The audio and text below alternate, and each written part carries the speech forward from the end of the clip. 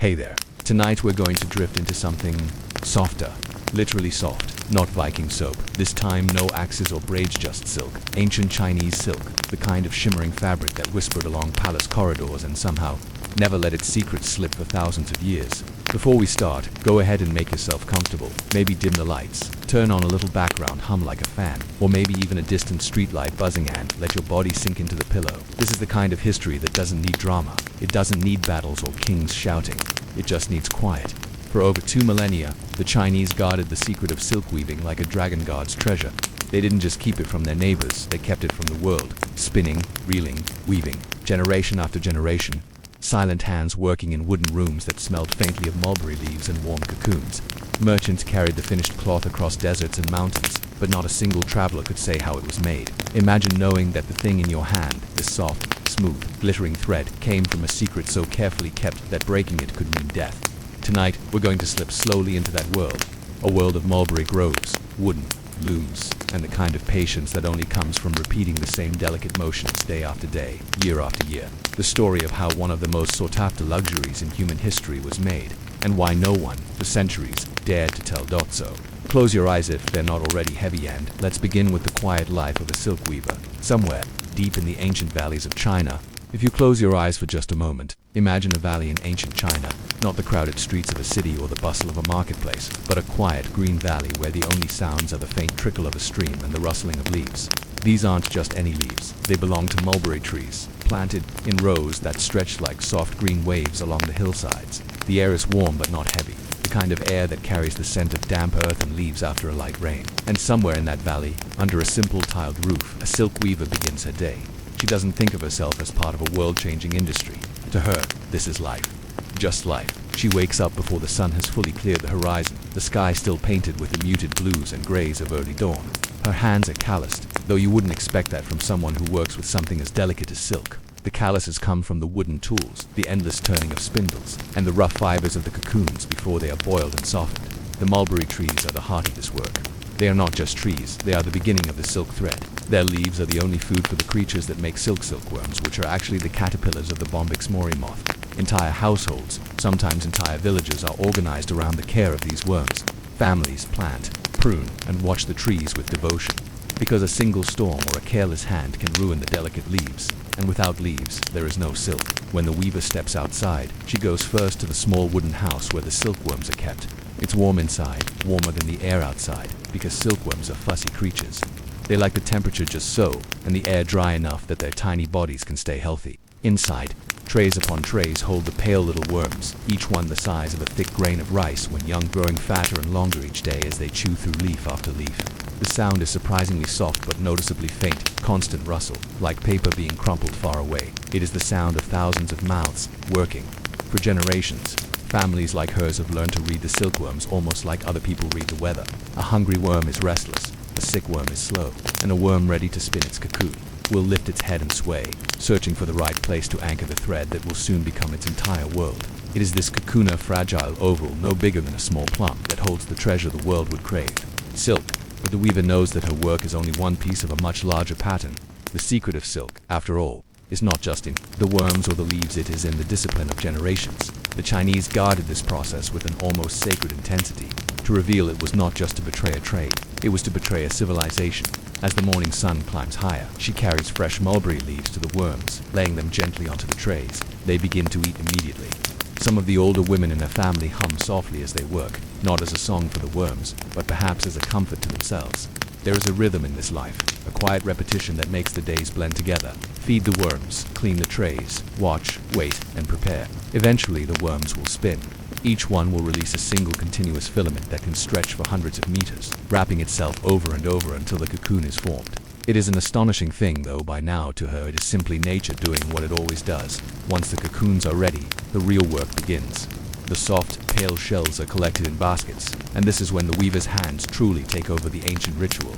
She boils the cocoons in water, loosening the delicate threads and killing the pupae inside. It is not a task she dwells on. It is simply part of the process.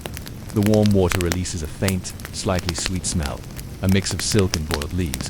With a small brush, she finds the end of the filament and begins to reel. Slowly, steadily, the The thread unspools impossibly thin and yet strong. It takes the cocoons of thousands of silkworms to make enough silk for even a single robe, and every thread begins this way one delicate line at a time, guided by patient fingers. If you could watch her now, your mind might drift, lulled by the rhythm of her movements.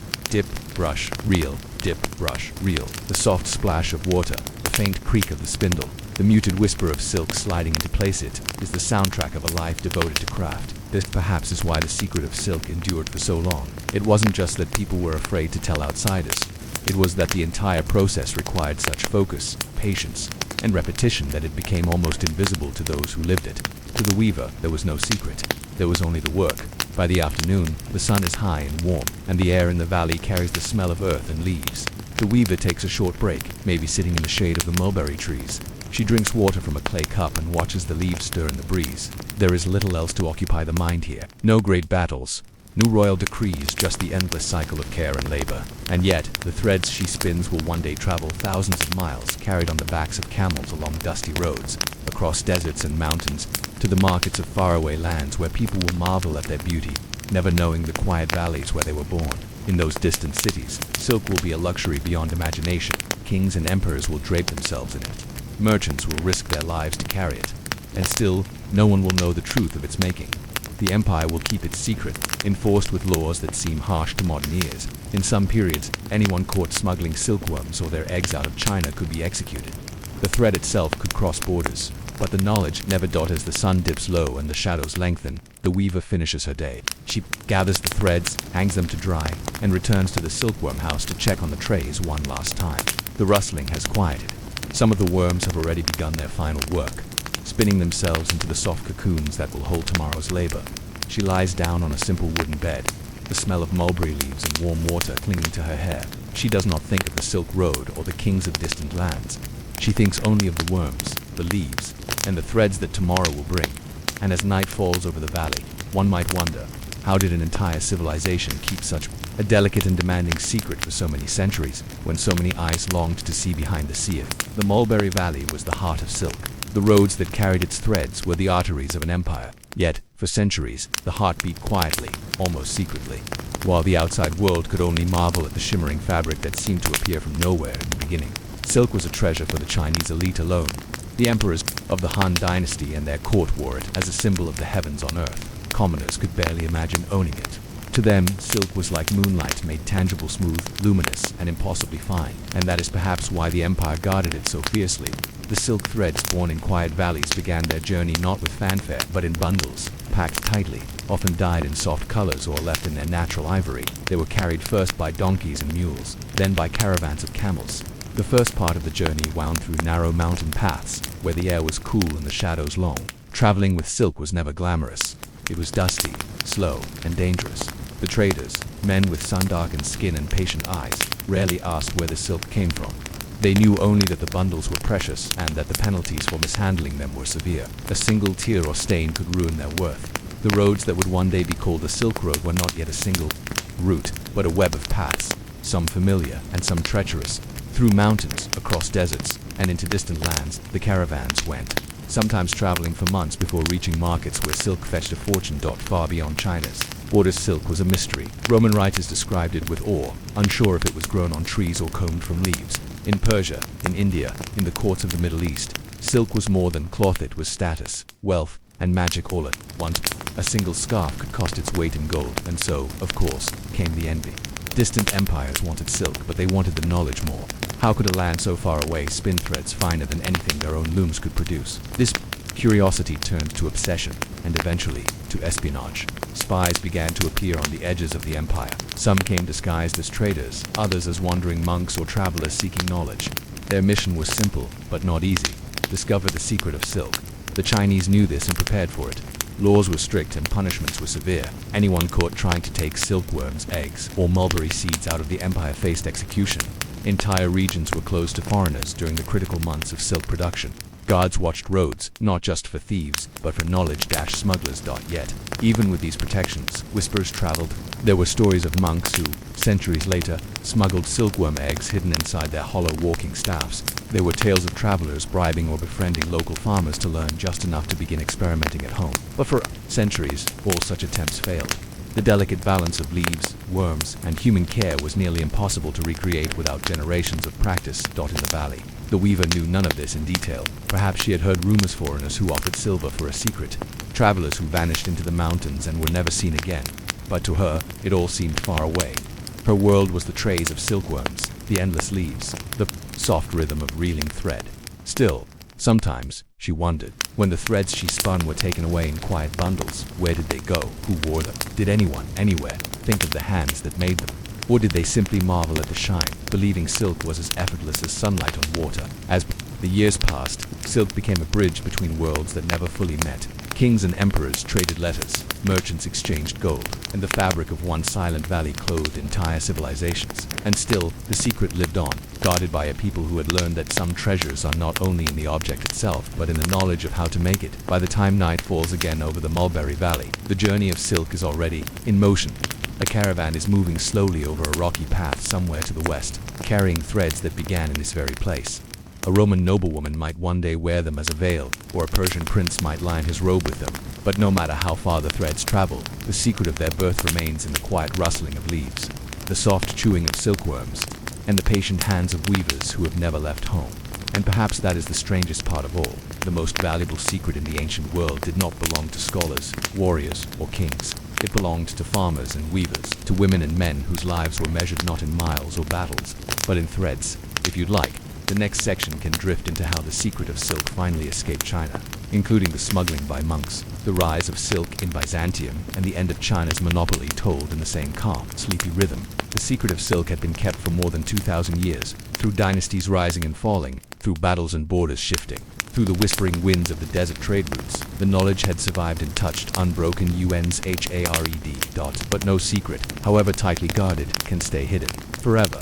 In the 6th century, the Roman Empire was long divided, and its eastern half, known to us now as the Byzantine Empire, had grown restless. Its emperor, Justinian I, had heard stories of the miraculous cloth from the east. He had seen Roman merchants pay mountains of gold to Persian traders, who themselves had bought the silk at an even higher price from the caravans that came crawling out of China. By this time, silk had become an obsession. Byzantine nobles wanted it for their robes. Church officials wanted it to wrap holy relics. The emperor wanted it for glory, wealth, and the prestige of independence from Persian middlemen. And so, a plot was born, according to the quietest corners of history. It was a pair of monks, Christian missionaries who had traveled as far as India and possibly China, who brought the secret back. They had watched the patient work of the silkworms and the quiet diligence of the weavers. They had seen the mulberry leaves disappear, one after another, into the mouths of pale worms that spun gold from nothing but leaves and time. The monks knew they could never simply walk out with the worms. Chinese laws were as strict as ever. Anyone caught smuggling silkworms, cocoons, or even mulberry seeds out of the empire faced death. But monks, traveling with little more than their staffs and robes, were less suspicious than merchants or soldiers, so they hid the eggs. Legends say the eggs were tucked into hollow bamboo staffs, safe in the dark, with just enough warmth from the monks' hands and the spring air to survive the journey. They carried also the seeds of the mulberry tree, for without the leaves, the worms could never spin. The journey back west was long, across mountains and deserts, through lands where a single misstep could mean ruin. Yet, the monks endured. When they finally reached Constantinople, the great capital of the Byzantine Empire, they presented their treasure to Emperor Justinian, tiny pale eggs that held the promise of independence, wealth, and wonder. From that moment, the monopoly of China was broken. The Byzantines struggled at first. Silk was not simply a matter of having worms and leaves. It was an art that required patience, rhythm, and generations of practice. But slowly, with trial and error, their looms began to hum. By the 7th century, Constantinople had become a new center of silk production. The secret had finally slipped away, not in a storm of war or through the ransom of a captured weaver, but through the quiet footsteps of monks walking home with hollow staffs. For China, the world did not change overnight. Silk was still precious. Caravans still carried threads over mountains and through deserts. Foreigners still marveled at the beauty of Chinese designs, the depth of their colors, and the softness of their weaves. But now, far to the west, other looms whispered the same secret. The Mulberry Valley where our weaver lived remained the same. She did not know about Byzantium or the monks or the eggs and the staffs. She rose with the sun, fed her silkworms, spun her threads, and listened to the rustling leaves. Even as the world's empires shifted and the secret of silk traveled thousands of miles, her work was as quiet and patient as ever, and perhaps that is the lesson hidden inside this long, slow story. The world may chase, steal, and trade for secrets, but some things remain timeless. A weaver's hands, a silkworm's thread, and the soft glow of silk in the light of morning, all of it is unchanged, and all of it begins in stillness. If you'd like, the final section can gently explore how silk evolved into a global fabric, from medieval trade to the European silk boom, all in the same sleepy tone to close the story. When the first soft threads of silk were spun in Byzantium, the world did not suddenly become loud or fast. Silk by its nature is slow. It comes from patience, the patience of the mulberry leaves growing, the patience of the worms chewing, the patience of the cocoon spinning itself in endless soft circles. Even after the Byzantines began to weave their own silk, the cloth spread in the same way it always had, through quiet hands, careful looms, and travelers who carried it across mountains, deserts, and seas. By the Middle Ages, silk had become a traveler of continents. From China, through Central Asia, past the Persian cities, into Byzantium, and on to Venice and Florence. The threads made their journey. The roads and sea routes that carried it would one day be called the Silk Roads, though in truth they carried many things: spices and glass, paper and horses, stories and music. But it was silk that gave the route its name, because silk was the treasure that never lost its wonder. In Italy, the hum of looms began to echo through stone cities. Florence and Venice became the new voices of silk in Europe, their weavers learning the rhythms of thread that the Chinese had known for centuries. The Italian merchants became the great carriers of silk westward, their ships gliding over the Mediterranean, sails heavy with cloth that shimmered like moonlight on water. Kings, queens, and popes wrapped themselves in silk. Knights returning from the Crusades brought it home like proof of distant lands and dreams. And yet, for most of the world, silk remained out of reach, a fabric for the few, whisper of something softer than life itself. Centuries passed, empires rose and fell. New machines would one day roar and clatter, spinning threads in noisy mills that the quiet weavers of old could hardly imagine. By the time silk became a fabric that anyone could touch, it had already traveled the world, its story stretching over 3,000 years. From a secret kept in the Mulberry valleys of China, to the looms of Byzantium, to the ships of Venice, to the wardrobes of Europe, silk had become a citizen of the globe. And yet, if you hold a piece of silk today, silk, from a cocoon spun by a patient worm, you are holding the same wonder that a weaver in ancient China once held in her hands, the same soft thread, the same shimmer in the light, the same quiet miracle, born from stillness. And maybe, if you close your eyes, you can hear it, the soft rustling of leaves, the slow chewing of silkworms, the whisper of a loom in the morning sun. Silk for the whole world, but always, it begins in silence. Hey there, and welcome back. Tonight, we leave the soft threads of silk behind and travel somewhere colder, windier, and a little less glamorous, though in its own way, just as quietly fascinating. Close your eyes, settle in, and imagine the far northern edge of the Roman Empire, almost 2,000 years ago. The year is somewhere around 122 CE, and you are standing in what the Romans called Britannia, staring at the bleak, rolling hills that stretch toward the horizon. The wind smells of wet grass, peat, and distant sea spray. The sky is heavy with gray clouds that shift and bend, casting long shadows over the land.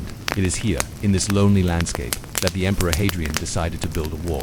Not a wall for beauty, not even a wall that would stop an army entirely, but a wall that would stand quietly against the endless wind of the north. The Roman soldiers who first arrived in these hills must have felt a little cheated. They had signed up for the glory of Roma, the glittering marble forums, the sunlit villas, the easy life of Mediterranean conquest. Instead, they found themselves standing ankle-deep in mud, wrapped in damp cloaks, staring at misty ridges where the local tribes, the Picts, lived in scattered huts. And then came the order: build a wall. Hadrian's wall would stretch 73 miles, 117 kilometers across the narrowest part of northern Britain, from the River Tyne in the east to the Solway Firth in the west. The idea was as much symbolic as strategic. The Romans were saying, "This is it. This is Rome beyond this line." That's not Rome. The wall was about 10 feet wide and 15 feet high in most places, with mile castles, small forts every Roman mile, and larger forts spaced along the way. Between the stone and turf, the ditches and wooden palisades, the wall was more of a statement than a fortress. Imagine being one of the legionaries stationed here. Your day begins in the dim light before sunrise. The wind wakes you up more than the morning horn. You pull on your damp wool tunic, still smelling faintly of smoke and sheep. You strap on your boots, caked in yesterday's mud, and trudge out to your post. Around you, the wall stretches in both directions, rolling up and down with the hills like a great sleeping serpent of stone. Below, on the wild side of the wall, the land is quiet. Maybe a raven calls. Maybe you catch sight of a lone figure in the distance, a local hunter or a curious Pict. But most days, nothing. Just the wind and the stones. Life on the wall was, in a word, boring. Roman soldiers spent more time digging ditches, cutting stone, tending fires, and guarding empty hills than they ever did fighting. When the wall wasn't under threat, it was essentially a very long, very cold worksite. The supply wagons came slowly, bouncing along muddy tracks. The bread was coarse, the cheese was hard, the ale was weak and sometimes sour, and the endless drizzle soaked into everything. The men passed the time gambling with dice, carving little inscriptions into stones, or writing letters home on thin wooden tablets, letters that still survive today. Buried in the mud of ancient forts like Vindolanda, one soldier famously wrote to his family asking for more socks and underwear. That's not a legend, that's an actual letter. Even the mighty Roman Empire was vulnerable to cold feet, but for the Romans, walls were as much about presence as they were about defense. By building here, they were telling the world, we see you, we know this land, we are here, and we are not leaving. The locals, of course, had other thoughts to the Picts and the other northern tribes. The wall was an odd, silent insult, a line of stone that said, you don't belong here. And while they might have tested it now and again with raids, for the most part, life went on around it. Sheep grazed, small fires flickered in distant hills, and the wall kept standing, even when nobody was looking. For decades, Hadrian's Wall quietly served its purpose. It wasn't glorious, it wasn't heroic, but it was steady. And for the soldiers assigned to its long, lonely stretches, the endless stones and the biting, when it became the rhythm of life. Every day the same, every night the same. The Romans had built the edge of their world here, and now they had to live with it. And somewhere in the silence of the northern hills, one might wonder, the day stretches long on the wall. If you're a Roman soldier stationed in one of the mile castles or forts along Hadrian's Wall, life follows a pattern as repetitive as the stones under your boots. The horns of the camp echo in the mist, and the small wooden gates creak as they open to the empty hills. The mile is a tiny world of its own. Picture a small, square fort, maybe 65 by 75 feet, its stone walls surrounding a yard of dirt and mud. Inside, you might have a barrack block, a small granary, and perhaps a storehouse with spare tools and supplies. Smoke rises from a central fire where soldiers warm their hands and cook their meager meals at dawn. The soldiers rotate their watch on the wall to stand at the northern parapet, peering into the grey distance, while the others attend to the routine chores that fill their days. What does a day on the wall look like? Dawn. Wake up to the sound of the tuba horn. Drink a cup of thin ale or watered wine. Morning. Patrol the wall. Check for damage from weather or curious locals. Maybe patch a loose stone or reinforce a wooden gate. Midday. Return to the mile camp for a lunch, of course bread, beans, cheese, and maybe salted fish if you're lucky. Afternoon. Digging, repairing, or carrying supplies from nearby forts. Some men train with swords and shields, though most of their fighting skills rust in the quiet evening. Light the braziers on the wall. Share stories, gamble with dice, carve small graffiti of animals, gods, or home provinces into the stones. Night. Rotate the watch. The wind howls, owls cry in the distance, and the soldiers huddle in their cloaks waiting for dawn again. The larger forts, like Housesteads, Vercovisium, or Vindolanda, break up the monotony. These are bustling compared to the mile castles, with barracks for hundreds of men, bathhouses, and even small temples to keep morale alive. Soldiers bathe in water heated by Roman engineering hypercosts with warm air beneath the floors before trudging back to their freezing watchposts. And then there were the letters. Archaeologists have found hundreds of wooden tablets that have been thin as postcards, where soldiers and their families wrote in messy Latin ink. They speak of simple, human things, a birthday invitation from one officer's wife to another, to make the day more enjoyable by your presence. Complaints about beer and bad roads, requests for socks, sandals, and underwear. These are not the mighty proclamations of empire, they're the everyday whispers of people trying to stay warm at the edge of the world. Still, boredom was the wall's greatest enemy. Soldiers gambled, whittled wood, hunted rabbits, and sometimes wandered to local villages to buy honey or cheese. The Romans even brought in auxiliary soldiers from across the empire, the Germans, Spaniards, Syrians who had never seen such a damp, grey sky. Imagine a man from the deserts near Palmyra standing on this wall, shivering in a wool cloak, wondering why Jupiter had sent him here. Yet the wall endured. Rain and wind wore at the stones, but the Romans repaired them. Sheep grazed along the southern hills. Crows perched on the parapets. Occasionally, a Pictish raiding party would test a fort, but the wall was less about stopping invasions and more about showing control. Over the decades, moss grew in the cracks of the stones, and the soldiers changed with the seasons, but the wall remained a quiet spine of Rome in a foreign land as the sun sets in your mind's eye. Picture it, the long grey line of Hadrian's Wall, snaking across the rolling hills, dotted with small fires where Roman soldiers warm their hands. The wind carries the smell of peat and smoke, and somewhere a raven croaks. It is not heroic, it is not exciting, but it is steady, eternal, and quiet. Perfect for sleep. Would you like me to continue with section 3, where the story follows the slow decline of the wall and its quiet surrender to time? Time on the frontier does not end with a single event. It seeps away like water through moss, stone, and earth. Hadrian's Wall, so proud and solid at its birth in the 120s CE, began to age quietly even while soldiers still marched upon it. Rain streaked the limestone, Roots wiggled between the joints. The wall did not collapse, it softened, stone by stone, into the landscape. The late Roman years by the 4th century CE. The Roman Empire itself was changing. The frontier was no longer a place of crisp order and perfect schedules. Soldiers were fewer. Some mile castles stood empty for weeks at a time. Patrols grew irregular. Farmers from nearby Brittonic villages crossed the wall with ease, trading cheese or hides for Roman trinkets. A Roman officer might walk along the parapet at sunset and see gaps in the stonework, patched hastily with timber or turf, old graffiti fading from the rain, names, dates, little pictures of animals and gods. The land reclaiming itself, grass sprouting where soldiers once stood. The wall still loomed over the hills, but it was more symbol than shield. The quiet departure room never announced that it was leaving. In the early 400s CE, troops stationed in Britannia were called back to the continent. New threats in Gaul and Italy pulled them away, leaving the wall to the wind and the sheep. There was no final parade, no farewell carved into the stones. One by one, the forts fell silent. A gate left unlatched, a watchtower door swinging open to the moorland breeze, a single cooking pot left overturned in the mud. Some local farmers probably moved into the old forts, others stripped the wall for stone, dragging blocks to build small cottages, barns and churches. Slowly, the wall became part of the countryside, its purpose forgotten, but its presence undeniable. The medieval sleep by the time medieval travelers saw Hadrian's Wall. It was already a ruin yet, a mysterious one. Some thought it was built by giants, others said it was the work of King Arthur's men, or the devil himself. Shepherds led their flocks along its ridges, and children played hide-and-seek in the shadows of the broken turrets. The moss grew thicker, owls nested in crumbling walls. The wind sang through empty gates where Roman horns had once echoed. For centuries, it slept. The modern rediscovery it was only in the 18th and 19th centuries that antiquarians began to study the wall seriously. They walked its length, taking notes in the drizzle, marveling at how this spine of stone still marked to the horizon. Excavations at Vindolanda and Housesteads revealed the small stories of the people who had lived here. Shoes worn to the sole, cooking, pots with soot still on the rim, tablets with simple Latin asking for more socks, or inviting a friend to a birthday party. The wall was no longer a border, it was a memory, one that could finally speak again. Now at night, if you close your eyes and imagine walking along Hadrian's Wall, you will hear nothing but the wind. The stones are cool under your fingers. The grass moves like waves around the old foundations, and perhaps if you listen closely, you can almost hear the soft steps of Roman boots long gone. Nothing happens here. The wall stands, and sleep comes easy. Bridges do not begin in a rush. They begin with stones waiting quietly in a riverbank. Long ago, perhaps in the 12th or 13th century, villagers along a small river in England or France decided they needed a proper crossing. The old wooden ford was muddy and unreliable. Wagons got stuck. Sheep refused to walk through the cold water, so they began to gather stone.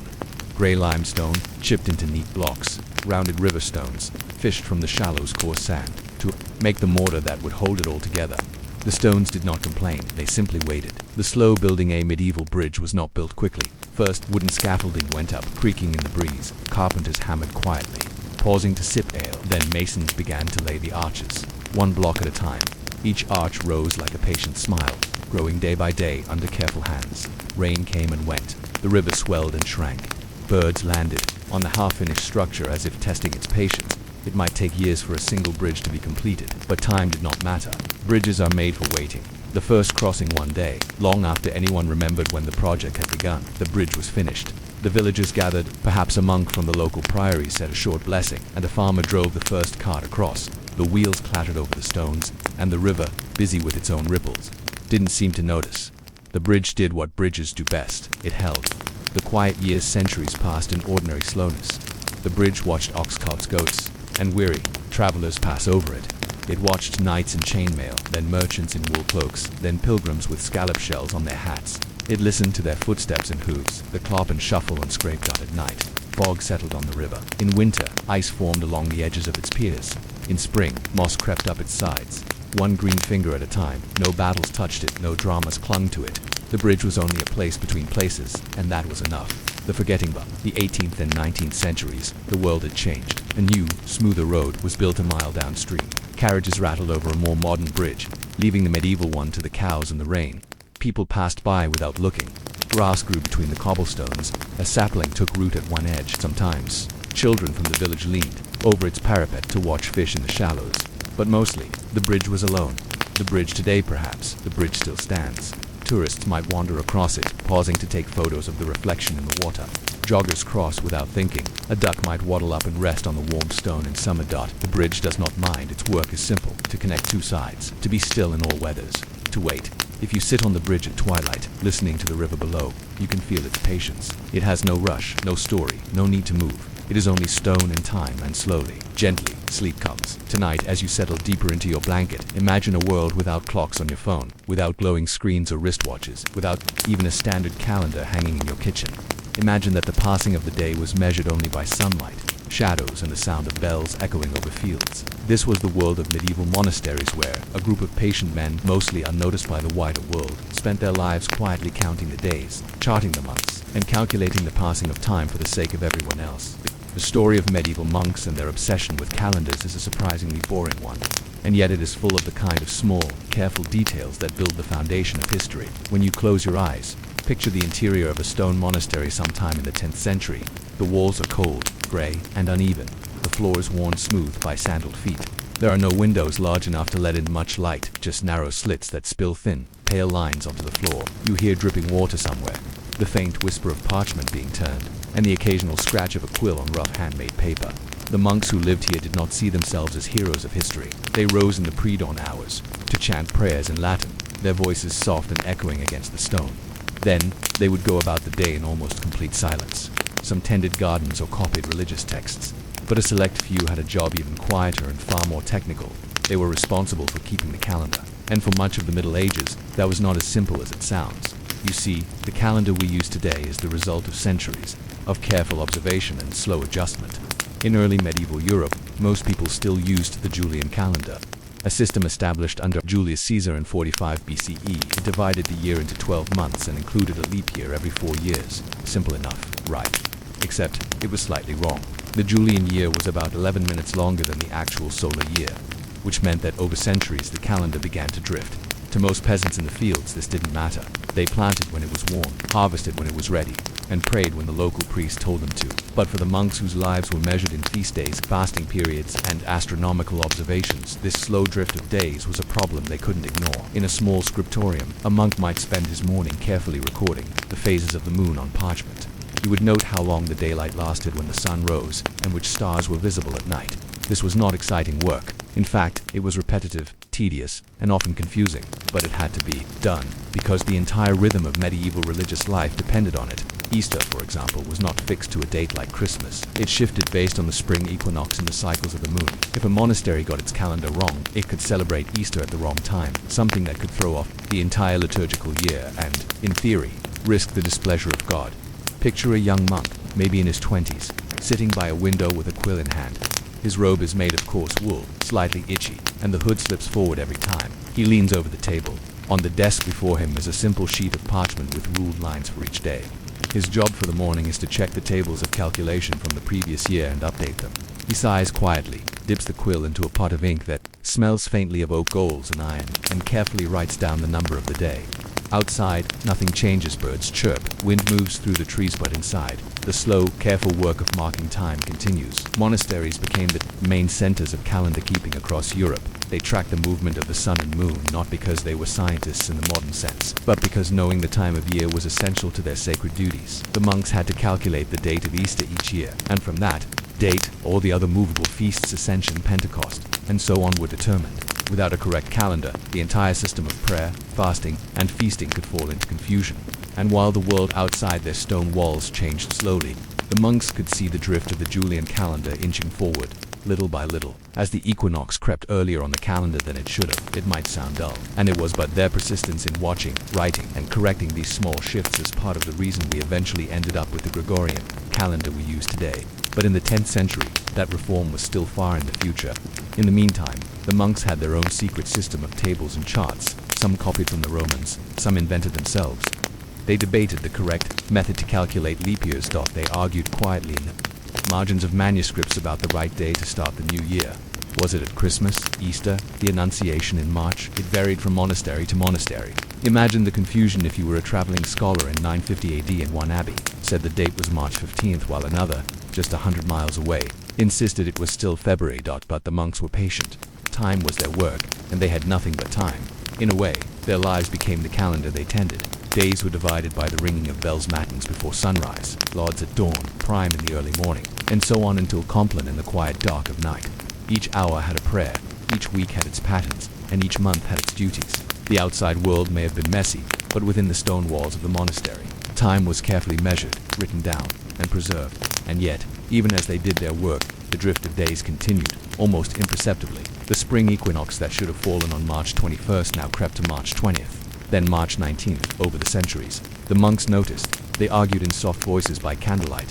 They wrote letters to other monasteries, comparing tables, wondering quietly if perhaps their careful counting would ever truly fix the flow of time. Evening settles over the monastery and the bells of Vespers echo across the fields.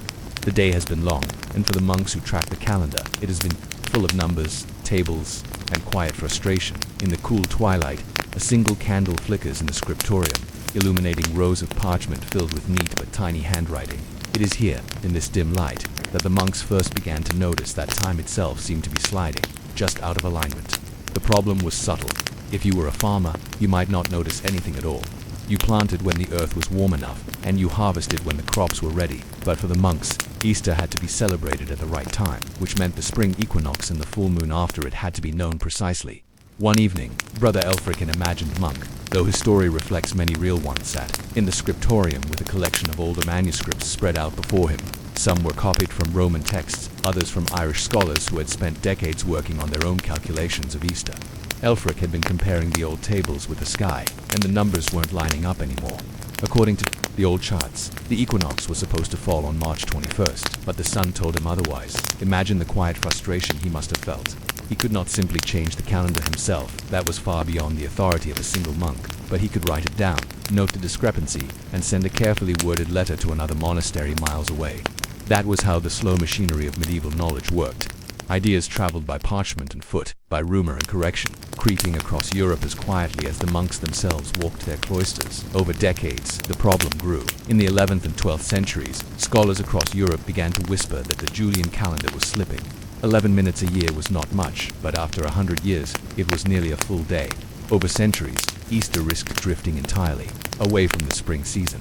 This was not merely an astronomical issue, it was a spiritual concern. For the Church, the rhythms of the liturgical year were meant to mirror the rhythms of the heavens. A misalignment between the two was almost unthinkable. In monasteries from England to Italy, monks continued to keep their records. They were not trying to change history, only to understand it. They marked the phases of the moon in little circles, tracked the dates of solstices and equinoxes, and kept careful logs of feast days. The work was meticulous, and to an outside observer, crushingly dull. But in that quiet work, they preserved the evidence that would one day lead to one of the most important corrections in the history of time, the Gregorian reform. You might imagine a winter night, snow gathering against the monastery walls, as a small group of monks huddles around a table. The room is lit by 1 or 2 candles, the smell of beeswax mingling with the musty scent of old parchment. They speak quietly in Latin, comparing notes from the past decades. One monk runs his finger down a column of dates, another peers out the narrow window toward the dark sky. Somewhere a bell tolls, reminding them that time waits for no one, not even the men who spend their lives measuring it. Slowly, through centuries of such work, the realization solidified the old calendar would not do. It was imperfect, and the heavens would not bend to human counting. What change in the medieval world was slow. It would not be until the 16th century, long after Brother Elfric and his fellow monks had returned to the earth, that Pope Gregory XIII would officially reform the calendar in 1582, correcting the drift by skipping 10 days and adjusting the leap year system. And yet, the groundwork for that moment was laid in the endless, silent counting of those who came before men in stone rooms, scratching ink onto parchment, listening to the wind move through the cloisters. By the 16th century, the whispers of the monks had grown into the voices of scholars, bishops, and kings. The problem that had once been the private concern of a few cloistered mathematicians was now undeniable. The equinox was drifting. Easter was arriving later than it should. Time itself, as measured by the Julian calendar, was no longer aligned with the heavens. In Rome, the papal astronomers brought their observations to Pope Gregory XIII. He was a man of the Counter-Reformation, intent on strengthening the Church's authority and order. Time, it seemed, was part of that mission. In 1577, he commissioned a study to correct the calendar, gathering the brightest minds of Europe to finally fix the problem that Brother Elfric and his silent brethren had seen coming hundreds of years earlier. The task fell heavily upon the shoulders of Aloysius Lilius, an Italian physician and astronomer, and later Christopher Clavius, a Jesuit mathematician who would defend the plan. Their goal was not to create a new calendar, but to perfect the old one to make it obey the sky again. The solution? deceptively simple in explanation, was revolutionary in practice. First, 10 days would be dropped from the calendar to bring the spring equinox back to March 21st. Then, the leap year system would be adjusted to better match the solar year, instead of having a leap day every 4 years without exception. The new rule would skip leap years on century years that were not divisible by 400 dots, so 1600 would be a leap year, but 1700, 1800 and 1900 would not. This small change would nearly eliminate the 11-minute annual drift that had haunted the Julian system. Don't imagine the morning of October 5th, 1582, in Rome. Citizens went to bed the night before under the Julian calendar, and when they woke, it was October 15th. 10 days had vanished. For ordinary people, it must have felt like a magician's trick or even a theft of life itself. Some grumbled, some were confused, and some celebrated that the month's rents would be due later than expected. The reforms spread unevenly. Catholic countries like Italy, Spain, Portugal, and France adopted the Gregorian calendar immediately. Protestant nations hesitated, suspicious of papal decrees. In England, the old Julian calendar remained in use for nearly 2 centuries longer. It wasn't until 1752 that the British Empire finally made the change, leading to its own moment of public panic when September 2nd was followed by September 14th, and yet, beneath the public confusion and political tension, the real story is one of continuity. The Gregorian calendar was not the sudden inspiration of a pope. It was the culmination of centuries of quiet work by monks who had watched the sky, counted the days, and preserved the evidence of time's slow betrayal of the Julian system. Picture, if you will, a symbolic passing of the torch across the centuries, from a solitary monk in a 10th century scriptorium, scratching notes in the margin of an Easter table, to the papal court of the 16th century, where astronomers in rich robes debated how to realign the cosmos on paper. The monks' ink-stained hands and the scholars' gilded instruments were separated by 500 years. But the work was one unbroken thread of human attention. Even today, when you glance at a calendar on your wall or your phone, you are living inside the legacy of those endless patient counts. Your year sense of what day it is built upon the scratch of quills in cold stone rooms, the ringing of bells in monastic halls, and the decision of a pope to trust the math. The world has not always agreed on what time it is, but because of the Gregorian reform, time itself became a little more universal, a little more precise, and a little more obedient to the sky tonight. We leave the quiet cloisters of medieval monks and step onto something a little more solid beneath your feet. Imagine this, a stretch of grey stone disappearing into the horizon, straight as an arrow cutting through the hills of Italy or the plains of Gaul. No modern pavement, no hum of tires, just a silent road, baked by the sun that has outlived the empire that built it. Roman roads. The very words might conjure soldiers marching, sandals crunching on gravel, or perhaps the clatter of a chariot wheel on stone. But before these roads became arteries of conquest or commerce, they were simply projects, monumental, slow, and mind-numbingly methodical. Tonight, we're going to trace the life of a Roman road from its first shovel of dirt to the long centuries of maintenance that followed. This is the story of infrastructure so boring, so deliberate, that it held an empire together for 500 years, laying the groundwork. It begins with surveying. A Roman engineer, likely an officer of the legions, not a civilian, would first stand in the landscape with a groma, a simple wooden cross on a stand, with plumb lines hanging down. The groma was not a sophisticated tool, but in the hands of an expert, it could slice the world into straight lines, the kind that Roman roads were famous for. If you ever wondered why they didn't meander like the winding paths of old Europe, it's because Roman roads were statements. We are here, and our line will not bend for nature. Behind the surveyor came teams of laborers, often soldiers themselves. In peacetime, they marked the path with wooden stakes, deciding exactly where the road would bite into the land. It was not glamorous work, no cheering crowds, no marble inscriptions yet, just men with rope and wood, sometimes cutting through forests or standing in knee-deep marshes, placing markers for a road that would take months or even years to complete. Then came the excavation. A Roman road was not simply laid on top of dirt, it was dug in. First, they carved a trench as wide as a 2-wheeled cart and as deep as a grown man's waist. This trench would hold the strata, the layers of the road that made it last centuries. The first layer was stamen, large stones, that formed the foundation. Over this came rudis, a mix of rubble and lime, then nucleus, a compacted layer of gravel or crushed tile, and finally, the somum dorsum, the top surface, often made of interlocking paving stones, so tight that weeds would struggle to find a crack. The process was almost ritualistic. Imagine the sound of shovels and picks, the shouts of overseers, the grinding of stone on stone as carts brought in material. Each layer had to be tamped down by foot or by heavy wooden pounders. The road wasn't just built, it was compacted, hardened, as if the Romans were determined to press their will into the earth itself. A road for all seasons. What made Roman roads remarkable wasn't just their construction, but their durability. They were built with drainage in mind. The surface was slightly convex, so water rolled off into ditches along the sides, Culverts carried streams beneath the road, while retaining walls supported steep sections. Every stone had a purpose. But here's the boring truth. Even Roman roads demanded endless maintenance. Left alone, a perfectly built road would begin to crumble within decades. Roots would pry up stones, floods would undercut foundations, and heavy wagons would wear ruts into the surface, so the Romans created road crews. Often, this work fell to local towns, military garrisons, or even private landowners bound by duty. Their job: patrol the road, fill potholes with gravel, replace dislodged stones, and clear ditches of debris. Without this constant effort, the eternal roads of Rome would have been temporary at best. The road is a living thing. As the road grew, so did its life around it. Inns known as mansionese or mutations appeared along major routes, offering food, stables, and sometimes rest for government couriers. Milestones rose along the roadside, carved with distances in Roman miles and the name of the emperor responsible for their upkeep. For the traveler, soldier, merchant, or messenger, these roads were lifelines. Yet, if you had stood on a Roman road in the quiet hours, you might have felt that it wasn't meant for humans at all. The road stretched into the distance, indifferent to the villages it cut across. It was a machine of empire, built for efficiency, not comfort. And like all machines, it needed constant attention. Some sections lasted for centuries untouched. Others became mud traps after one particularly harsh winter.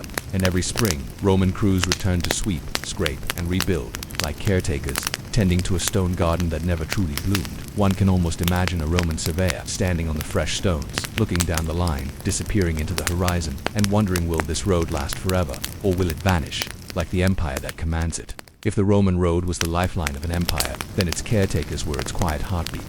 These men were not celebrated in marble or remembered in epic poems. There are no triumphal arches for the ones who swept ditches or replaced paving stones, and yet, without them, the empire would have slowed to a crawl. Tonight, we follow the footsteps of a road crew on an ordinary day, ordinary in the way that a drizzle is ordinary, or the slow wearing down of a stone step is ordinary. Nothing dramatic happens here, nothing glamorous, and that is exactly the point. The morning must imagine a small outpost along the Via Appia, perhaps a half-day's journey from a larger town. The sun has just risen, the countryside mist clinging to fields of olive trees and quiet pastures. In a stone building, little more than a long barracks with a tile roof, men are stirring. They are the custodes, virum, the guardians of the roads. They rise not to horns or drums, but to the creak of wooden doors and the crunch of sandaled feet on gravel. A foreman, perhaps an old soldier retired from the legions, calls the roll. The tools are checked: wooden shovels for clearing ditches, iron picks for prying up broken stones, a heavy monopolies, a wooden rammer for compacting gravel baskets, and handcarts for hauling debris. The breakfast is simple: a hunk of bread, a sip of watered wine, perhaps some olives or dried figs. They do not need much. This is not a day for heroics. It is a day for endurance. Walking the line by mid-morning, the road crew sets out. They walk along the paved surface, scanning for signs of trouble. A Roman road does not fail dramatically, at least not often. Instead, it ages and whispers: a loose stone here, a sunken patch there, a ditch filling slowly with fallen leaves. The foreman pauses at a milestone. Perhaps it is carved with the name of the emperor, Imp Caesar Trai and US Hadrianus, proudly claiming credit for a road he will never personally walk. Below the inscription, moss has begun to creep over the edges. One of the younger men idly scrapes it away with his sandal, leaving the letters clean again. They move in pairs or trios, each with a task. One clears the drainage ditches with a shovel, pushing silt and leaves aside so rainwater will not pool and undermine the foundation. Another checks the edges of the pavement, looking for spots where wagon wheels have dislodged stones. A third pushes a cart of gravel and rubble, ready to fill in any gap they find. Hours pass like this, measured in footsteps, not in events. Repairing the skin of the empire, sometimes a section of the road has suffered more serious damage. Perhaps a flood has washed away part of the embankment, or heavy wagons have gouged ruts into the surface. The crew stops here, and the rhythm of repair begins. They lift the broken stones with their picks, grunting softly. New gravel is poured into the gap, tamped down until it is hard and level. If a paving stone is missing, a replacement is fetched from a pile of spares stored at the outpost, ready for moments like this. No one speaks much. There is no hurry, but also no pause. The soundscape is simple: the thud of the wooden rammer striking gravel, the scrape of a shovel against stone, the distant bleat of a goat on a hillside, and occasionally the rattle of a passing cart when a wagon does come by. The driver might nod in silent thanks, but the road crew is invisible in their importance. Travelers see the road, not the men who keep it alive. An afternoon of dust and shadows by afternoon. The sun is high, the work slows. Gravel dust clings to their skin, and the smell of warmed stone rises from the road. Sometimes, the men rest in the shadow of a milestone, drinking water from leather flasks. They watch the horizon. A courier might appear on horseback, cloak snapping in the breeze, carrying a dispatch from Rome to some distant governor. The road crew will step aside to let him pass, and then resume their slow tending of the empire's veins. By evening, they return to their outpost, tools over their shoulders, leaving the road a little cleaner, a little firmer than it was that morning. It is thankless work, and yet, without these small efforts, the empire would fray at its edges. Armies could not march, messages could not arrive, trade would falter. The Roman road was more than stone. It was a promise of connection, renewed each day by the quiet hands of men no one remembers. If the first sections were about the life of a Roman road at its height, this section is about its twilight. Not a sudden collapse, but a slow, unremarkable fading. The kind of change that happens while no one is watching until one day someone notices that the road is not quite what it used to be. Seasons on the stones a Roman road lived through countless seasons, and each one left its subtle mark. Winter rains seeped into every tiny crack. Pooling in ditches the road crews could not always clear in time. Spring thaws lifted the edges of paving stones, as soil beneath them shifted with water. Summer heat baked the surface hard, and the passage of carts ground the dust into fine powder that settled in the ruts. Autumn leaves filled the ditches again, soft and silent, a blanket that hid the next problem until it grew dot. No single storm destroyed a Roman road. Instead, time itself was the patient adversary. A century after its construction, the road might still look strong, its straight line cutting across the countryside like a scar. But up close, there were hints of age stones slightly misaligned, shallow dips where water had pooled, weeds finding courage in the cracks. The silence of neglectors, the empire began to strain under its own weight. The road crews became fewer. A posting that once had 12 men now had 8, then 6. Funding from Rome came late, or not at all. Don't imagine a day when a road crew, stretched thin, walks past a broken stone and decides to leave it for later. Perhaps it is not urgent, perhaps they are tired, or perhaps, as the empire falters, there is simply too much road and too few hands. That one stone sits loose for months. A cart hits it, jolts, and knocks it farther aside. Rainwater pools in the depression, weeds take root. By the time someone comes to fix it, the road is already telling the story of its neglect. Travel in the twilight years by the 4th century. Some Roman roads were still in excellent condition, especially near major cities or military garrisons, but in rural stretches, travel became slower. A merchant might mutter about a rough patch on the way to the next market town. A courier might curse as his horse stumbles in a rut. The changes were small, but they accumulated like dust. Even then, the roads were better than any alternative.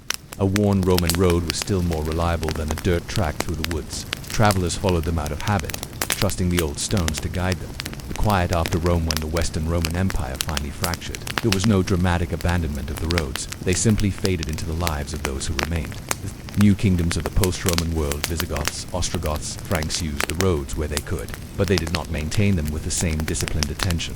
A road that once had a dedicated crew now relied on local farmers to patch it when it interfered with their carts. And yet, the Roman genius lingered. Many roads endured for centuries after the empire was gone, carrying pilgrims, traders, and soldiers who may never have known the names of the emperors who built them. Even in ruin, the roads directed the shape of Europe, their stubborn lines, guiding villages, trade routes, and eventually the highways of modern nations. The weight of Team Roman road rarely vanished completely. Even today, if you walk in the countryside of Italy, France, or Britain, you can sometimes feel it beneath your feet, a slightly raised path, an odd straightness cutting through the fields, a suggestion of stones under the soil. The road is still there, whispering in its own way, a monument not to triumphs or conquests, but to careful, patient maintenance. The roads become time centuries pass slowly when measured by stones. The Roman roads, built by hands that are now dust, outlasted emperors, kingdoms, and the languages of their builders.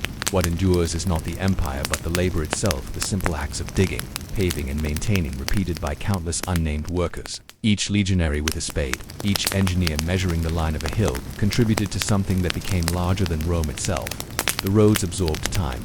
They became part of it, carrying the footsteps of shepherds, the hooves of traders, and later, the wheels of cars, while the world above them kept changing. Unremarkable but immortal there is something quietly humbling in the survival of the Roman roads. They were not monuments meant to impress like marble temples or triumphal arches. They were useful things, designed for walking, riding, and hauling supplies. They survived precisely because they were ordinary, useful in every era, never extravagant, enough to be dismantled, never fragile enough to disappear, while great statues toppled and palaces burned. A road leading from one village to the next simply kept existing. The ghosts of laborers, if you stand on a lonely stretch of one of these ancient lines today, in a quiet countryside, you might feel the echo of the people who built it. The soldier turned laborer, sweating under the sun with a pick, the local craftsman laying stones he knows will not move for lifetimes. the engineer, walking ahead, measuring the line of sight to the next horizon. None of them imagined that 2,000 years later, someone would still walk their work. The empire that paid them is gone, but the effort remains, hidden in the soil beneath your feet. The gentle weight of memory modern travelers often drive without noticing the history under their wheels.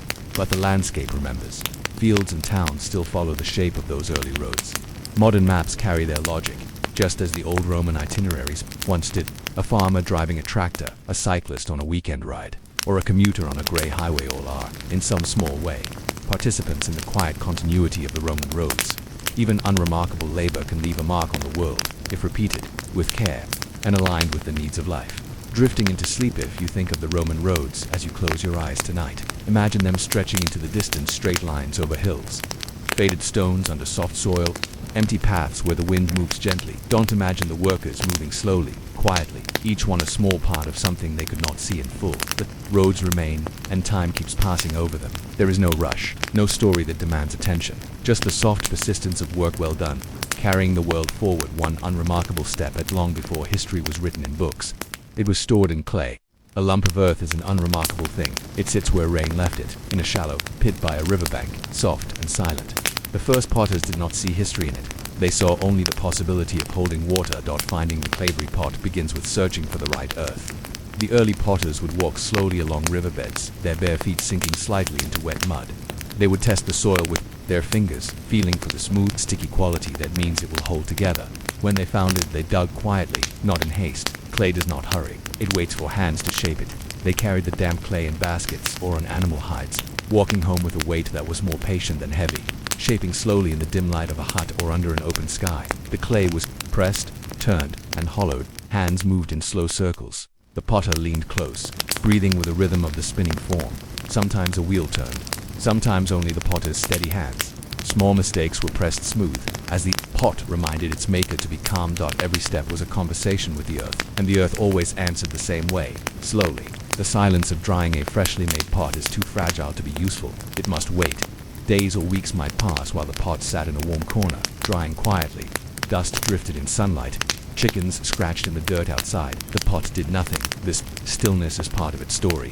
Thousands of years later, archaeologists find fragments of these pots and can see the small, uneven ridges, the memory of hands that waited. After the long stillness of drying, the pot has only just begun its journey. Clay alone is weak. It crumbles like dried bread. To last, to hold water, to survive the centuries, the pot must meet fire. The gathering of firewood in the villages of early potters. Fire was a treasure.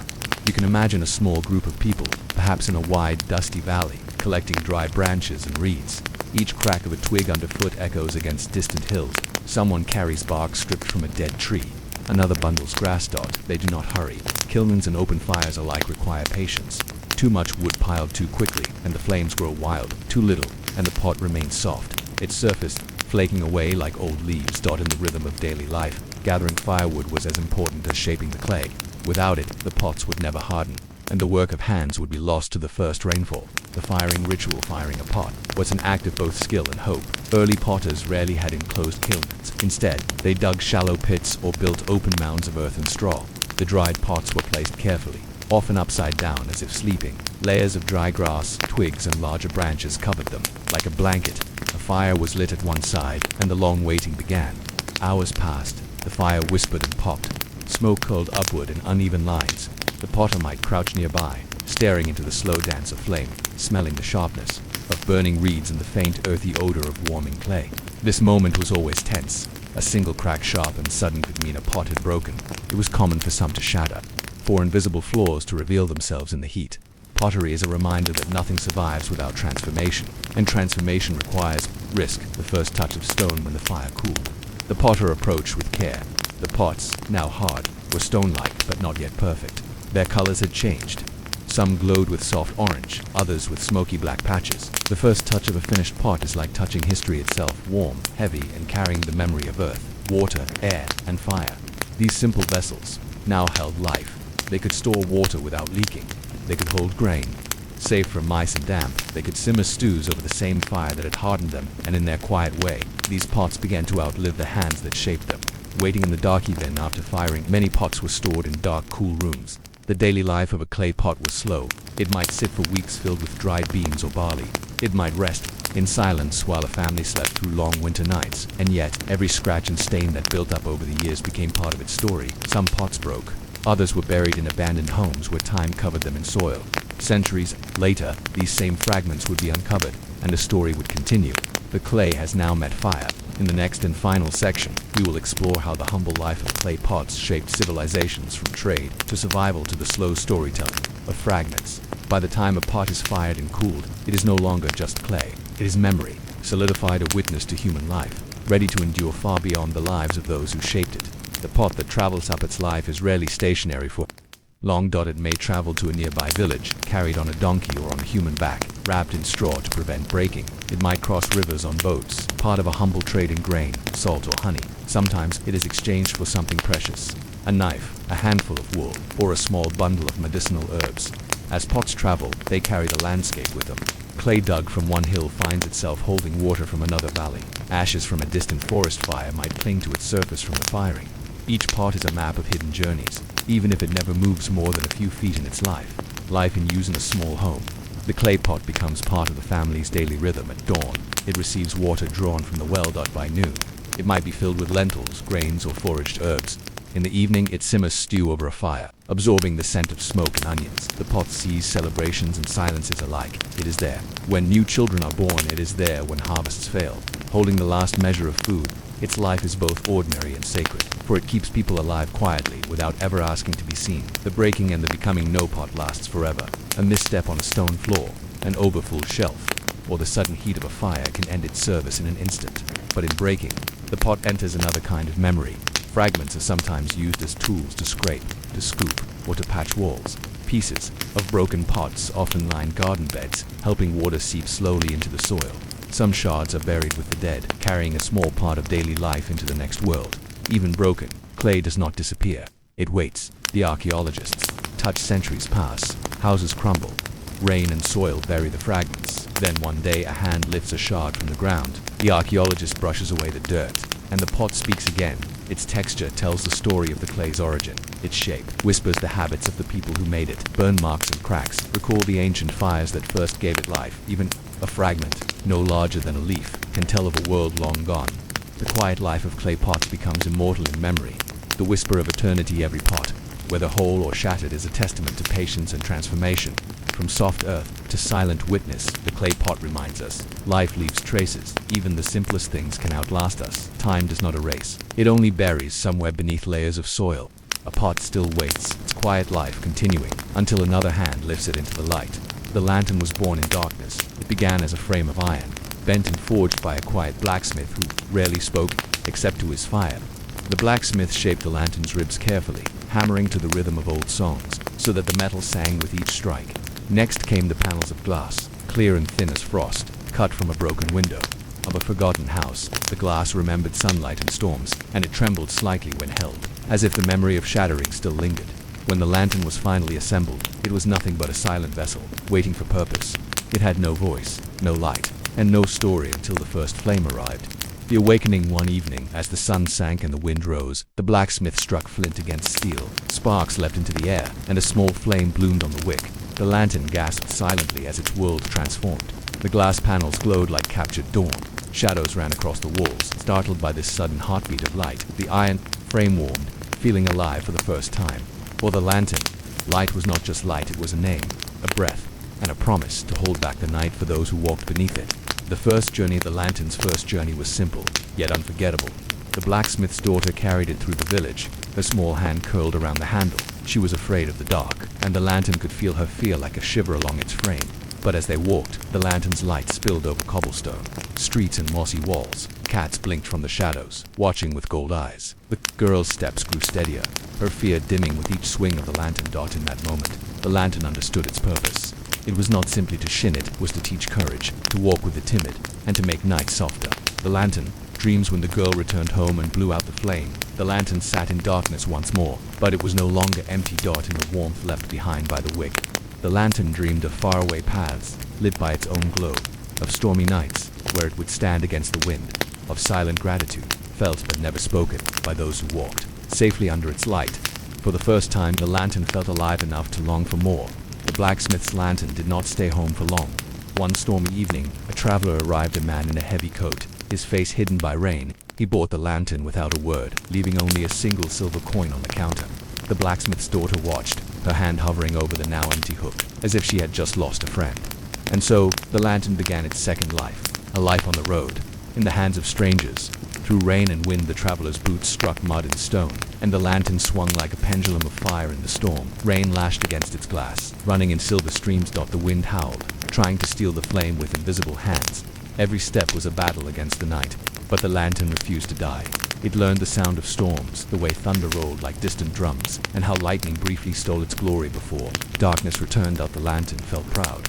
Every flicker of its flame was a defiance, a whispered, "I will not go out." The village without light. Days passed, and the traveler reached a village trapped in shadow. The storm had broken the old street lamps, and the people huddled indoors, afraid of the dark. When the traveler hung the lantern on a crooked post, the village changed. Children peeked from windows, eyes wide at the new sun in the night. Cats crept from under porches, following the circle of safety. Even the wind seemed to quiet, respecting the small but stubborn flame. The lantern understood then that its light did not belong to any single person. Its purpose was shared, given freely to all who needed it. Whispers in the night as the lantern's flame swayed gently. It began to hear the night. The darkness was not silent. It whispered in low, secret tones, the rustle of leaves, like old pages, turning. The distant cry of an owl, haunting yet comforting.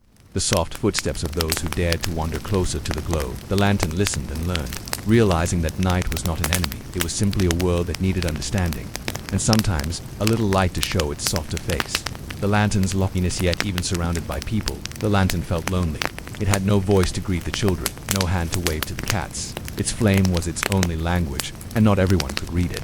The lantern began to dream again, of other lanterns hanging in rows, singing together with light, of vast roads where it would guide lost travelers to safety, of stars, its distant cousins, whispering secrets only light could know. And in its heart, if iron and glass could hold such a thing, the lantern wished for someone to see it, not just use it. The night had always been a listener, patient and vast. But one evening, far from villages and voices, the lantern finally heard the night speak back. The lonely road the traveler carried the lantern, along a deserted forest path. The trees loomed like blackened cathedral pillars. Moss hung from branches, like whispering veils. No moon or stars pierced the thick canopy above. Only the lantern's flame breathed softly, its glow spilling onto roots and stones, showing the way. It was here, in the deepest hush, that the lantern felt seen the first. Voice, the wind shifted, and a whisper curled through the trees. "Little flame," it said. The lantern's glass trembled. No one had ever spoken to it like that, not the blacksmith, not the girl, not the traveler. "Little flame," the voice repeated, warm yet endless. "Why do you walk through my heart without fear?" The lantern wanted to answer, but it had no tongue. Its flame fluttered, a shiver of light that the night somehow understood. The night breathed. "You walk not to conquer me, but to guide the lost." And in that moment, the lantern felt something shift, and understanding passed between light and shadow. A silent friendship forged in the dark. The test of darkness, but the night, though gentle, was also curious and proud. It sent fog rolling down the path, thick and silver, swallowing the trees. It summoned whispers from unseen places, the sound of feet that weren't there. Even the traveler faltered, his steps hesitant. The lantern fought to stay bright, its flame stretching tall against the smothering mist. It flickered, wavered, but did not go out. "Brave little flame," the night murmured, "I see you." The gift of reflection by the river's edge. The night gave the lantern a gift. The water was still as glass, and in it, the lantern saw its own light reflected, doubled, tripled, scattered into stars on the surface. For the first time, the lantern saw itself as the night saw it, not small, not fragile, but a beacon, a companion to darkness, a light that made the world larger, not smaller. The lantern glowed with quiet joy, and the night hummed a lullaby of leaves and wind. The lantern's promise when the traveler moved on.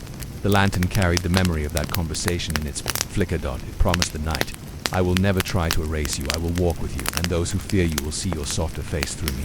I will be small, but I will never hide." And for the first time in its long journey, the lantern felt less lonely. The night was watching, and somewhere deep in the dark, listening still, the gathering storm. The traveler and the lantern left the whispering forest behind, entering a wide open plain where nothing shielded them from the sky. The horizon was black and restless, clouds rolling like sleeping beasts disturbed. Lightning licked the edges of the earth, and the first thunder came like a door slamming in the heavens. The lantern felt the air change wet, electric, alive. Its flame quivered inside the glass. "Little flame," the night warned softly, "my heart is calm no longer." The first raindrops, heavy drops, spattered against the lantern's glass. They sizzled when they met the flame's heat, steam curled up like ghostly sighs that the traveler pulled his cloak tighter, hunching against the wind. The lantern swayed in his hand, its light shrinking as gusts clawed through the cracks in its frame. Still, the lantern refused to go dark. "Hold on," whispered the knight. "I only wish to test your promise." The fury unleashed, the storm broke in full. Wind screamed, tearing across the plain. Rain slashed sideways, cold as knives. Lightning split the sky, turning the world white for a heartbeat. The traveler stumbled, mud clutching at his boots, his hands gripping the lantern like a last hope. Inside the glass, the lantern's flame twisted and shrank, almost smothered by water and wind.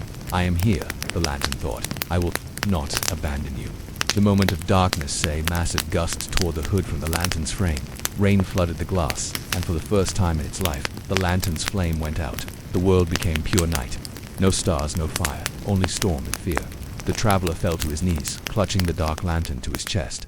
"No," he whispered. "Don't leave me now." The night's answering the suffocating dark. The lantern felt the weight of silence. It had failed, it had broken its promise, but then a voice rose through the storm, low and endless. "Little flame, you are not gone." And in the lantern's heart, deep in the coal of its memory, a spark trembled, born not from oil or wick, but from the gift the night had given. The spark returns, the lantern remembered. The forest whispering its name, the river reflecting its light into 1,000 stars, the promise it made to the night. And in that memory, the spark grew, a tiny glow, flared, then stretched into a new flame, fueled not by oil, but by will and wonder. The lantern relit itself, its golden glow punching through the storm, warm against the traveler's soaked face. The storm bows, the night watched as the lantern burned against impossible odds. The wind softened, the rain thinned. Even the thunder rolled away, like a great beast returning to sleep. "Brave little flame," the night murmured, "you have learned me." The journey continues. When dawn finally broke, the traveler walked on, lantern swinging by his side. Its glass smudged, but its light unbroken. The storm had taught the lantern its final lesson. Light is not the absence of darkness. Light is the courage to shine within it. And though the lantern knew storms would come again, it also knew that it would never truly be alone, for the night itself had become its friend and witness. The edge of the journey, the storm had passed, and the world was washed clean. The traveler and the lantern reached a small hill, where the plain ended and the valley opened like a soft bowl. Beyond it, they could see a village of low houses, smoke curling from chimneys, fields sparkling with dew, children running after the first SUNBEAMS. The traveler stopped, and the lantern swung gently at his side, its flame steady but quiet, as though it too were thinking. The village of shadows. When they entered the village, the lantern saw dark windows everywhere. It realized why the traveler had come. This was a place of dim light and long nights. The villagers emerged. Curious, they saw the lantern burning after the storm, its glow somehow warmer than any they had known. A little girl touched its glass. "It's alive," she whispered. The lantern's gift, the traveler spoke. "This lantern has crossed forests, rivers, and storms. It shines because it has learned the night. Now it will shine for you." He hung the lantern in the center of the square. Its light spread across the stones, turning cold corners golden and fearful faces bright. The villagers felt the night soften, as though it were an old friend arriving with a candle. The lantern remembers as evening came. The lantern waited for the night to return. It thought of the forest's whispers, the rivers, reflection of the storm's terrible song when the sky deepened to velvet. The night approached like a lover, warm and endless. "Little flame," it said, "you have learned me. You no longer burn to escape me, you burn to belong." The new life from that night on. The lantern lit the square through every dusk and dawn. Travelers paused beneath it, finding comfort in its glow. Children fell asleep in its light, dreaming of forests and rivers and brave sparks. It still felt storms, and winds still rattled its frame. But nothing could take its flame now, because it no longer burned against the night but within it. Epilogue. The night's whisper years later. On a quiet evening when the world was soft and still, the lantern heard the night one last time. "Thank you, little flame, for teaching my darkness how to be a home." Its light flickered in answer, steady and sure, and for the first time the lantern understood eternity. The lantern that learned the night in a village where the hills met the river like old friends sharing secrets. There stood a solitary lantern. It hung beneath the eaves of an abandoned watchman's hut, a remnant of a time when the night needed more convincing to be safe. The villagers had long ceased to notice it. Its frame of wrought iron had rusted at the corners, and the panes of its glass bore the dust of countless summers. Yet, each evening, when the sun slipped beneath the horizon and the sky softened into a dusky indigo, the lantern would remember its purpose. A spark would awaken within, timid at first, like a child, testing the world's welcome. It would flicker against the darkened glass, finding its rhythm as the crickets began their nightly song. And there it would burn, patient and proud, holding its small island of light against the endless swallowing night. The lantern had no name, but it had memory. It recalled the first hands that had lifted it high, the calloused palms of the watchman who lit it without fail. He would hum to himself in a low baritone as he filled its belly with oil, speaking to the lantern as if it were an old friend. In those days, the world was sharper. In the dark, wolves sometimes prowled the edge of the forest, and thieves found mischief along the riverbank. But with its glow, the watchman could see far enough to be brave, and the village could sleep without fear. When the watchman grew old and died, the lantern was left behind like a loyal dog whose master would not return. New lights came, oil lamps in windows, and later, the first electric bulbs, timid as fireflies at first and then brazenly bright. The world of the lantern became quieter. The hut became a storage shed, then a husk. And still, each night, the remnant of its spirit awakened, a soft ember flaring to life, because that is what it had always done. The lantern began to notice things it had never seen before. It saw how the moon dragged its silver veil across the river. It saw the moths, dancing in silent frenzy around its glass. Driven by instincts it could never understand, it saw lovers sitting on the hill, their faces aglow in its halo, whispering secrets the lantern would never keep nor repeat that then. One night, the lantern realized something it had not considered before. The night itself was not empty. It was alive. At first, it was just a feeling, a tremor in the breeze, a sensation of being watched, though not in malice. The trees swayed with slow intention, their branches creaking softly, as if speaking in the language of wood and wind. Owls called to one another across the valley, their voices carrying a weight of memory older than the village. The river murmured to the stones in its bed, a lullaby of endless patience. And high above, the stars pricked the sky like scattered seeds, each one an eye that had seen countless nights like this one. The lantern listened, and as the nights passed, it learned the tempo of cricket song and how it shifted with the phases of the moon. It learned that the fox passed by every third evening, its shadow quick and clever. It learned the difference between a wind that promised rain and one that whispered frost. Slowly, the lantern began to understand that it was part of something far larger than its own glow. One evening, a storm rolled in from the mountains. The lantern had felt the change long before the first cloud crowned the hill. The air had thickened, full of unspoken tension, and the leaves had turned their pale undersides to the sky. When the rain finally came, it was not gentle. It lashed at the lantern with cold, hard needles, and the wind howled like a hungry beast. The lantern's flame trembled, then faltered, and for the first time in decades, it went out. In that darkness, the lantern felt something new. Fear. It could no longer see the path, the trees, or the river. It could only feel the storm, relentless and vast. It thought of the watchman in his steady hands. It thought of the moths, the fox, the whispers of the night it had come to know. Without its light, would it still belong to this world? Then, in the heart of the storm, the lantern noticed something extraordinary. The night had not abandoned it. Lightning split the sky, revealing the hills in a flash of silver. The river caught the reflection, its waters blazing for a heartbeat. The wind sang in wild crescendos, bending the trees but never breaking them. Even in darkness, life went on, magnificent and unafraid, and in that moment, the lantern understood that the night had never needed it to survive. It had only ever needed the lantern to witness. When the storm passed, the lantern's wick dried in the morning sun, and that evening, without any hand to guide it, it sparked to life again. The flame was small but steady, a quiet vow to keep learning the language of the night. Years drifted by in this rhythm of light and darkness, awareness and stillness. Travelers came and went, sometimes pausing to admire the lonely glow, sometimes passing without notice. The village modernized, street lamps rose, and the old hut finally collapsed into the earth. Only the lantern remained, still hanging from the weathered beam that jutted out of the last standing wall. One autumn, a child from the village wandered up the hill and discovered the lantern. He was a curious boy, the sort who preferred wandering. Too sure as he touched the rusted iron, peered through the clouded glass, and watched the little flame dance. That night, he returned with his grandmother, who smiled softly and said she remembered the lantern from her youth. "Strange," she said, brushing her fingers across the glass, "how some things just keep going." The lantern glowed a little, brighter, as if acknowledging the words. Seasons turned. The boy grew older, the grandmother passed, and the lantern remained. By then, the lantern no longer feared darkness. It had come to see the night as a friend, an endless teacher.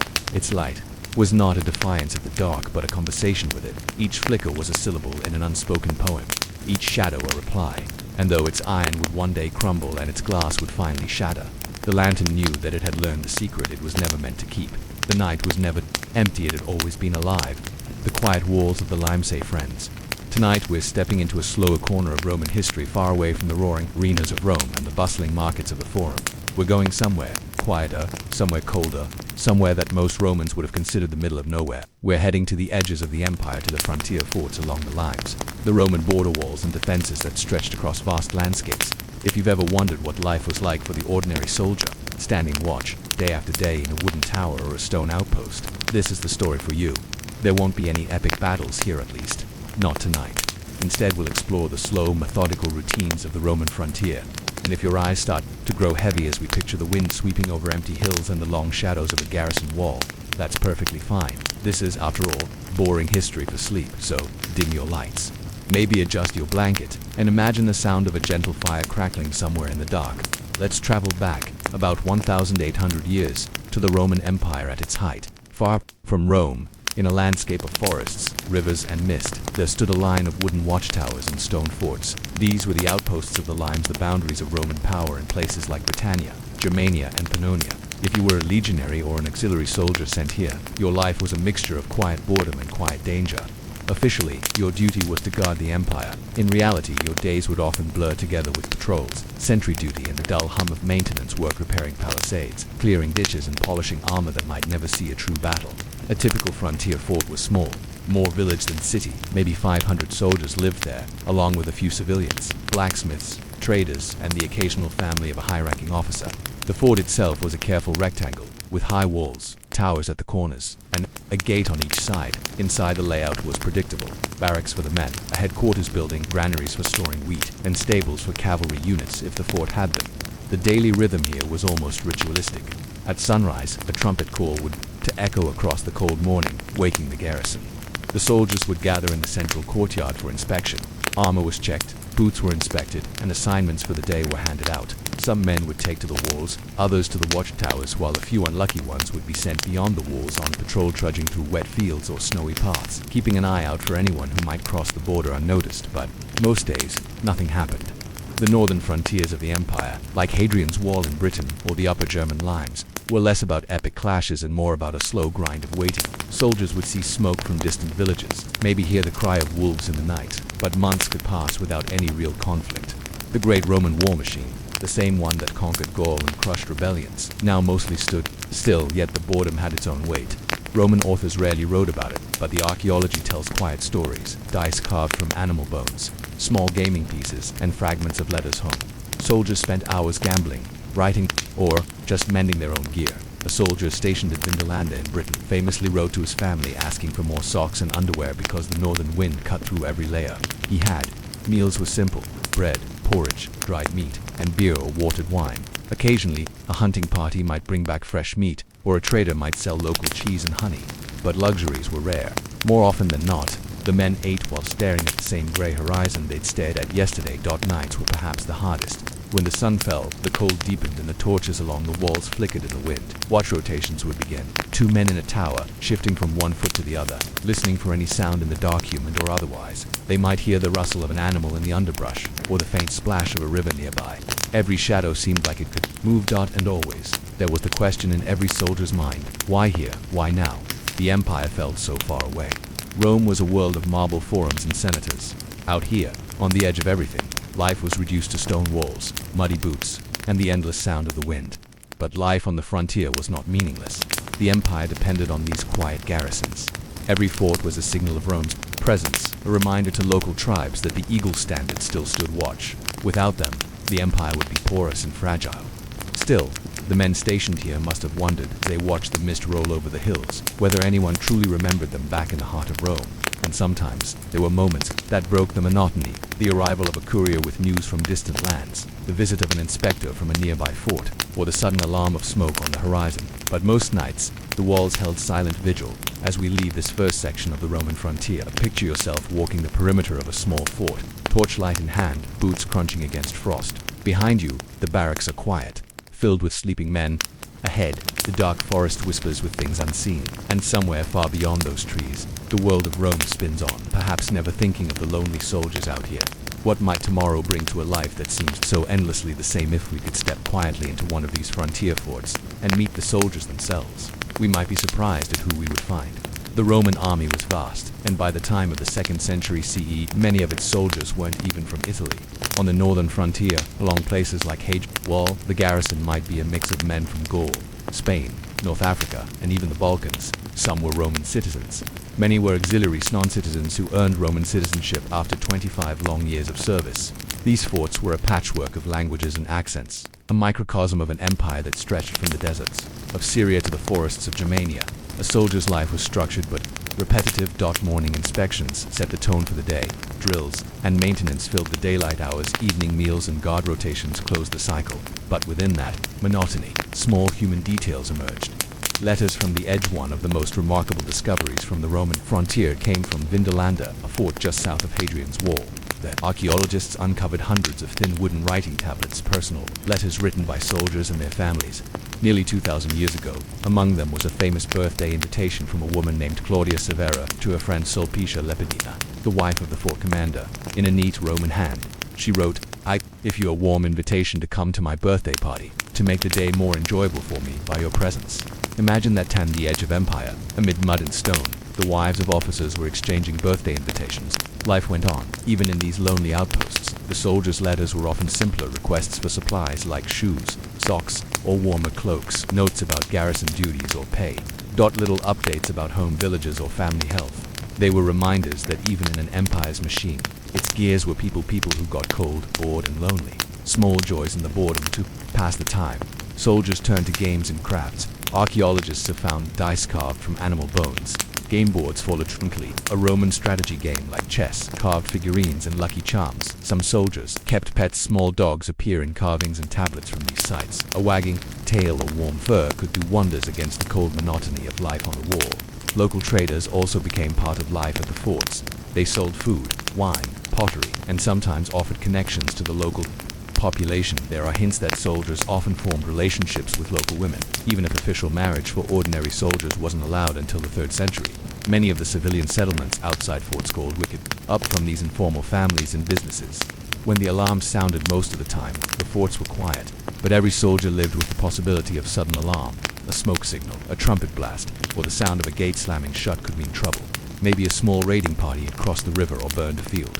Maybe scouts had seen unfamiliar tracks in the snow. In those moments, the fort came alive. Men ran to the walls, weapons were checked and arrows prepared. Messengers rode to neighboring forts to warn them, but often, after all that tension, nothing came of it. A distant fire might just be a farmer clearing brush. Footprints in the snow might belong to deer. The men would return to their routine, hearts still beating fast, knowing that next time might be different. And yet, for all the waiting, for all the years of service, many soldiers would leave these forts without ever seeing a real battle. The frontier was a life of endurance more than glory. As night falls again in our story, imagine the barracks lit by small oil lamps. A soldier rolls dice with his bunkmates. Another writes a letter home by candlelight. Outside, the wind whispers against the wooden palisades, and somewhere in the distance, an owl calls into the dark. The empire is safe for another night because someone is always watching. Life on the frontier was not only shaped by duty and routine, but also by the seasons. The weather could be as much an enemy as any raider. Winter, the silent enemy. Winter on the northern frontier was long, dark, and merciless. Snow covered the walls and the stone. Watchtowers froze. The wind from the moors cut through wool, and leather days were short, and nights felt endless. A soldier might wake in a freezing barracks, his breath visible in the dim morning light. He would trudge to the walls, his boots crunching in the frost. The horizon was empty, but the silence itself was heavy, broken only by the wind through the trees or the creak of ice on the river. Fires in the barracks were small and weak, and smoke clung to the air, stinging the eyes. Winter was a season of endurance, where men counted the days until the first hint of spring. Spring mud and hope. With spring came mud and rain, but also relief. Snow melted into streams and puddles, turning roads to muck. Farmers from nearby villages brought the first fresh greens and goat cheese to the fort. Birds returned, and the fields outside the walls bloomed with wildflowers for soldiers. Spring was also a season of work. Repairs to walls, cleaning of ditches, and the endless hauling of stone and timber returned. Yet spirits lifted with the longer days, and the sense that the world beyond the walls was alive again. Summer life at its fullest. Summer was the best time to be stationed on the frontier. The sun warmed the stones of the walls. Supply caravans arrived more regularly. Patrols were easier and safer. Soldiers could train outside, spar with wooden swords, and even swim in nearby rivers. Festivals were held in the weaky civilian settlements with music, wine, and games. For a few brief months, life felt almost normal, but summer also brought vigilance. Raiders moved more freely in warm weather. Fires on distant hills or smoke rising from a farm could send soldiers racing to their posts. Autumn, the quiet before the cold autumn, was a season of preparation. Grain, salted meat, and firewood were stored in the granaries. Cloaks and boots were repaired or replaced. Patrols became more cautious, watching for signs of early snow. the days shortened again, and the sunset glow over the hills was a bittersweet reminder. Winter would return soon, and the cycle of endurance would begin. Again, for the soldiers, life on the frontier was a rhythm, a heartbeat tied to nature's seasons and the Empire's patience. Most men would finish their 25 years without fanfare, quietly leaving behind the walls they had guarded for so long, and as one man left, another would arrive to take up the endless watch, staring out at the same hills, the same forests, and the same uncertain horizon. As years passed, soldiers came and went, the forts themselves, stone, timber, and earthwork, the true witnesses of time. They stood like silent guardians, watching the world shift around them, echoes of the past in the quiet of the night. After the final watch call had been made, the walls seemed to breathe with memory. Footsteps of generations of soldiers had worn smooth paths in the stone courtyards, scratches of names and small carvings in the barrack. Walls told of men who had come from distant provinces called Spain, Africa, and the East. The sounds of life, the clank of armor, the murmur of voices, the laughter of children from the Vicus would one day fade into the soft whispers of the wind. Even the river and the forest seemed to remember. Patrols along the water left ripples that vanished, just as the men themselves would one day be gone. The end of a watch. Every soldier's service had an end. When a man finally laid down his spear and removed his armor for the last time, he often felt a strange mix of relief and longing. The walls that had once felt like a prison now seemed like an old friend, steady and protective. Some men stayed nearby, settling in the villages they had defended, becoming farmers, traders, or innkeepers. Others returned home, carrying with them the memory of nights spent under the endless sky, listening for sounds in the dark. The quiet legacy over time. Some forts were abandoned, their walls crumbling into moss-covered ruins. Yet, even in silence, they remained part of the landscape. Travelers might find a fragment of wall in the woods, a stretch of road overgrown with grass, or a weathered stone altar left to the gods of protection. These were the last whispers of the endless watch, reminders that for centuries, men had stood there, guarding an empire's edge, looking into the unknown. And as the night falls on these ruins, with the wind carrying only the soft rustle of leaves, it is easy to imagine the ghosts of soldiers still pacing their patrol, forever keeping watch under the stars. The endless watch continues. The desert stretched endlessly, a sea of soft golden dunes under the pale light of the moon. In the distance, a line of camels moved slowly, their shadows long and swaying across the sand or at the head of the caravan. A small lantern swung gently from the lead camel's saddle. Its flame glowed warmly, a beacon against the cold night, lighting the way for the travelers who followed. The song of the sand, the desert, was alive, even in its silence. The wind whispered over the dunes, carrying grains of sand that sparkled like tiny stars. Far away, a desert owl called, its soft hoot echoing in the night. The bells on the camels chimed faintly with each careful step, a steady rhythm like a heartbeat in the stillness, wrapped in blankets. The merchants and travelers dozed on their saddles, trusting the experienced guide and his lantern to lead them safely through the night. A moment of stillness at a small oasis. The caravan stopped. The camels knelt silently in the sand, and the travelers huddled around the lantern for warmth and comfort. The guide checked the stars above, tracing their ancient paths across the sky. On that moment, the desert felt endless and timeless, and the travelers felt like small moving lights in a world of quiet beauty. The night deepened, and the desert began to feel like a world outside of time. The moon rose higher, painting the dunes in soft silver light. Each ripple of sand seemed frozen in motion, as if the wind had paused to admire its own work. The caravan continued its slow march. Step by step, the camels padded forward, their hooves pressing soft impressions into the cool sand. Behind them, the trail of footprints was quickly swallowed by the desert, erased by the smallest whisper of wind. Life within the caravan as the lantern swayed. The travelers began to wake one by one. A young merchant, his eyes heavy with sleep, checked his cargo of dyed fabrics and dried dates. An elderly spice trader murmured to himself, making sure his jars of saffron, cumin, and cardamom were secure. Boy leading the rear camel hummed softly, a tune taught to him by his father to keep the animals calm. No one spoke much. In the desert, words seemed too heavy to carry. The soft hum of life came only from the bells, the wind, and the shuffling feet of the camels. The hidden dangers, though the desert appeared calm, it hid many dangers. The guide, wrapped in a worn brown cloak, kept a sharp eye on the horizon. He watched for shifting dunes, which could bury old paths in a single night, wandering thieves, who moved like shadows in search of unguarded caravans, distant storms, where walls of sand could rise taller than a man and swallow travelers whole. Yet, tonight, all was peaceful. The lantern's glow felt like protection, a small defiance against the vast and indifferent wilderness. A pause under the stars at midnight. The guide called for a rest. The camels knelt and the travelers dismounted slowly, their joints stiff. From the long ride, someone poured water from a goatskin bag, and the sound was strangely loud in the quiet desert. Another lit a second lantern, casting a circle of warm light around the travelers as they sat on rolled carpets. sipping tea brewed with a few precious sprigs of mint. Above them, the sky was blazing with stars. It was a sight that could make even the most tired traveler stop and forget their journey for a moment. The guide pointed to a bright cluster. "That is where we go," he whispered, tracing the line of stars that marked the caravan's direction.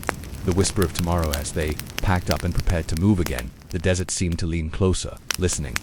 The lantern flickered, almost as if it knew the journey ahead was long and uncertain. Somewhere beyond the horizon was the next oasis, the next moment of safety. But between here and there, the night belonged to the sand. And as the caravan moved on, a question lingered softly in the hearts of the travelers. Would the desert remain kind, or would it finally reveal its harsher face? The caravan pressed on, and the desert seemed to stretch forever, an endless sea of silver and black. The stars wheeled silently overhead, and the moon began to dip toward the horizon, casting longer shadows with each passing hour. The lantern, now dimming as the oil ran low, swayed like a heartbeat, marking the rhythm of the caravan's quiet courage. The first signs of hope just as fatigue began to settle in. The guide raised his hand. "Listen," he said softly. At first there was nothing, only the faint hiss of the wind across the dunes. But then a new sound reached them, the croak of a distant frog. The travelers lifted their heads. Where there were frogs, there was water. Moments later, a whisper of greenery appeared on the horizon, the first sign of the oasis. Palm trees bent like tired guardians, and the moonlight caught the shimmer of a hidden pool. The oasis awakens when they finally arrived. The caravan came alive. Camels knelt eagerly, lowering their heads to drink. The boy splashed water on his face, laughing softly. The spice trader washed the desert dust from his hands, murmuring a prayer of thanks. The lantern was placed at the water's edge, its reflection rippling softly across the pool. In that quiet moment, the desert seemed to forgive them for passing through. The lantern's last glows, the travelers rested. The guide refilled the lantern with fresh oil. "Never let the light die in the desert," he said, almost to himself. The flame flared back to life, and for a brief moment it seemed brighter than the stars themselves. The caravan would sleep for a few hours, safe under the palms, before the sun rose and the desert demanded their strength again. But for now, there was only the soft glow of the lantern, the whisper of the water, and the endless desert dreaming. Around them, in the bustling market of Al-Qadim, where silk tents fluttered and the scent of cardamom filled the air, a wandering sailor traded his most precious possession for a night's lodging. A compass that whispered, dotted with small and silver, with a cracked glass face and a needle that never pointed north. Instead, it trembled softly, turning toward distant voices, as if it followed the wind's secrets. The merchant who acquired it laughed at first, calling it a broken trinket, until he heard the faintest murmur. "Follow the dunes." He froze the desert's invitation that night. Curiosity overcame fear. The merchant packed his water skins, dates, and a rolled carpet, and under the pale light of the moon, he stepped beyond the city gates into the waiting desert. The compass trembled in his hand, its voice soft as silk. Step left, toward the stars. Every few moments the needle shifted with a whisper that seemed to come from nowhere and everywhere at once. Hours passed. The city lights faded behind him, and he found himself alone with the sand and sky, guided only by the strange device. Then, just before dawn, the compass spoke clearly for the first time. "You are close." The first light of dawn revealed an ocean of dunes, waves of gold rolling endlessly in all directions. The merchant, exhausted and blinking against the sun, wondered if he had followed a dream into the desert. The whispering compass trembled in his hand, the needle quivering like a heartbeat. "One more hill," it said. The hidden ruins cresting the next dune. The merchant's breath caught. Shadows broke the monotony of the sand. Half-buried columns and carved stone archways peeked from the desert floor. The remains of a forgotten city. Wind whistled through the ruins like a flute. Sand spilled into the cracks of stairways and door frames as though the desert itself was slowly consuming the last whispers of life here. The compass needle spun wildly and then stopped, pointing to a sunken plaza. "Listen." He crouched and pressed his ear to the sand. For a moment, only the wind spoke.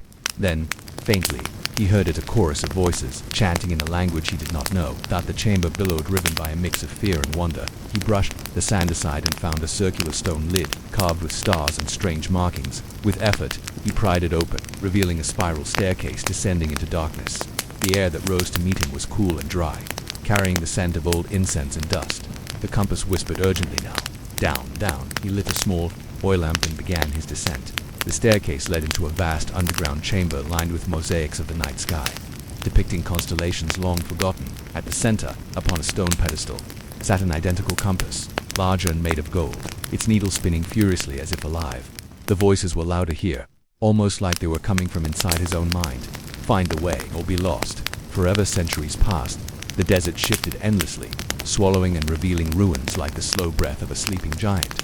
Travelers still spoke of strange whispers on moonless nights, warning or luring those who strayed too far from the caravan path. Stopped one evening, under a blood-orange sunset, a young scholar from a faraway city unearthed a golden glint in the dunes. Brushing away the sand, he uncovered a small compass, warm to the touch, its needle quivering as if alive. "Strange," he murmured, its pointing into the wind. That night, as he lay beneath the stars, the whispers began.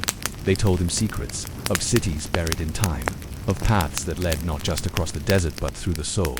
And somewhere, deep below the sands, the keeper of the lost paths opened his obsidian eyes. "Another seeker," he whispered to the silence. "The desert never sleeps."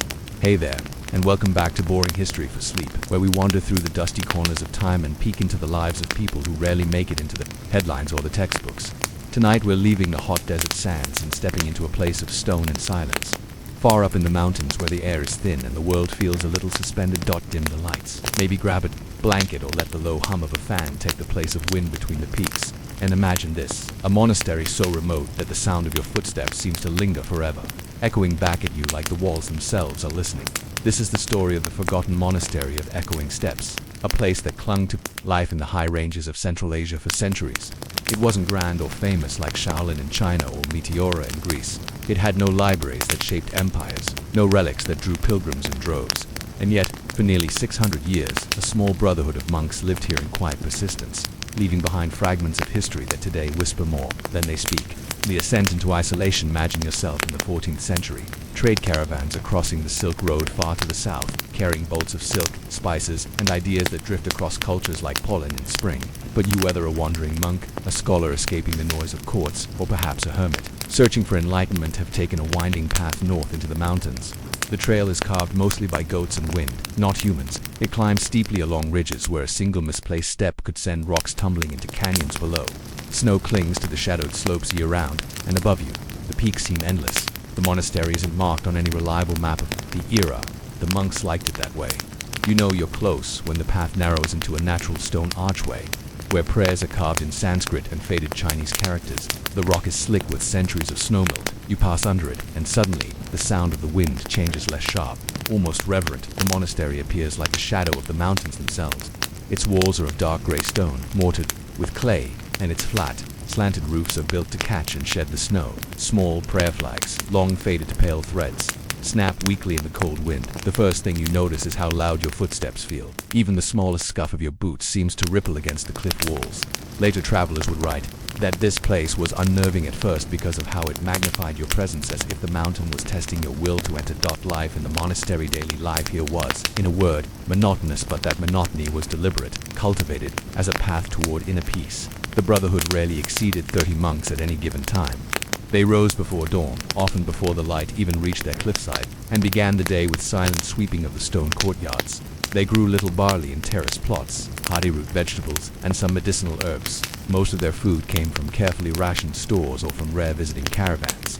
A pair of lay brothers, usually younger men, handled the dangerous task of descending once a season to a valley village to trade handmade ink, paper talismans, and carved wooden prayer beads for salt, dried meat, and occasionally lamp oil. The main hall was small but acoustically unique.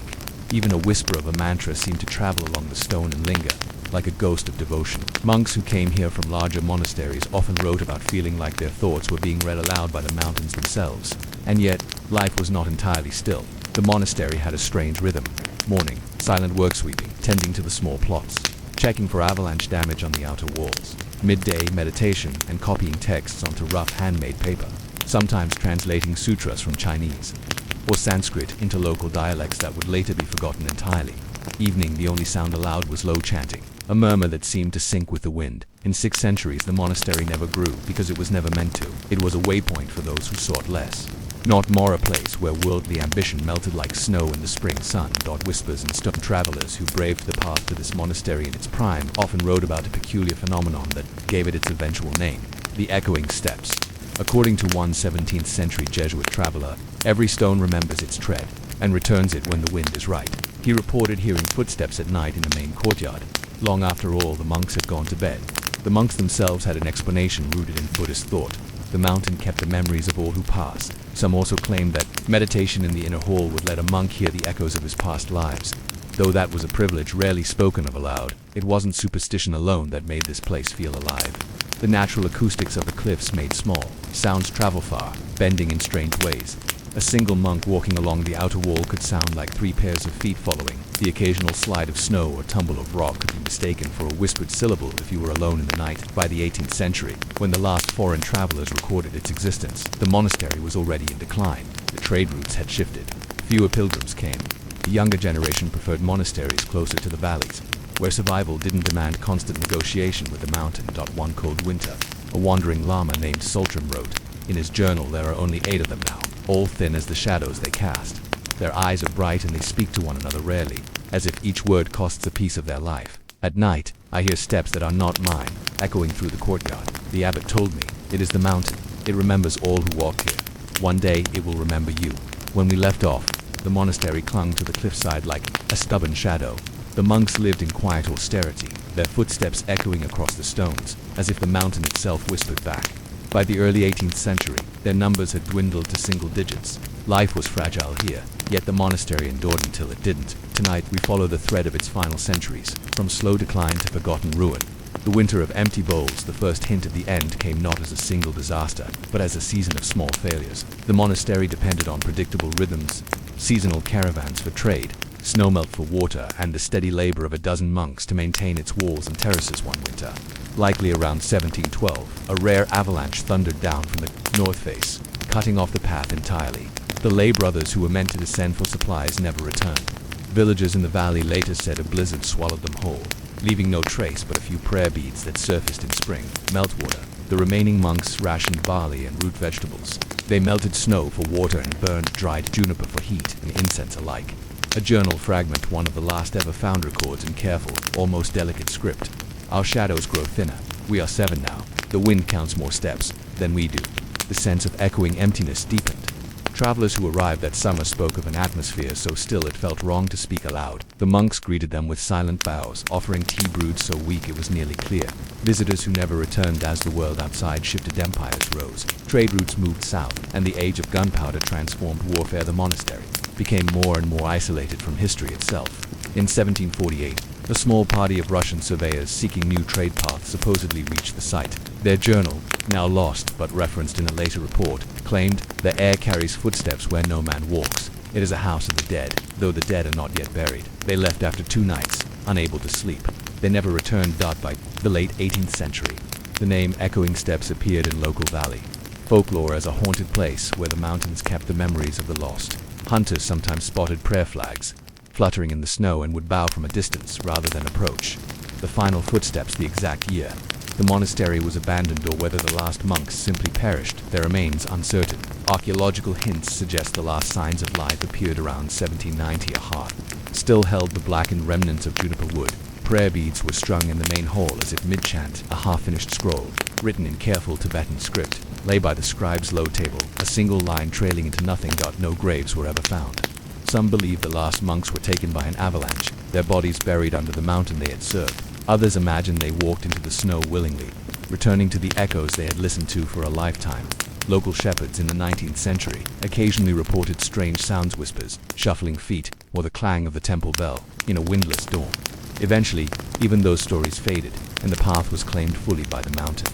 Rediscovery in silence. The monastery stayed forgotten until 1933, when a team of Soviet geographers mapping remote valleys stumbled upon the ruins. They found walls half buried in snow, prayer wheels seized by rust, and courtyards filled with the muffled sound of their own boots. One explorer, Yuri Panov, wrote in his notebook, "Every step I take, the stones answer me. My voice comes back, thinner, older. It is as though I walk among ghosts." They camped for a single night, leaving offerings of bread and vodka on the cracked altar, and left with photographs and sketches. The site has since been visited only rarely by scholars and trekkers, each one reporting the same eerily living silence. Today the monastery exists as a ruin without a name, marked on some maps only as a dot beside the words Echoing Steps. The mountain keeps its stories, and if you ever climb there, perhaps, as the sun sets and the cold seeps in, you'll hear the footsteps of monks who never truly left. And so, the forgotten monastery of Echoing Steps faded into time, never famous, never powerful, but hauntingly persistent in memory, like an echo that refuses to die. Far out on a storm-bitten coast, where the Atlantic gnawed endlessly at jagged black cliffs, a solitary lighthouse stood that was built not for sailors, but for the sea itself. A warning, whispered into the fog. Locals called it the edge of nowhere. A coast without mercy. The shoreline of northern Cornwall in the early 19th century was a place of cruel beauty. Here, the sea could change from glassy calm to churning death in minutes. Sailors feared it, fishermen respected it, and yet shipwrecks littered the coves like discarded bones. In 1821, after a three-masted brig called the Calypso shattered against the rocks, Parliament finally approved the construction of a remote lighthouse on a spit of basalt that barely held a footprint of earth. There was no harbor, no village nearby, only wind, spray, and gulls that screamed like ghosts. The first keeper, Jonathan Mearns, arrived with his wife and two young sons in 1823, carrying oil, flint, and faith. The supply boat left, and the family stood alone as the tide swallowed the tiny landing beach. Mearns later wrote in his journal, "When the sea rises, the world ends 3 feet from our door. Beyond that is only white foam and death."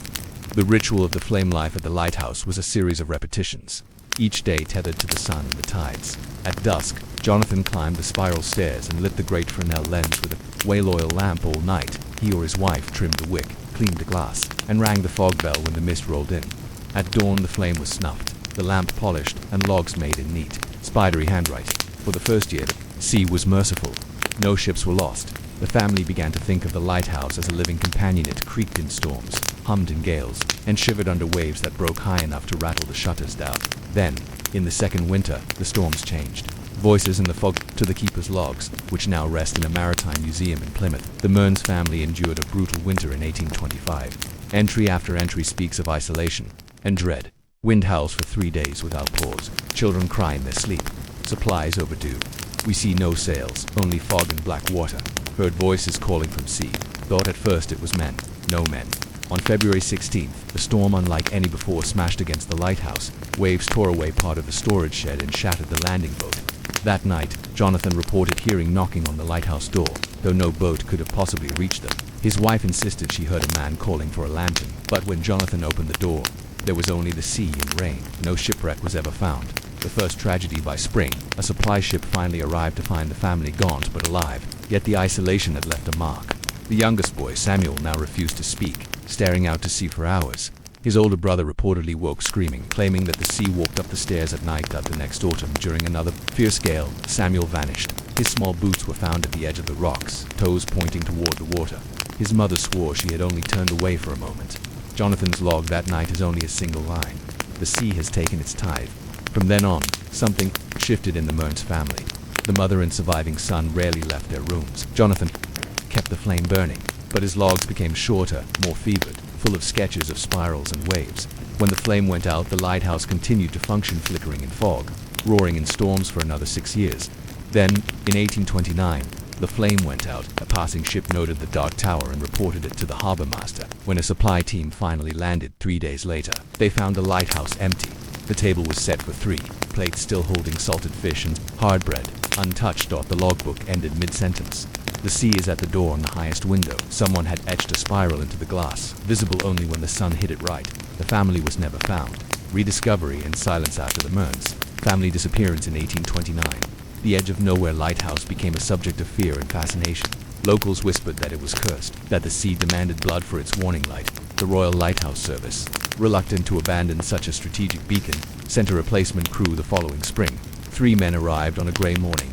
Captain Elias Griggs, a weathered mariner with one good eye; Thomas Printon, a young assistant eager for adventure; William Cade, a taciturn ex-fisherman who rarely spoke, but could tie any knot blindfolded. Griggs noted in his first log, "Lighthouse found.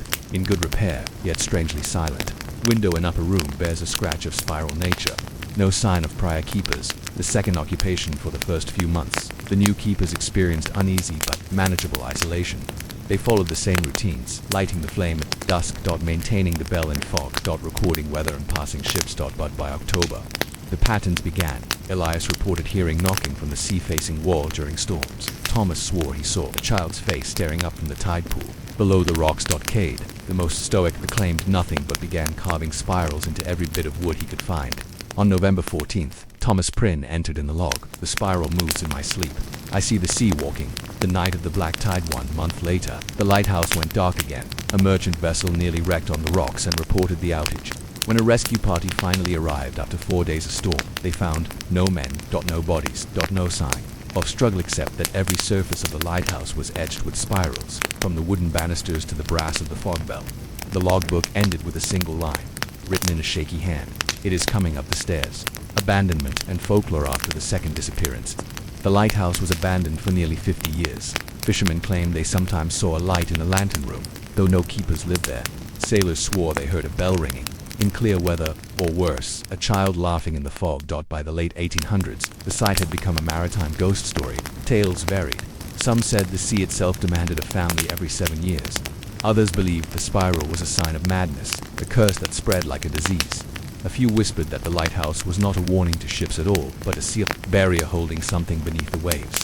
The third attempt in 1881, the lighthouse service, under pressure from shipping companies, attempted one last manned mission. This time, they sent a team of 4 men, supplied with rifles and a dog, hoping strength in numbers would prevent whatever had happened before. Their journals survive, and they are chilling in their progression. Week1.com sees all well, dog restless at night. Week 2 saw strange light underwater. Not a ship, like a lantern moving below the surface. Week 4, dog gone. We think he leapt into sea or was pulled. Week 6 heard child's voice calling from tide. Pool. Cade says, do not answer. The final entry, dated November 3rd, 1881, reads only, the spiral opens. The rescue team arrived to find the dog's chain snapped, the logbook on the floor, and the spiral etched into the iron of the lantern itself. After that, the lighthouse was sealed with iron doors. That legacy of the spiral to this day, divers avoid the waters around the edge of nowhere.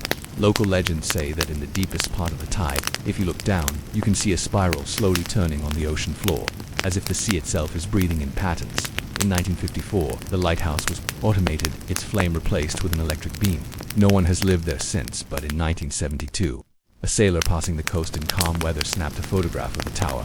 When developed, the image showed a figure standing in the lantern room, a small boy, staring out to sea. The Invest 1996, a documentary crew led by Marion Vey, Amarty T. Mastardian, received special permission to film inside the Edge of Nowhere lighthouse for a series on unsolved nautical disappearances. Marion's team included Jack Fenlow, cameraman and sound tech, Graham Whitlow, historian and skeptic, Irene Cade, a genealogist and distant descendant of William Cade. They arrived by charter boat on a cloudless summer day, filming their approach. On camera, the lighthouse looked strangely alive, like it was watching them. The interior was choked with salt and rust, but the iron seals remained intact. A plaque read, closed by Royal Order 1882, reopened for automation, 1954. No residents permitted. Marion, who had studied the previous journals, wanted to film a full overnight. The rest of the team reluctantly agreed. The first night, the crew set up cameras on every floor, including the lantern room. 10 p.m. the wind rose, though the weather report predicted calm seas. 11:15 p.m. Jack reported hearing a bell outside. None of the bells had been functional for decades. 12 o'clock A.M. Graham saw movement in the tide pool through the window. He described it as something circling, like a nautilus shell, but alive. The recordings captured low-frequency vibrations, a hum or chant, almost like a choir underwater at 1:34 a.m. The first camera failed. The spiral returns by 2 o'clock a.m. Marion noted in her journal, the spiral is everywhere, in the wood grain, in the rust, in the clouds. Irene, the descendant of William Cade, became disoriented, claiming she could hear her ancestor whispering, it is coming up the stairs. The cameras caught footsteps on the iron stairwell, though no one was moving. At 3:11 a.m. The lantern room camera recorded something extraordinary, a child-shaped silhouette standing in the glass, staring out to sea. The water outside began to swirl, forming a perfect spiral visible even in the moonlight. A faint knocking echoed from the base of the tower, rising floor by floor. The collapse. The next part of the footage is fragmented. Jack's voice screaming, it's opening. The iron staircase shuddering as if something massive pressed against the tower.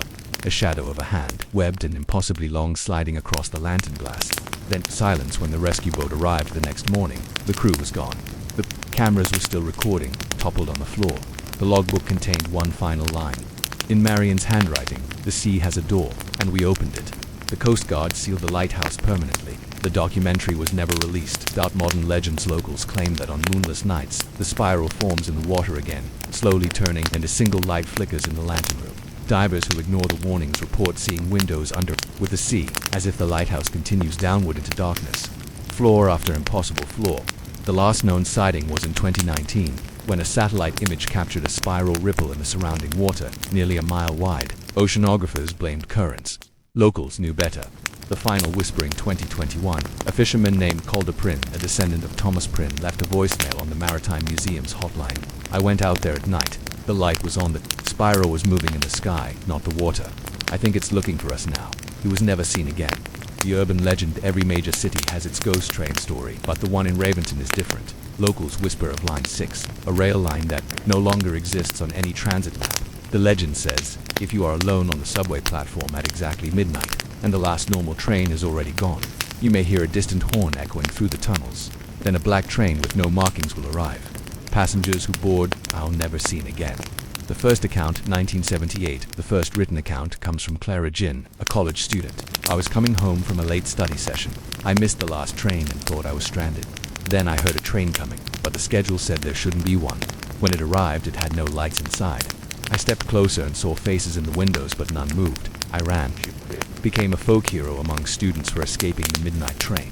The disappearance of Detective Hale. 1989 Detective Francis Hale took the story seriously after 5 missing persons cases linked to the Raventon subway. On October 12, 1989, Hale deliberately stayed in the station after midnight. Witnesses say he was calm, smoking a cigarette. Security footage later leaked shows. 11:58 p.m. Hal stands alone on the platform. 12 a.m. A faint light appears down the tunnel. 12:01 a.m. A black train with no operator glides into the station. Les 12 do saldo.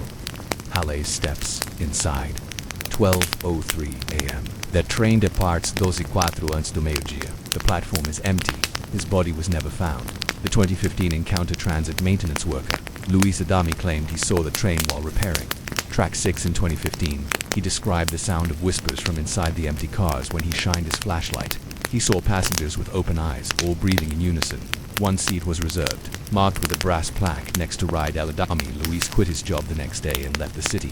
Patterns in the disappearances. Urban explorers tracked the legend and found that the midnight train appears only every 13 days, always on a different platform, favors people traveling alone or those who feel trapped in life. The police eventually stopped recording missing persons linked to it, filing them under voluntary disappearances. A journalist's obsession. My name is Ronan Kessler, freelance investigative journalist.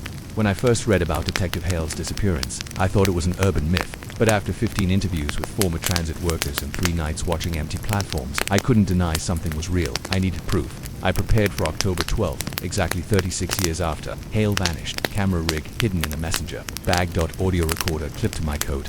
Steel flashlight with a UV mode. Urban explorers swore it reveals things normal light won't. The platform at midnight, 11:55 p.m. Raventon Station, track 6. The last train rattled away, leaving only silence and the humming fluorescent lights. 11:58 p.m. I hear dripping water. My own heart racing. 12 antes do meio-dia. A low horn echoes in the tunnels. 12:01 a.m. A train appears, moving soundlessly until it stops before me. No ads, no logos, just black metal. Its windows shimmer like dark water, and I see dozens of pale faces staring out. I should have run. Instead, I stepped in. Inside the train, the doors closed without a sound. Inside, dim golden light, flickering like candle flames. Passengers dressed in clothes from every era. A 1920s flapper, a World War II soldier, a businessman in a 1980s suit, a teenager with 2000s headphones, silent, breathing slowly, eyes fixed forward. A brass plaque on the wall read, "Riders of the Forgotten." The floor vibrated softly as the train moved without any sensation of speed. The first stop, the train slowed and opened its doors into darkness. I saw no station, only fog and floating lights like lanterns. One passenger stood up, walked out, and vanished into the mists when I tried to follow. A cold hand gripped my shoulder. I turned, but no one had moved. Then, I heard whispers, "Not your stop." The mirror car, the second car, was different. Its walls were mirrors, reflecting me dozens of times, but in each reflection, I looked older, sadder, or broken. One version of me wore Detective Hale's coat, and behind him, I saw the train window open into an abyss of stars. I stumbled backward, and the reflection smiled when I didn't. The conductor appeared. Finally, I reached the front car, where I expected an engineer. Instead, there was a tall figure in a conductor's uniform, face obscured by a brass mask shaped like a clock. Its voice was metallic. "You boarded willingly. Will you ride forever, or depart forgotten?" I realized the doors had no handles from the inside. I whispered, I want to leave." The conductor tilted its head and raised a gloved hand. Suddenly, the train screeched, and I was thrown into darkness. I woke on the station floor at 12:04 a.m. Gasping, my camera was broken. My audio recorder was blank except for 4 words. "Next time, you'll stop." After the ride for a week, I'd barely slept. The voice from the recorder, "Next time, you'll stop," haunted me. Every night I dreamt of the black train, the silent passengers, and the conductor's clock face. I avoided Raventon Station, but I couldn't shake the urge. Journalists chase the story, even when the story chases back. I began researching Every missing person in the area. Transit workers, night shift commuters, urban explorers in 36 years. Over 70 disappearances. Always in October. Always near midnight. Patterns in the disappearances. One detail united them all. Each missing person had been alone. Each was last seen near track 6. Some left cryptic messages before vanishing. I saw my stop, but it wasn't mine. He smiled in the mirror. The conductor knows. The police reports were thin, like someone wanted them forgotten. The survivor. Then I found Alina Mirek, 72 years old. She claimed to be the only living survivor of the midnight train. We met in her dusty apartment, the windows all nailed shut. Her voice shook as she spoke. I was 22. I boarded the train. Same as you. Everyone was so quiet, like they were waiting. Then the conductor asked if I would ride forever or leave forgotten. I asked her why she survived. She pulled up her sleeve, a burned sigil on her wrist, a circle with a vertical line through it. I marked myself before midnight. It told the train I remembered who I was. Without it, you belong to the rails. She leaned close. Next time, it won't let you go. Preparing for the second ride, I couldn't stop. If the train took Detective Hale, I had to see where it went, but I needed to survive. I copied Elena's sigil with a branding tool over my wrist. The pain was blinding, but I felt tethered. Then, on October 19th, I returned to Raventon Station. Boarding again, 12 a.m. The black train emerged from the tunnel, whispering against the rails. The doors opened and I stepped inside. This time I felt the difference. The passengers turned their heads toward me, eyes hollow but aware. I realized they weren't just silent, they were screaming in their minds. The conductor appeared immediately. You returned. Few do. I raised my branded wrist. I know who I am. The conductor tilted its head, and the train accelerated violently, hurling me into the mirror car. Revelation in the mirror car. The mirrors no longer showed distorted versions of me. Instead, they reflected the passengers' last memories. A woman dropping her groceries before a dark platform, a soldier stepping off a wartime train, never to see his family again. Detective Hale, investigating the same tunnel I now rode through, and in the final mirror, I saw myself, decades older, sitting among the passengers. The conductor's reflection whispered, every rider finds their stop eventually. The graveyard of stations. After what felt like hours, the train stopped in a place outside time. I stepped onto a ghostly platform, dozens of abandoned trains stretching into the mist. Each one bore the names of forgotten stations, ones long demolished. In our world, the passengers filed out silently, walking toward shadows of old cities. Hale appeared briefly among them, whispering, you can leave, but you'll return. Then the conductor's hand rested on my shoulder. Your stop is chosen. Until then, you ride. I wake again. I woke in my apartment at 3:33 a.m. The sigil on my wrist now bled faintly, like it had been cut again in my sleep. On my audio recorder, see you next October. Passenger, haunted in the daylight after the second ride. I thought I could return to normal life. I was wrong. The train began to bleed into the daylight. In the reflection of office windows, I saw black carriages passing behind me. The faint hum of rails followed me, even in crowded streets. Strangers in the subway stared at my wrist and then looked away quickly, as if they knew. The sigil itched constantly, and every clock I owned began stopping at 12 a.m., no matter how many batteries I replaced. Signs of the riders. One night, I found a photograph slipped under my door. It showed me boarding the train the first night, taken from an impossible angle. On the back, ticket verified, track 6 awaits. The passenger in my apartment at 12:05 a.m. I woke to the sound of metal scraping wood. The mirror in my hallway fogged from the inside. Through it, a passenger stood. A detective held his mouth open in a silent scream. He pressed his hand to the glass, and I instinctively pressed mine to meet it. Cold, then his hand slid downward, leaving letters in the condensation. The mirror cracked as if something struck it from inside. The conductor in the street. 3 nights later, I saw him. I was walking home when the street lamps flickered off, one by one, as if something swallowed the light. At the corner, beneath it, dead street light, stood the conductor, his clock face head glowing faintly. Cars drove through him without noticing, and with every passing vehicle, with the hands of his clock ticked closer to midnight. I froze. He raised one hand and made the motion of pulling a whistle chain in the distance. I heard the train horn closer, the phantom tracks. By the end of the week, I could hear the train even without seeing it. It moved through alleys, parking garages, and abandoned streets.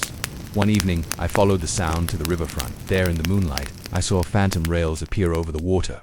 The black train rolled across, its windows filled with faces, some desperate, some resigned. In the last car, I saw myself sleeping in a window seat. The final warning. Alina called me out of nowhere. You need to move, she whispered. If it finds you in your home, there's no way back. I asked her where to go. You can't outrun it. The only way is to choose your stop before it does. I demanded to know what that meant, but the line went dead. When I called back, the number was disconnected. The third ride approaches October 3-1 said my apartment is filled with scratches along the walls, like metal wheels carving wood. The sigil on my wrist throbs, and every time I blink I see the conductor's clock face closer at 11:59 p.m. The whistle sounds outside my building. The train has come for me, not at the station, but here. When the train comes to you, I was in my living room when the walls began to rattle. That at first, it sounded like a storm, then unmistakably, steel on steel. The floorboards split along the center of my apartment, revealing rails glowing faintly blue. The midnight train emerged from darkness, its black engine screaming as it forced its way into reality. My windows shattered outward, the horn shook my bones. The conductor stepped off the train. Towering in my living room, his clock face head now frozen at 12 o'clock, he extended a hand. And though I wanted to run, my body moved toward him. Boarding the last time, the air inside the train felt thicker than water. Every carriage I passed was different. One was filled with children staring silently out the windows. Another had rows of passengers sleeping upright, their faces pale and waxy, some wearing my old clothes. One was empty except for mirrors, and in every reflection, I was decaying. The conductor guided me to a seat by the window. My reflection in the glass was smiling, though I wasn't. The ticket that decides say ticket appeared in my hand. It had 3 words scrawled in black ink. Choose your stop. I looked up. Alina was in the seat across from me. Her eyes were sunken and she shook her head slowly. The wrong choice. And you never leave, she whispered. The stops of the lost. The train passed through impossible landscapes. A city frozen in time, people mid-step, trapped in a permanent midnight. A forest of mirrors, where each reflection showed me dying differently. An ocean of hands reaching from black water, clawing for the train as it passed. At each stop the doors opened, and the conductor would turn his clock face toward me, waiting. If I stepped off at the wrong place, I joined them. The forbidden car. When the train entered a tunnel of darkness, Alina suddenly rose from her seat. If you want to survive, she hissed, follow me now. She led me to a locked black door labeled engine. As she touched it, the sigil on my wrist burned, and the door swung open. Inside, rows of clocks and levers, pipes pumping black smoke into the walls, and at the very front, a mirror instead of a windshield. In the mirror, I saw every version of myself who had ever boarded the train, most of them rotting in empty carriages, forever riding. Elena's reflection did not appear. The choice. The conductor appeared behind us, his hand pointing. At a single lever, you'll stop. I understood. Pull the lever, and the train stops where I belong. Fail, and I become another reflection, another lost passenger. I closed my eyes, feeling the train shift through realities, and listened for something familiar. The distant hum of my apartment fan, the sound of rain on my fire escape. I pulled the lever. The stop. I woke up on my couch, my living room intact, though the mirror in the hallway was now cracked. The sigil on my wrist was gone, replaced by a faint scar in the shape of a clock hand. From far away, I heard the train whistle one last time, as if saying goodbye, or promising to return someday. The whispering tracks. It started with the whispers. They came through my walls, a sound like metal wheels rolling in the distance. Even though my apartment was 4 floors up and miles from any train line. At night, the whispers became words. You missed your stop. Another train comes for you soon. When I pressed my ear to the floor, I swore I could hear footsteps on gravel, as if a platform existed beneath my building. The midnight station. On the third night, my apartment door opened by itself, and beyond the hallway was not the usual stairwell. It was a train station, ceilingless, under a black sky with no stars. Tracks stretching forever in both directions. Flickering lamps, each illuminating nothing but fog. A sign above the platform. Read, Terminus BTWI, and beneath it, in smaller letters, all passengers accounted for eventually. The station master. I wasn't alone. A figure in a long gray coat and a lantern approached. His face was obscured by a sheet of old, cracked glass, behind which shadows of multiple faces shifted constantly. You are early, he said, his voice layered like a chorus whispering in an empty hall. I asked where I was. The station. Between every rider passes through, whether they ride willingly or not. He handed me a ticket. It had no date, just a time, 12:01. Trains that shouldn't exist. I waited. Fog rolled over the platform, and the ground. VIBRATED. The first train appeared from the dark. Glass carriages, filled with people screaming silently, their mouths wide open as it passed. The windows clouded with frost and frozen handprints. The station master shook his head. Not your train. Yet, platform of choices. More trains arrived. A rusted black engine dripping oil. Each carriage numbered with Roman numerals that rearranged themselves whenever I blinked. A child-sized locomotive pulling toys that twitched, their glass eyes following me. A train with no doors at all, just open carriages where passengers clung to chains in the wind, their bodies bleeding from invisible cuts. The station master finally pointed behind me. I turned, and my own reflection. It stood there holding a lantern, smiling. The wrong train. I don't know why I stepped forward. The next train had no wheels, just long jointed legs, clattering like an insect as it pulled into the platform. The doors opened, inside mirrors on every surface, and in every mirror I saw myself boarding and never coming back out. The station master leaned close. If you board, you leave yourself behind forever. The train screeched. Its legs twitched in anticipation. I stepped inside. The doors sealed behind me with a sound like a heartbeat stopping. The train lurched, and through the mirrors I saw the station master fade into fog. Every mirror reflected a different version of me. One older with white hair, one younger terrified, one rotting with hollow eyes. They all moved when I didn't, each trapped in their own timelines. We all boarded once. A voice whispered from the glass. Whole of infinite compartments. I moved to the next carriage. It was identical to the first, but not quite. The mirrors were cracked. My reflections were bleeding, their mouths open in silent screams. A reflection of myself reached out of the mirror, its hand cold and wet, and tried to pull me in. I ran. Every door led to another mirrored carriage, each slightly worse than the last. Shattered mirrors, reflections crawling on the walls like insects, carriages with no floor, just an endless void. Yet the train still clattered on invisible tracks, a compartment filled with water, and in the mirrors I was drowning repeatedly. The passenger with no face somewhere in the 8th carriage. I saw another figure, a man in a conductor's uniform, but his face was smooth, like unwritten paper. He tilted his head, and his voice echoed from all mirrors. No return ticket. Then you must ride until there is nothing left to ride. He reached into his pocket and pulled out a small clock, but the hands moved backward, ticking faster and faster. I felt the train accelerate, and my heart stuttered, the collapse of self at some point. I couldn't tell which reflection was real. Some mirrors showed me standing still while I moved. Others showed me boarding again and again, an endless loop. Then, the mirrors cracked all at once. A deafening shattering. I saw nothing but darkness. The final carriage when the train screeched to a halt. I stepped into the last carriage. No mirrors. Just a single bench and a window. Outside the window was my apartment. Lights on, cozy, safe. A note lay on the bench. Last chance. Exit now, or ride forever. I reached for the door handle and felt another hand grab mine from inside my own. Skin. It whispered, in my own voice. We already chose to stay. The door to everywhere and nowhere. The door handle pressed cold against my palm, but my fingers refused to let go. The whisper from inside my own skin pulled tighter like a tether, dragging me back into the train. With a final shudder, I forced the door open. Outside, the platform stretched endlessly, not just in length, but in depth, height, and impossible directions.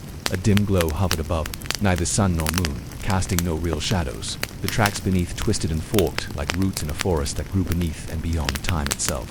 The station master awaited, standing beneath a sign that read, "The terminus between where all journeys pause and begin anew." His cracked glass mask reflected 1,000 versions of my face, some hopeful, some terrified. "Welcome to the terminus. Every traveler arrives here eventually," he said, voice layered like echoes in a cave. "Some pass through, some get lost, and some become part of the station itself." I looked around. Ghostly figures wandered the platform, passengers from trains long vanished, their forms flickering between flesh and shadow. "You stand at a crossroads, beyond life and death," the station master continued. "Choose your path wisely. The wrong step means eternity among the forgotten." Paths and passengers from the mist emerged, trains like beasts, some with wheels, some with legs, some seeming to float in void. Each carried souls bound to a specific fate, the train of lost memories, carrying those who forgot who they were, the train of regrets, where passengers relived their worst decisions, the train of eternal waiting, stopping nowhere, forever circling. The station master gestured to a small waiting room where I saw others like me, some resigned, some desperate, all waiting for their choice. The choice a lever stood between two paths. One led to a train marked home, faint and flickering. The other led to a dark tunnel, said to lead to the unknown. I understood then the train wasn't just a means of transport. It was a trial, a test of who could face their past, present, and future. Facing myself before choosing, the station master offered me a final mirror. In it, I saw not only myself but all my reflections across time. The scared man boarding the train, the worn journalist chasing stories, the hopeful soul still seeking freedom. "You are more than the sum of your journeys," the master said, "but only one choice will set you free." The station master's cracked glass mask shimmered, reflecting every version of me that the mirrors had shown. Young and eager, gray-haired and weary, half broken, half hopeful. The lever between the two tracks, home or the unknown, waited like a silent judge. But in that hush I heard a softer sound, footsteps, shoes scuffing the flagstones behind me. I turned and saw Detective Francis Hellnot, the hollow reflection from the mirror car, but the man himself, coat buttoned, eyes alert, a faint blue glow outlined his shape, as though he were half made of moonlight and memory. "It's always the same choice," he murmured. "Forward or back. Most never decide. The station decides for them." A dozen other passengers, Clara Jin with her 1970s satchel, Elena Myrick still clutching the burned sigil on her wrist. Even the silent World War II soldier I glimpsed on my first ride filtered onto the platform. They formed a crescent around the lever, faces lit by the cold glow overhead, all of them waiting, all of them burdened by their own unfinished journeys. The unspoken rule in that gathering, I sensed the station's unspoken rule. No one leaves until someone chooses. The trains were engines of human will. Without a decision, they idled forever hungry. The station master motioned toward me, then to hail, then back to the Levan invitation or demand. One leaves, one stays. The layered voices said, balance for balance. For a heartbeat I wondered if it had to be me. Hale had been trapped since 1989. Surely he'd earned a way back. Yet the station master's head tilted, not negating, just waiting. Choice was the currency here. No one could spend it for another. The third way of it was when I noticed the smallest detail. The ticket still crumpled in my fist. Its blank face pulsed once, ink blooming across in midnight blue. Door, CA, third option. The station master's mask flickered a stutter of surprise, and for the first time, I heard only a single human breath behind the glass. Hale saw it too. Maybe that's the way you carried in, he said. A door no one else can open because it's yours. My pulse thundered. The ticket felt warm, as if a heartbeat of its own beat against my palm. I stepped past the lever home to the left, unknown to the right, unknown to the right, and faced the blank wall of mist beyond the platform edge. Tickets are keys, Alina whispered behind me. Keys to doors we forget we're holding. I raised the rectangle of blue ink paper. The fog rippled, thinned, parted, and a narrow archway unfolded, framed in splinters of starlight. Beyond it, I saw a street lamp blinking in drizzle, the cracked pavement outside my apartment. Present, imperfect, mine. A farewell, and the hush I turned back. The station master inclined his glass head acknowledgement and maybe respect. Hale's ghost-lit figure smiled, one side grieving, one side grateful. Carry your door, he said. Remember this place so you never need to ride back. I wanted to drag him through the arch, but a force like deep tide pinned him to the platform. Balance for balance. My door was not his. The station thrummed, impatient, hungry. I pressed the ticket to my chest. The arch widened, light flaring. Mist tugged at my sleeves like gentle hands urging me on. With a last breath of metallic air, ozone, old regrets, I stepped forward. Home, but not the same rain spat at my face. Car horns echoed. Across the street, a bakery's neon sign blinked. 12:04 a.m. My apartment building loomed exactly where it should. No trains hummed beneath the sidewalk. No glass-masked phantoms lurked under lamplight. Yet the world was tilted colors sharper, silences deeper. On my wrist, the sigil scar had smoothed into a faint silver circle bisected by a line.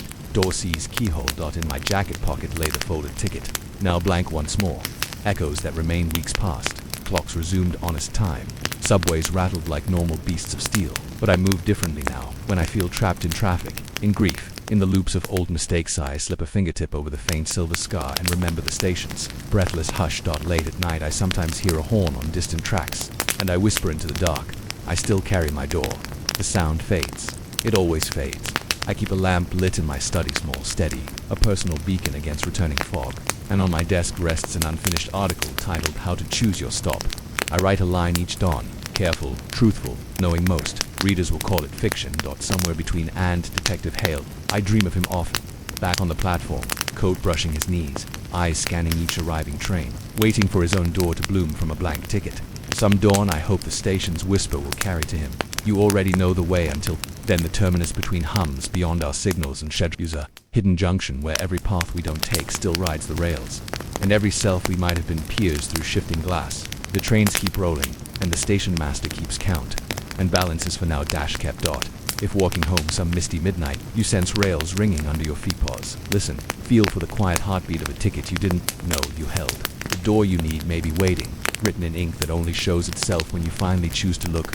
Sleep well, traveler. Ride only if you must stand. Carry your door with care. In the dim corner of an old city library, where the light of a single dust-filtered window falls on rows of leather-bound tomes, there sits a box of unopened letters, nearly 1,000 in total, each tied with a ribbon now faded to gray.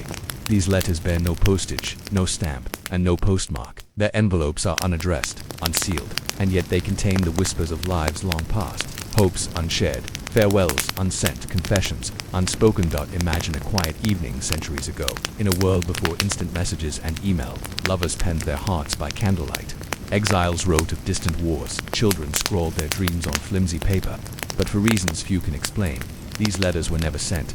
They were tucked away, forgotten in desk drawers, hidden beneath floorboards, or simply left behind. Tonight we begin by opening the first of these letters. We do not know who wrote them or for whom they were intended. We only know that each one carries the weight of a voice unheard.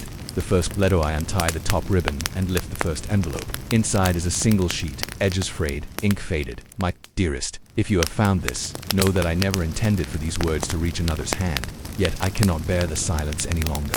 Today, I walk the fields where we first met. The golden wheat bowed in the summer breeze as though it remembered your laughter. I pressed a kernel between my fingers, feeling the shape of your promise. I should not speak of longing here, where every shadow holds your absence, but perhaps, in these silent lines, I lay down a path back to you. If fate is merciful, you will someday trace these words and understand the love I dared not send. Until then, I remain yours of me. The paper trembles in my hands. I realize this letter was never sent, not because of lost courage, but because the writer feared that once these words were released, hope itself might vanish. The forgotten collection among the box's letters are tales of a sailor writing to his son, describing storms that never reached harbor, the son who would never learn his father's fate, a scholar's apology to a king, confessing a mistake that altered history's course, an apology never delivered, servant's secret confession of forbidden love to another servant, two hearts that never found each other. Each envelope is a world paused, a voice frozen. The library's keeper, no one knows how the box arrived on the library shelf. The current librarian, Ms. Voronova, is an elderly woman who speaks little, yet every morning she dusts these letters gently, as if greeting old friends. I asked her why she never discarded them. She only smiled and said, "They belong to the souls who wrote them. One day someone will listen." Her quiet devotion seems to keep the letters siphoned, unspoken promise that these words may yet find a reader. The unfolding tonight we do not rush. Let us gently open another letter, another heart laid bare. Brother, the monastery walls grow thin. I have seen visions in the chapel, flames dancing without fire, shadows shaped like weeping angels. I fear the end is near. If you walk these halls and hear no church bells, know that I have gone where the light cannot follow. Pray for my soul, for a journey beyond these stones. In faith, in these lines, the silence is not longing but foreboding. We feel the cold stones of the chapel in the hush before a final breath. As the window's light dims and the evening deepens, we hold these letters close in honor of voices that dared to speak in the silence. Each one is an echo of a life, waiting to be heard.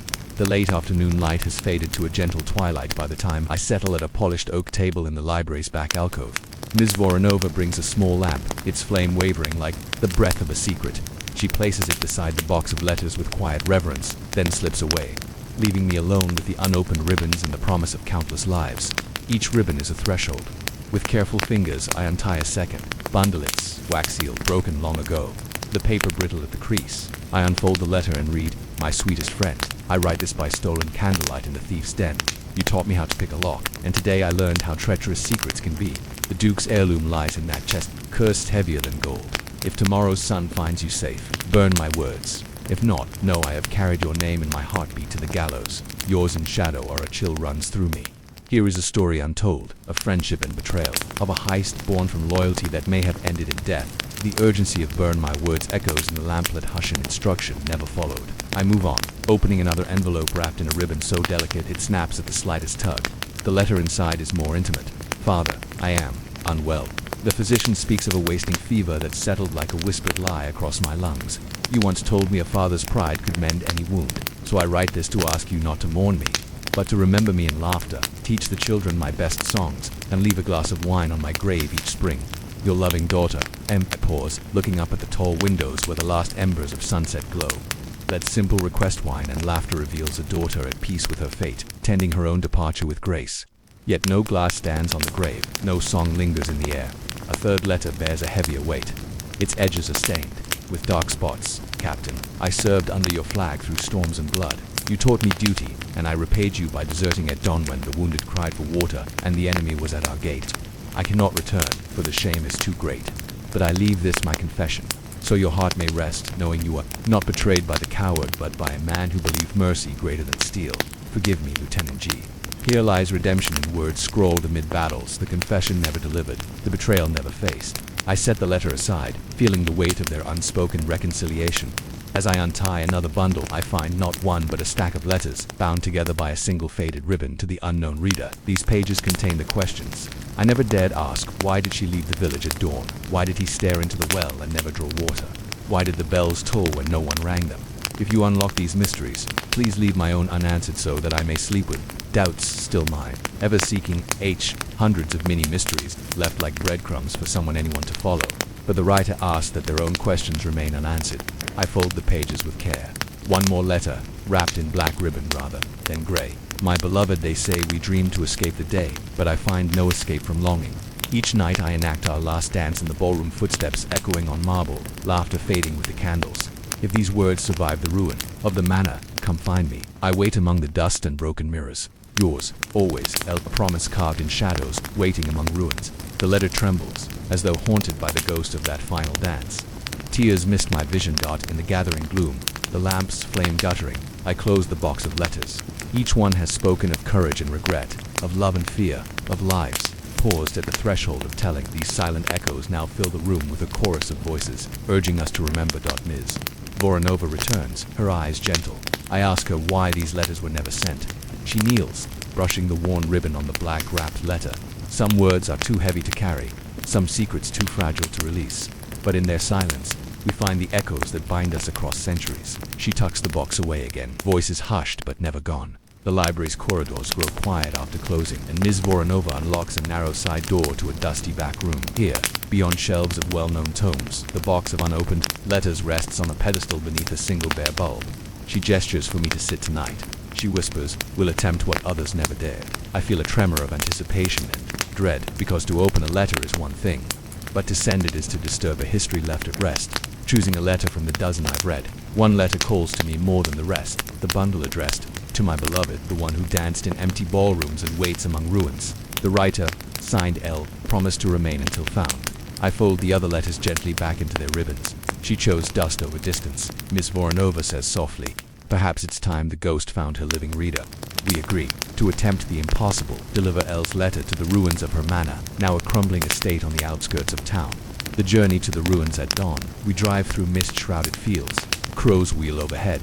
The road narrows, pitted with potholes, until we reach an iron gate hanging from one hinge. Inside lies an overgrown path of broken flagstones, leading to the manor house's skeleton. Vines choke the windows, shutters hang, loose like fallen eyelids. A single marble portico stands, cracked but proud. The air smells of damp stone and rot. She meant this place, I murmur, letter in hand. Ms. Voronova nods. In her words, she danced on marble, not grass. The first echo, I step onto the cracked marble floor, the letter's paper trembling in my grasp. The hall is vast, musty, and silent until my boots echo once, twice, thrice, each footfall answering itself. My beloved, they say we dream to escape the day. My voice cracks as I read aloud. The hall seems to lean in. Dust motes dancing in stray sunbeams. In the far corner, a broken mirror leans against the wall. I approach and see my reflection among shards, but behind me, a flicker, a pale figure, in an old-fashioned gown. My heart hammers. The figure glides toward me, dress whispering over the floor, a face turned away. I realize with a start that this is no trick of light. She's here, Miss Voronova breathes. The reunion gently, I extend the letter toward the apparition. The ghost stops, its head tilting, recognition rippling in its stance. The air chills, and the lamps we brought sway. I wait among the dust and broken mirrors. The ghost's hand lifts, passing through the letter as if to touch real paper. I press it against her ethereal palm. For a moment, the world holds its breath. Then, a sigh like autumn wind rustles through the hall. The ghost folds her hands over the letter and turns to face the mirror. There, she sees the reflection of her younger self, poised for that last dance. Slowly, she turns back to me. Her eyes, once sorrowful, now shined with gentle peace. She bows a silent thank you and fades into the air, leaving behind a faint scent of lavender and candle smoke. The manor's response the moment. She vanishes. The house exhales. Floorboards creak as if settling after centuries. One by one, the broken shutters swing shut. A distant chime, like a music box, sounds through the hall, the echo of a final waltz. We stand in the hush, heavy with wonder. No words come. Then Ms. Voronova lays a hand on my shoulder. She is home. Epilogue, the living letter back at the library. I slip L's letter into a newly labeled envelope, to the one who danced in empty ballrooms. Delivered at last, I leave it on the reference desk before closing time.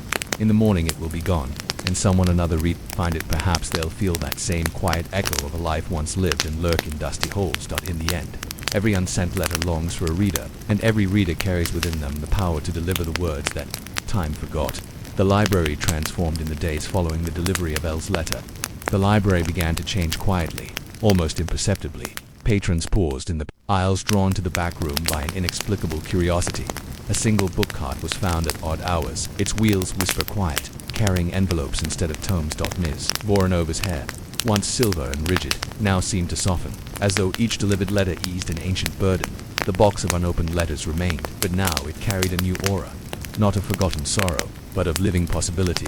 A community of readers' word spread that the library held more than books. Soon, a small circle of volunteers gathered each week to gently read, and when possible, deliver more letters. A retired teacher found a long-lost apology meant for a wartime friend and journeyed to the veteran's home to offer closure. A college student uncovered a scholar's essay to his mentor, never sent. He published it anonymously, reigniting interest in that obscure philosophy. A local artist read a collection of devoted sonnets written by a baker to his wife and painted a mural in the bakery, capturing their affection for all to see. Each act of delivery sparked a ripple, a smile, a reunion, a community story that might never have emerged. The letters knew fate 6 months later. Only a handful of letters remained sealed, those with too little context, too many unknown names. The volunteers debated whether some letters demanded archival rest rather than delivery. Ms. Voronova reminded them, some voices need time, we listen, we honor, and when the moment is right, we let the words fly. She placed one final bundle in safekeeping, a testament to patience itself. The legacy of silence as the library lights dim each night. The box sits on its pedestal, no longer a tomb of lost words, but a promise. Every unsent letter is a seed. When read with care, it can bloom, and somewhere in the quiet, the echoes of those voices linger, reminding us that even in our deepest silences, our words can find a way to be heard. Tonight, we wander into an age of quiet invention, the birth of paper. Not the glossy sheets of a modern office, but the humble fiber sheets that carried the world's first books, letters, and fleeting thoughts. Imagine a village in 2nd century Han China, beside a meandering river. The air smells faintly of reeds and cooking fires. Fishermen push small boats through the shallow current. Children play near the banks, splashing in the warm water. But in one shaded courtyard, a different kind of work is unfolding, one that will reshape civilization in ways no empire's army ever could. The discovery of bark fibers in this courtyard. A court official's wife named Silken experiments with every scrap of material she can find. Mulberry bark left from silk production, rags of fine hemp cloth, the stray fibers of bamboo shoots. She chops them into small pieces, soaks them in warm water, then pounds them into a pulp. The rhythmic thunk of a mallet on a stone slab echoes like a heartbeat. Each morning, she ladles the pulp onto a frame woven with fine bamboo strips. She levels the surface, drips away excess water, then sets the frame out in the sun. A paper sheet, thin, rough, and translucent, begins to form. It is imperfect, edges ragged, thickness uneven. Yet in its fibers, there lies possibility. The first sheets, when the sheets are dry, Silken peels them gently from the frame. She holds one up, tough light, and sees a network of fibers, like a hidden web. Satisfied, she uses a brush to write a few characters, a poem, a receipt, a prayer. The ink settles into the texture, creating a surface both absorbent and elegant. These early papers are fragile, cheap, and easy to produce compared to silk or bamboo slips. Silken presents them to the court. Officials see promise, documents that travel easily, books that occupy less space, records that can be copied and shared. A quiet revolution over the next decades. Paper spreads beyond the palace. Monks in Buddhist monasteries use it to copy sutras. Merchants wrap precious goods in it. Scholars debate its pros and cons. Some prefer the heft of bamboo, but many marvel at the ease of carrying dozens of pages in a small bundle. Paper mills arise along other rivers, each courtyard echoing with the soft tap of mallets, the hush of drying frames, the gentle rustle of fresh sheets flapping in the breeze. A revolution unfolds not in shouts or trumpets, but in the quiet bloom of fibers on water. When the first sheets of paper dried in Silken's courtyard, no one could have foreseen how lightly they would carry the world's stories. In the centuries that followed, paper slipped onto caravans, floated down rivers, and crept over mountain passes, always quietly, always unassuming. Along the Silk Road by the 4th century CE, papermaking had spread westward into Central Asia. Along the Silk Road, paper replaced cumbersome bamboo slips and expensive parchment. Caravans loaded bundles of paper into camels' panniers alongside silk bolts and spices. At oasis cities like Dunhuang and Kashgar, merchants set up small paper workshops. They harvested mulberry and tamarisk bark, soaked and pounded it by hand, then pressed sheets in wooden molds. Under tattered awnings, ink-black calligraphers inscribed Buddhist sutras, scientific treatises, and merchant accounts on dozens of pliant pages that, were they stones or tablets, would never have left China. Imagine a weary traveler, pausing in the shade to trace ink strokes on a sheet so thin that the desert sun glowed behind it. He rolled it carefully, tied it with a strip of leather, and tucked it into his tunic. On the return journey, the same paper would bear Persian poetry, Arabic mathematical diagrams, and later, sketches of faraway lands by curious Venetian merchants, the paper mills of Samarkand by the 8th century. The city of Samarkand, once a jewel in the Sogdian world, had become a center for papermaking under the auspices of the Abbasid Caliphate. According to legend, captured Chinese artisans taught their methods to local craftsmen. Soon the Tigris and Oxus rivers powered mortar and pestle machines, and communal workshops churned out paper by the thousands of sheets per day. In Samarkand's alleys, the air smelled of wet bark and lime. Workers wore padded jackets to protect against splashes of pulp. Children learned to carry frames across drying racks. Scholars gathered in the adjacent madrasa to test new inks and debate the finest grades for poetry versus accounting. This surge of production lowered paper's cost dramatically. Gone were the days when only emperors and high officials could afford smooth, white sheets. Now merchants, scribes, and students all wrote on paper. Libraries sprouted, scrolls rolled endlessly on shelves, and knowledge began to accumulate faster than human memory. Baghdad's House of Wisdom in Baghdad, the Abbasid capital. Paper's arrival fueled one of history's great intellectual explosions. The House of Wisdom, a grand library and translation center, opened its doors in the early 9th century. Their manuscripts in Greek, Syriac, Persian, and Sanskrit were translated into Arabic, preserved on paper that would survive millennia. Imagine scribes in long robes dipping reed pens into pots of ink. They copied treatises by Aristotle, medical texts by Galen, astronomical tables by Indian scholars, by gliding onto paper so fine that a single sheet could be affixed to the next. To form a massive compendium, paper made revision possible. A scholar could erase errors, insert new observations, and circulate updated copies.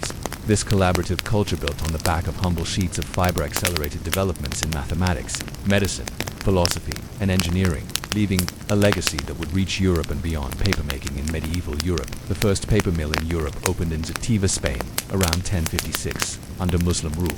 From there, the craft spread to Italy in the 13th century, then throughout the continent. European papermakers experimented with linen and hemp rags, adapting their local crops into paper pulp. In Fabricano, Italy, innovations such as the watermark, the Hollander beater which macerated rags more efficiently than mortar and pestle, and the sizing of paper treating sheets to better hold ink without bleeding emerged. Workshops clustered near clean streams, their wheel-driven hammers echoing through valleys.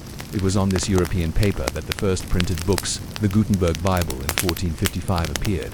The marriage of movable type and cheap, plentiful paper catalyzed the printing revolution, making books accessible to merchants, artisans, and eventually the literate public. The Quiet Revolution's legacy, from woven barked fibers in Han-era China to the gleaming pages of early printed books.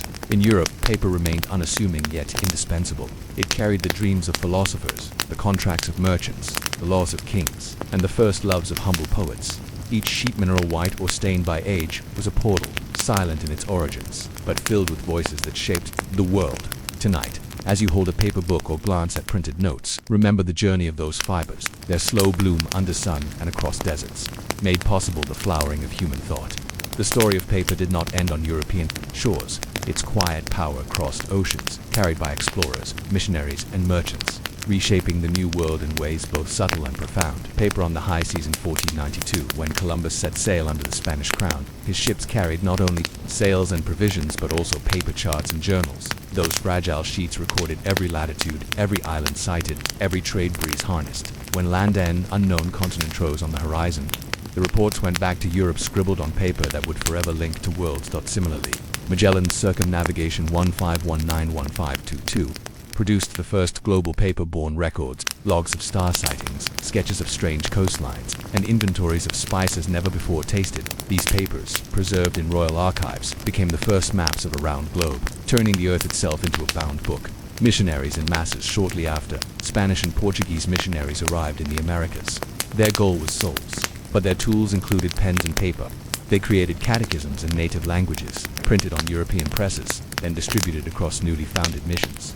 The first printing press in the New World was set up in Mexico City in 1539. Its initial output was religious, prayer books, confessional guides, and doctrina, but the same presses soon printed administrative documents, land grants, and royal decrees on paper made from recycled linen rags in local workshops.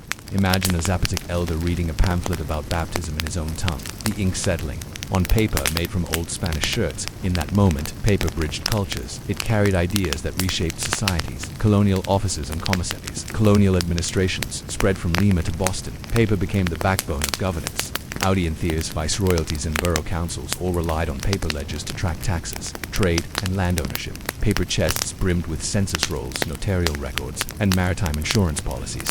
Merchants crossing the Atlantic carried letters of credit, insurance bonds, and cargo manifests, all penned or printed on paper. A single ship's papers, sometimes hundreds of sheets, certified ownership of silk, sugar, or silver. Paper, more than gold itself, defined the limits of trust in a world where oceans lay between buyer and seller. The spread of literacy papers' availability in the colonies also fueled literacy in local presses. By the mid-18th century, small printing shops opened in Boston, Mexico City, and Recife. Newspapers emerged. The Boston Newsletter, 1704, La Gaceta de Mexico, 1722, bringing news of wars, commerce, and culture, printed on local rag. Paper schoolbooks followed, allowing children of colonists and indigenous converts alike to learn reading and writing on pages made from cotton and linen. Paper in the Americas was at first imported, then produced closer to home. Mills sprouted near streams, pulping local hemp and flax, adapting the old methods to new lands. Revolution in ink. The American Revolution, 1775 to 1783, showcased paper's power. Pamphlets like Thomas Paine's Common Sense spread on rag paper sheets, rousing readers to independence. The Declaration of Independence, engrossed on high-quality parchment-style paper, became the ultimate paperborne manifesto. In France, the Revolution of 1789 similarly rode on paper. Bold tricolor newspapers, printed manifestos, and affiche posters plastered on walls. Paper was the battlefield of ideas, more enduring than muskets and bayonets. Epilogue, papers promised by 1800.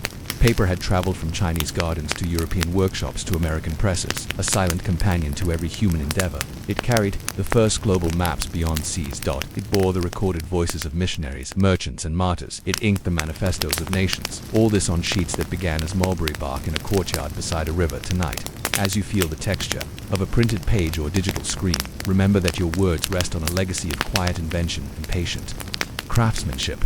Paper's slow, bloom-shaped empires carried revolutions and bound the world in its gentle grip. The tale of paper does not end with the printing press or pan-continental colonization. Its fibers, once woven from bark and rags, would carry electricity's whispers and encode the first digital data still quietly, shaping our world. The flicker of the telegraph in 1837. In a workshop in Washington, D.C., Samuel Morse tapped out the first message on a telegraph. What hath God wrought? Though the words were few, they traversed miles of wire in an instant. No paper required in the journey itself, but paper was essential to record and spread those messages. Morse code's dots and dashes were transcribed onto notepads, stamped on envelopes, printed in newspapers. Telegraph offices filled with spools of paper tape, punched with holes that represented messages waiting to be read. Imagine a messenger arriving at a rural station with a yellow telegraph slip, bearing news of war's end or market's crash. The slipped-in utilitarian was read aloud, then pinned to a board for all to see. Paper had become the ledger of instantaneous communication, bridging continents in seconds. Typewriters and mechanical letters. By the latter 19th century, paper met another revolution. The typewriter, clacking key-stamped letters on crisp sheets, replaced the flourish of calligraphy. Offices hummed with the rhythm of arm-striking paper, producing business letters, legal documents, and manuscripts at unprecedented speed. Paper, now machine-fed through rollers, emerged with uniform rows of type. Corrections as simple white ink, ribbon, or an eraser wheel left their own marks, ghosts of mistakes erased. Draft after draft, authors and clerks refined words until they gleamed on the page. Photocopying and proliferation in 1938. Chester Carlson pioneered xerography, the dry photocopier. Suddenly, any document on paper could be duplicated instantly, its every crease and marginal note replicated. Law firms, schools, and governments embraced the ability to produce dozens of identical pages with no need for a printing press. Stacked beside typewriters and telegraph machines, photocopiers became the roar at the heart of offices. Paper consumption skyrocketed. Class handouts, policy documents, newsletters, the world's forests felt the demand. Pulp mills spun ceaselessly, transforming wood into the medium of modern life. Digital dawn, paper in the computer age. When IBM introduced its first personal computers in the late 1970s, the screen replaced some paper, but only for drafting. A DOT matrix printer stood next to every terminal, its tractor-feed paper worry out. Lines of text, reports, code printouts, and emails found physical form once again on paper rolls. In the 1980s and 1990s, laser printers elevated paper's role in the digital age, crisp, fast, and colorful. Offices thrived on reams of paper, spreadsheets, slide decks, web pages printed for review. Paper was the final layer of a process that began in electrons and ended in ink on a page. The fragile balance today. We speak of a paperless office, yet every email, every photograph, every PDF was once destined for paper. Even as screens glow, paper remains the trust anchor. Legal contracts printed and signed, paper ballots in elections, cherished photographs tucked into albums. At home, we turn pages of novels on Kindle or iPad, but paperbacks still fill bookstores and bedside tables. Their weight a comfort, their rustle a lullaby. Children learn to read on paper, tracing letters with fingertips, the sensation tethering mind to world. Epilogue, the unbroken thread from T.I. Lun's bark-pulled sheets to the paper logs of telegraphy, from typewritten reports to photocopies and printer cartridges. Paper's story is one of adaptation and continuity. Each innovation has woven fresh fibers into the tapestry. Technology's hot pulse balanced by the quiet reliability of fiber on fiber. Tonight, as you close a book or stash a printed note, remember that you're holding centuries of echo of bark beaten on stone, rags rinsed beside rivers, screens pulsed into ink. Paper is not obsolete. It is a living link to every whisper we've ever needed to remember. Sleep with that thought, and may your dreams be inked in the softest, sturdiest fibers of history. Tonight, we let go of paper's comforting weight and turn to something even more fluid. The oceans, not the thunderous waves of stormy coasts, but the silent, enduring drift of currents that carry heat, salt, and life around the globe. Subtle forces that shape climate, trade, and the very breath we draw. Imagine a single teacup of seawater. Within it lies a universe of movement. Tiny eddies swirling around grains of sand, salt ions dancing between water molecules, microscopic creatures drifting on invisible highways. Now magnify that teacup by billions, and you have the great ocean. Currents, the slow heartbeat of our planet. The discovery of a global conveyor in the late 19th century. Scientists aboard steaming research vessels began recording consistent patterns off the coast of Newfoundland. A warm stream flowed north. Near Greenland, cold water sank below the surface. Farther south, it crept westward, invisible to passing ships. This conveyor belt of moving water was first sketched by oceanographer Henry Stamal, but its roots trace back centuries to sailors' lore. Portuguese navigators following warm currents to the Azores, Polynesian voyagers trusting subtle swells in double-hulled canoes, and earlier still, Greek mariners noting the warm Gulf Stream in their logs, yet only when temperature, salinity, and depth could be measured. Precisely did we understand the global dance. Warm equatorial waters rising toward the poles, cooling, becoming denser, then sinking and returning along deep pathways, a cycle taking over 1,000 years to complete. Teacup turbulence. If you could drop a tea leaf in a teacup of seawater, you'd see it swirl in spirals, minuscule whirlpools called eddies. In the open ocean, these eddies can span miles and last months, carrying heat and nutrients far from their source. Scientists today deploy Argo floats, robotic buoys that sink and rise, measuring temperature and salinity on a schedule. Each profile they collect is like a snapshot of our planetary teacup, revealing how far and how fast water drifts. These gentle drifts feed plankton blooms off the coasts of Africa, bring cold nutrients to South American fisheries, and ensure the deep ocean remains a vast reservoir of carbon, quietly buffering atmospheric changes. The currents of climate. Without the slow churn of ocean currents, Europe would be far colder. The Gulf Stream carries Caribbean warmth northward, loosening ice from Norway's fjords and allowing London's skyline to exist in bloom rather than permafrost. Conversely, shifts in this conveyor slowing under fresh meltwater from Greenland. Ice could ripple through climate systems, altering monsoon patterns in Asia, or hurricane intensity in the Atlantic. Yet these changes unfold as gradually as a teacup's swirl, a fraction of a degree over decades, an eddy forming over months, imperceptible until their impacts emerge in coastal ecosystems, food supplies, and human livelihoods. The quiet work of sailors and scientists for centuries. Mariners trailed drifting bottles containing notes about their position and daily experiments in oceanography. Today, scientists release drifting floats, gliders, and deep-sea moorings, collecting data on currents thousands of feet below.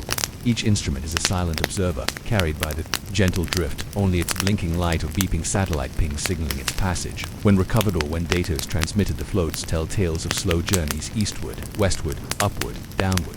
When you imagine the great trade empires of history, Venetian galleys laden with silks, Dutch East India Company ships brimming with spices, or Chinese junks bearing porcelain, it's easy to picture explorers navigating storms and reefs.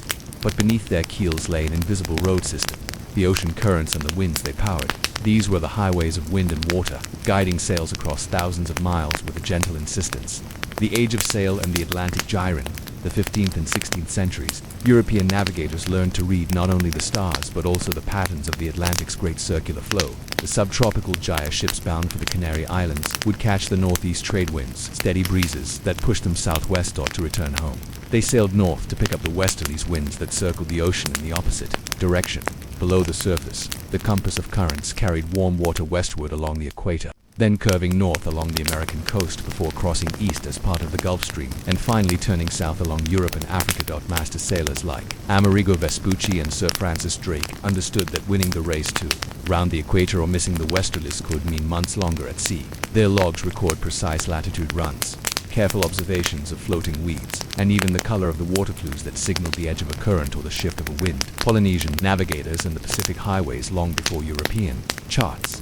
The Polynesians used oceanic highways to settle islands across the vast Pacific. They observed the flight paths of birds returning to land at dusk, the patterns of swell, waves produced by distant storms that retained their direction through thousands of miles, the color of open ocean which shifted with depth and clarity, hinting at nearby land. Their double-hulled canoes rode the South Pacific gyre like cosmic surfers, drifting from Samoa to Tonga to Hawaii, then onward to Easter Island in New Zealand. Currents and swells were their fastest lanes, smooth, predictable, avenues that turned an archipelago of random rocks into a connected realm, the monsoon expressing the Indian Ocean. Another set of highways arose not from the gyres but from the seasonal monsoon winds. Each summer, the wind reversed, blowing reliably from southwest to northeast, then flipped again. In winter, Arab, Indian, and later Portuguese ships took advantage of this clockwork.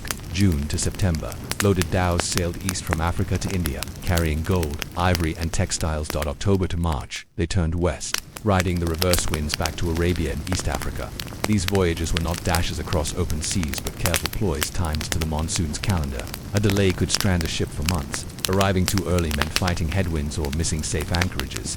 Paper-thin journals recorded the exact dates of wind shifts, data of life or doom. Currents and colonies' ocean highways shaped empires. Spanish galleons used the Gulf Stream to carry silver from Acapulco to Manila, connecting the Americas to Asia. British East Indiamen followed the Agulhas Current along Africa's southeastern coast, linking India to Europe via the Cape of Good Hope. Russian explorers hugged the cold Alaska Current, mapping Alaska's inside passage and opening fur trading routes. Without these currents and winds, the vast distances between continents would have been impassable for wooden sailing vessels. The great ocean gyres and monsoons were the silent partners of empire, their rhythms integral to the movement of goods, people, and ideas. Mapping the invisible roads. By the 19th century, scientists and adventurers began charting these oceanic highways with greater precision. Ships towed drifting buoys and recorded water temperatures, gradually turning sailors' lore into formal charts. The British Admiralty produced the first ocean current atlas in 1865, detailing not only the Gulf Stream but also patterns in the Indian and Pacific Oceans. These charts appeared on the walls of naval academies, where midshipmen learned to plot courses that harnessed the world's wind and water, the legacy of the drift today. Even steamships and container barges follow the drift. Energy-efficient routes ride the currents. Scientists use the same pathways to deploy autonomous gliders that monitor climate change. Recreational sailors still talk of working the Gulf Stream or waiting for the westerlies as if the age of sail had never ended. The gentle drift of ocean currents remains our planet's foundation for connections lower than light or flight, perhaps, but far more enduring. Ocean currents are more than water in motion. They are the silent architects of history's grandest chapters. From the rise of empires to the humble sustenance of coastal villages, the steady flow of warm and cold streams underpinned human destiny long before steam or electricity ever touched the sea. The rise of maritime powers. Consider Venice in the late medieval period. Its arsenal built hundreds of galleys each year. Yet the city's fortune depended equally on the Adriatic gyre, a local spin of currents that eased the passage of merchant ships. Venetian sailors learned to hug the Italian coast to avoid the swift outflow of water near the Dalmatian islands, then slip into the calmer basin to load spices, silk, and precious cargo bound for Mediterranean markets. The currents themselves formed a natural conveyor, reducing voyage times and preserving precious goods. Meanwhile, on the opposite side of the world, Song-era China harnessed the Kuroshio Current off the Ryukyu archipelago. Chinese junks sailing to Japan and beyond rode the warm stream northward. On their return, they coasted southward with the help of the monsoonal counter. This reliable ocean highway allowed China's porcelain, tea, and paper to cross vast expanse with remarkable speed and safety. Sustenance of coastal cultures for countless fishing communities. Currents are the heartbeat of the sea's bounty. Off the coast of Peru, the Humboldt Current brings cold, nutrient-rich waters from the Antarctic. Tiny plankton flourish in its upwelling, feeding schools of anchovies that have supported the Inca, Spanish colonists, and modern canneries alike. A sudden shift in this current, known locally as El Nino, can starve the plankton, collapse fisheries, and trigger famine for coastal towns dependent on the sea. Similarly, The Labrador Current off eastern Canada nurtured the cod banks that drew European fishermen for centuries. Though political borders shifted, fishermen from Newfoundland, Portugal, and France followed the same drift line, each wintering along icy shores to hoist nets in waters thick with cod. The current's cold grip ensured fat, abundant fisher resource that shaped economies and diets across 2 continents. Currents and climate refugees. In the aftermath of the Little Ice Age c. 1300 to 1850, shifts in North Atlantic currents and winds caused harvest failures across Europe. Villagers from Ireland to Scandinavia faced crop losses, pushing many to emigrate. The story of the Irish diaspora, traveling to North America, is intertwined with the same ocean GIRs that guided their departure and eventual return voyages. Currents dictated the safest routes for overcrowded sailings, reducing passage times and loss of life. In the Pacific, small island atolls dependent on sea gardens found their fisheries altered by subtle current shifts. Some atoll chains began to decline in the 18th century as rising sea levels and changing currents eroded shorelines and disrupted lagoon ecosystems. In a few cases, entire communities relocated. Examples of climate migration driven by the ocean's gentle, persistent power. Mapping change. Modern impacts today. Scientists track the Atlantic meridional overturning circulation, the modern descendant of the age-old conveyor belt, to predict sea level rise and climate extremes. A slowdown in Amok could cool Western Europe, raise sea levels along the U.S. eastern seaboard, and displace millions. Fishing quotas, shipping lanes, and coastal planning now all rely on computer models rooted in centuries of oceanic observation.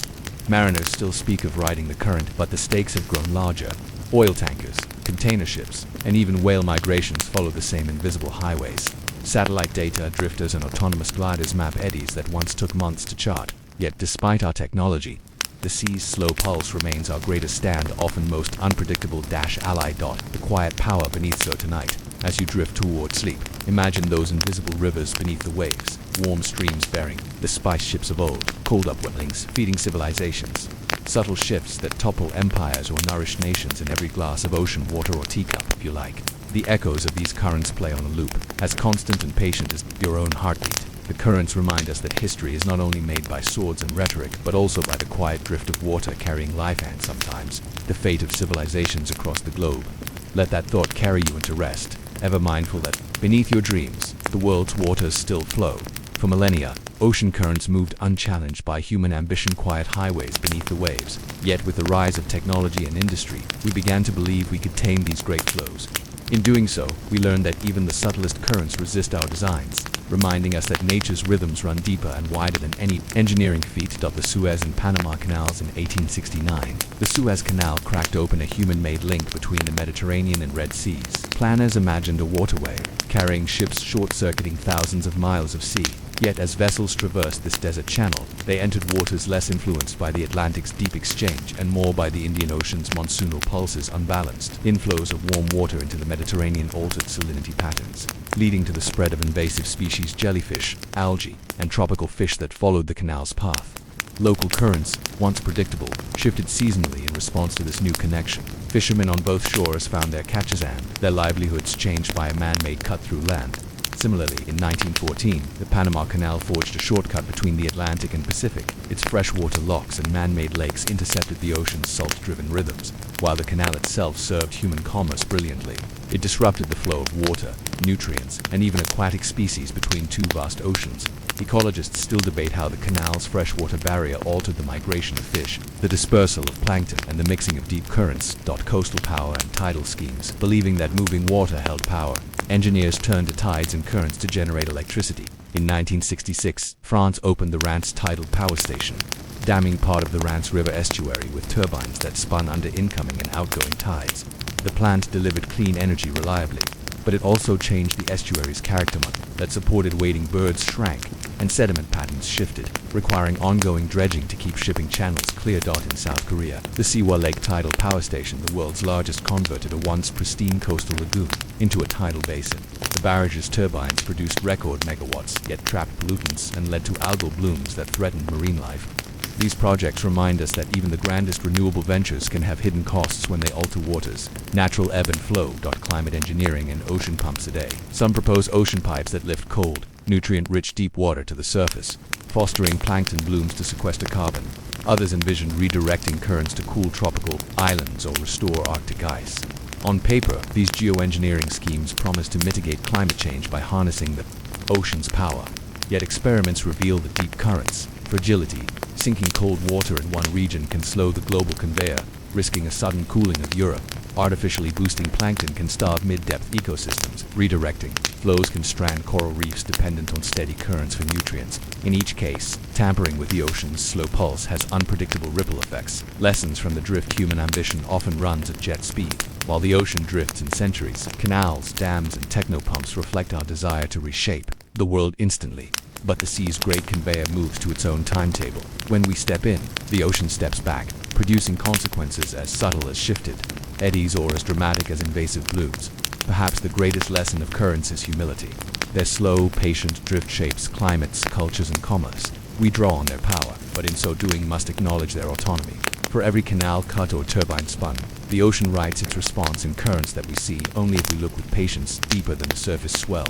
As you close your eyes tonight, imagine the endless undersea highways, silent, vast, unhurried. Ask that some forces cannot be hurried, only heeded. Let the gentle drift of waves carry you into rest, and may your dreams move as steadily as the currents that cradle our world. Tonight, let us step softly into a world so ancient and silent that it often escapes our notice. The forest, not the canopy of leaves above, but the hidden network beneath the roots, fungi, and soils that nurture a woodland's secret conversations. Trees may stand still, but below the surface, they share information, resources, and warnings in a hidden language older than human speech. The Wood Wide Web. In the 1990s, scientists discovered that trees communicate through underground networks of mycorrhizal fungi, thread-like filaments that connect roots much like social media connects people. A single fungus can intertwine with dozens of trees, forming a mycelial web that spans acres. Imagine a sapling struggling for nutrients. Its roots send a chemical signal into the fungal network. Moments later, a towering oak, rich with resources, transfers carbon-rich sugars through the mycelium to the struggling sapling, an act of mothering that promotes forest health. Within a teacup of forest soil are thousands of species of fungi, bacteria, and microorganisms, each playing a role in nutrient exchange. Some fungi specialize in phosphorus, others in nitrogen. Together, they form a bustling underground marketplace where trees barter sugars for minerals. Chemical conversations. The language of trees is chemical. When a leaf is nibbled by an insect, the damaged tree releases volatile organic compounds, VOX, into the air and compounds into the soil. Neighboring trees, upon sensing these signals, ramp up their own chemical defenses. Stuffer leaves, bitter tastes, or toxins that deter herbivores. Even unrelated species can eavesdrop, preparing themselves against common threats. In a single breath, the forest shares alarm and aid, weaving an interspecies community bound by chemistry. Memory in the rings. A tree's annual rings hold echoes of this hidden life. Wider rings mark years of abundance. Narrow rings, times of drought or stress. But even in narrow years, some trees record subannual changes, bursts of growth after a fungal nutrient boost, or pauses when pests surge. Core samples from ancient bristlecone pines show how forests survived volcanic winters, pest outbreaks, and human encroachment thanks in part to their underground alliances. Over centuries, the mycorrhizal network rebuilt itself, renewing soils and guiding tree communities back from the brink. The seed in the spore. When a seed falls, it rarely grows alone. It must find its fungal partner. Some seeds even carry fungal spores in their coatings, nature's way of delivering the news. Here I am, let's connect. In the Amazon, seedlings that lack proper fungal connections die within weeks, but those that tap into the mycelial web flourish, their roots embraced by the living network. The forest's hidden language welcomes rejects them if the pact fails. Tonight, as you feel the quiet of your room, imagine the bustling wood wide web beneath your feet, its silent pulses of sugar and signal of warning and welcome. Let the thought of these ancient conversations guide you into sleep, knowing that some of the greatest dialogues happen where we cannot see. Forest fire alarms in the dry woodlands of North America. The summer sun can turn forests into tinder, yet long before smoke appears, trees begin to whisper a warning beneath the ground. Researchers have found that when a tree's roots sense prolonged drought stress, they release abscisic acid into the fungal network. The mycelial web carries this chemical signal to neighboring trees, prompting them to close tiny pores in their leaves to conserve water. In effect, healthy trees preemptively brace for the drought, reducing water loss before the forest canopy even feels the sun's fiercest heat. This early warning system can mean the difference between a forest that weathers a dry season and one that succumbs to wilting and fire, disease. Defense networks. When beetles bore into a pine's bark, the tree responds by pumping resin to gum up the intruders, yet it also sends chemical distress calls into the soil. Nearby trees, upon receiving the fungal-borne signals, bolster their own resin production and activate defense genes. In one study, Butternut trees infected with a deadly canker disease transmitted warning molecules to neighbors, reducing the spread of infection. These fungal highways acted as immune systems, distributing alerts where they were needed most. Carbon sharing and community resilience. After a storm knocks down a mature tree, its stump does not simply wither through the mycorrhizal web. Surviving trees transfer carbon to the injured root system, aiding its recovery. Saplings beneath old-growth canopies gain extra sugars from elders, helping them establish faster in shaded undergrowth. This sharing of resources, carbon, nitrogen, water creates a community resilience that allows forests to bounce back from hurricanes, floods, and insect outbreaks. In some old-growth forests, interconnected networks allow as much as 1/3 of carbon fixed by one tree to support its neighbors. Human interruption. When forests are cleared, plowed, or paved, their underground networks are separate. Saplings planted in isolation struggle because their fungal partners have been lost. Tree plantations often fail to mimic natural mycorrhizal diversity, rendering them vulnerable to pests and drought. However, regenerative forestry now embraces these lessons, replanting with fungal inoculants, preserving fungal-rich soils, and allowing natural regeneration rather than monoculture. The goal is to restore not only trees but the hidden conversations that sustain them as night deepens. Imagine the forest floor as a living circuitry of fiber and root. Each drop of rain, each insect nibble, each dying leaf becomes part of a network more intricate than any machine. Sleep with the knowledge that, beneath our feet, life carries on in whispers, forever connected, forever speaking in roots and fungal threads. Deep in the forest, time moves not by clocks but by season cycles of growth, rest, and renewal orchestrated through a symphony of chemical notes carried on wind and soil. Trees do not passively await spring, they anticipate it, tuning their internal rhythms to subtle cues long before the first green bud appears. The prelude of winter as daylight wanes. In autumn, deciduous trees begin their quiet exhalation of chlorophyll, turning leaves amber, crimson, and gold. Beneath the falling foliage, roots respond to cooler soils and shorter days.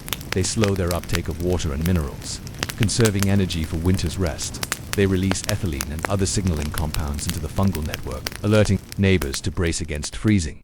Meanwhile, evergreen conifers increase concentrations of antifreeze proteins in their sap, preventing ice crystals from rupturing cells. Their needles darken slightly, absorbing the scarce sunlight and lending the forest a muted, bluish-green hue. Throughout winter, the mycelial web remains active beneath the snow. Temperatures underfoot can be several degrees warmer than the air, allowing fungi to metabolize stored carbon and recirculate nutrients, keeping the forest's heartbeat going even when visible growth ceases. The first movement, early winter, brings the first movement, a single degree of soil warming, lengthened daylight, or a warm rain. Dormant buds begin to swell, and trees emit dynamic compounds such as gibberellins, hormones that signal growth. These hormones traverse the mycorrhizal network, encouraging saplings and understory plants to rouse in synchrony. Observational studies show that older trees, the forest's elders, often burst into bloom days before younger specific. Earlier flowering, carried on fungal threads, help synchronize pollination across the stand, ensuring that bees and beetles find a banquet rather than a trickle of nectar. The crescendo of spring. With spring's full arrival, the forest erupts. In green, leaves unfurl, releasing volatile organic compounds, VOCs such as isoprene, which protect young leaves from UV stress and ozone. Birds return, their songs weaving with the chemical chorus of flowering trees. Beneath the canopy, the soil responds. Fresh leaf litter decomposes faster in the warming temperatures, and fungi ramp up enzyme production to break down complex compounds. Nutrients flood back into roots, fueling a burst of growth measured in rings, the years-wide, luminous band, visible only to those who core into a living trunk years later. The interlude of summer as summer settles in trees and their fungal partners. Fine-tuned water use. On hot afternoons, hydraulic signals travel from leaf to root. Minor drops in turgor pressure trigger root tips to close aquaporins. Fine control pores that regulate water uptake through the mycelium. Neighboring trees receive these hydraulic messages and adjust accordingly, forming an unspoken network of hydrodynamic cooperation. This silent coordination prevents catastrophic wilting and optimizes the forest's water budget. In old-growth stands, such as the Pacific Northwest's temperate rainforests, this network allows trees to weather prolonged dry spells that would fell isolated specimens. The finale, autumn's reprise. With autumn's return, the forest reprises winter's opening notes. Leafiness, sugar concentrations rise in sap, and trees withdraw nutrients from foliage back into roots, a process called nutrient resorption. The fungal network assumes its role once more, redistributing these reclaimed resources among the community. As daylight shortens, trees begin synthesizing anthocyanins, pigments that protect leaves from sun damage during nutrient retrieval. The forest floor glows with the final flourish of reds and purples, a visual echo of the chemical symphony playing beneath. Rest in the hush. Even When the last leaf drifts down, the forest remains alive in memory and molecule. Fungi continue to feed on litter, microbes, cycle nutrients, and roots respire. The seasonal symphony never truly stops, it merely shifts tempo from crescendos of growth to hushed adagios of rest as you drift into sleep tonight. Imagine yourself as a lone tree, in winter's silence, connected by roots and threads to a chorus of neighbors. Every breath you take, every dream you dream, is part of the forest's endless song. Humanity's relationship with trees is as old as our species, rooted in shared survival, shelter, and sustenance. Over millennia, we have watched the forest's hidden language and learned from its silent teachers. In their patient ways, trees have offered guidance on everything from medicine to architecture to community. The apothecary's arc of ancient healers recognized that trees speak in chemicals. The bark of the willow tree, once chewed or brewed into tea, eased fever and pain. Much later, scientists isolated salicin, leading to the development of aspirin, a discovery born from observing tree defenses. Similarly, the resin of the frankincense, tree burned in rituals for millennia, contains boswellic acids that today are studied for their anti-inflammatory properties. By paying attention to the forest's chemical whispers, early physicians built an apothecary archive, a living pharmacopoeia bound in leaves and barks. The architect's model in Japan and Scandinavia. Carpenters admired the flexibility of young tree saplings. They discovered that what bent in green form before fully matured retained its strength when dry. This insight led to the craft of steam bending, shaping ship hulls, bow beams, and ornate furniture by softening timber with heat and moisture. The giant sequoias of California, with their columnar trunks, inspired the design of sturdy timber columns and even modern glued laminated beams. Structural engineers mimicked the tree's taper and branching to optimize load distribution in skyscrapers, creating buildings that sway with the wind yet stand firm. Just as trees dance in storms that the farmer's companion, farmers long observed that planting crops within tree guilds mix rows of fruit trees, nitrogen-fixing species like alder, and deep-rooted support plants boosted yields and soil health. This practice, now called agroforestry, mirrors the forest's natural polyculture, where diversity ensures resilience. In traditional tundra systems, villagers in Myanmar and Thailand clear small forest patches, plant rice or vegetables alongside young trees, then return years later to cultivate the shaded understory once the canopy has matured. The method reflects an understanding of the forest's successional stages, another lesson borrowed from silent roots. The philosophers, writers, and sages have long found metaphor in the forest. The poet Euripides wrote of life's branching paths like a grove where each tree's root struggles and each leaf yearns for sunlight. In Eastern philosophy, the fisherman Shang dreamt he was a tree, waking, unsure if he was man or wood, a parable of the self's fluidity and the forest's transformative power. The Cherokee, the Mulberry, and countless indigenous peoples regard trees as ancestors or kin, teaching reciprocity and respect. Their creation stories often begin with a single tree whose branches link earth and sky, reminding us that human life and natural life are intertwined. The modern culture today, as we face climate change and biodiversity loss, the forest's silent language grows urgent. Scientists study tree rings to reconstruct past climates. Conservationists listen for shifts in VOCs to detect disease outbreaks before they spread. Urban planners integrate green corridors to cool cities and sequester carbon. Each of these efforts owes its insight to the forest's underground network, to its chemical symphonies, and to the ancient wisdom of trees that teach us resilience, connection, and the power of quiet persistence. As you close this chapter of the forest's hidden language, carry its lessons with you. Speak with your neighbors, share resources, bend without breaking, and remember that beneath the visible world lies a web of life sustaining us all. Let that wisdom settle in your mind as you drift into sleep tonight. We move beyond the silent forests and drifting oceans to the grand cycle that governs them all, the turning of the seasons. Each year, Earth tilts on its axis, coaxing life from thawing soil, guiding migrations of birds, and painting the world in shifting palettes of green, gold, and white. It is perhaps the most familiar story, yet in its subtle progress lie the hidden rhythms that shape every living thing. The equinoxes balance in the day of the vernal equinox. Sunlight falls equally on both hemispheres. Cultures across time have celebrated this moment of balance. In ancient Persia, Nowruz, a new day, marks rebirth. Fires lit to welcome spring's return. In Japan, the festival of Higginsee's families visit ancestral graves, recognizing that life and death stand in equilibrium. In medieval Europe, Easter's date hinges on the equinox and the full moon, a shifting feast that binds liturgical calendars to celestial cycles. Yet for all its pageantry, the equinox is but a sudden step in a gradual incline. Day length grows by mere seconds each morning, a slow promise whispered before the riot of greening. Underground thaws beneath winter's frozen crust. The soil warms first at its surface, Temperatures rise just enough to rouse microbes and earthworms, who tunnel and aerate the ground, creating channels where roots can stretch.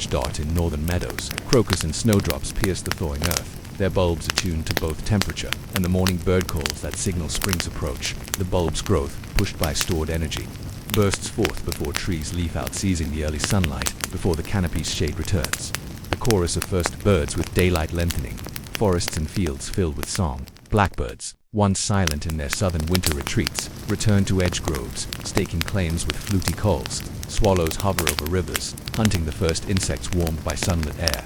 This avian chorus is not mere coincidence. Birds time their migrations to the equinox's lengthening days and to temperature thresholds that ensure food is budding and insects hatching. Their songs warn rivals, attract mates, and even synchronize dawn choruses across miles of habitat. Living clock reminding all creatures that spring has come, awakening the tides of growth in agricultural societies. Spring's arrival is measured by subtle cues, the sap rising in maple trees, tapped by early farmers to coax sweet syrup, the opening of the first crocuses and narcissus, their petals signaling the soil is workable, the timing of grass shoots for grazing livestock, ensuring pastures recover after winter's lean months. In Japan's rice terraces, planting begins when day length and temperature cross a precise threshold. Too early, and seedlings blanch in cold. Too late, and yields suffer. Farmers read the sky, the wind, and the first green shoots. Dancing to the season's measured beat, a quiet celebration in city parks. Few notice as their potted bulbs bloom. Yet beneath the concrete, community gardeners tend raised beds, stirring compost into raised rows, trusting in spring's soft promise. Children, impatient for warmth, hunt for the first robin, a herald of the sun's reclaiming. Even in the wildest places, spring's hush bears a melody of renewal. The streams, freed from ice, chatter over stones, mosses glisten with dew. Every living thing, mammal, insect, fungus hears the call. Summer arrives, not with a shout, but a crescendo of warmth, light, and life. From the zenith of sunlight at the summer solstice to the humid haze of midsummer afternoons, this season unfolds as a symphony of abundance, flowers unfurling, forests humming, and fields ripe under the sun's unrelenting gaze. The longest day at the summer solstice, the northern hemisphere tilts most toward the sun, granting the year's longest day. Ancient peoples built monuments to mark this moment.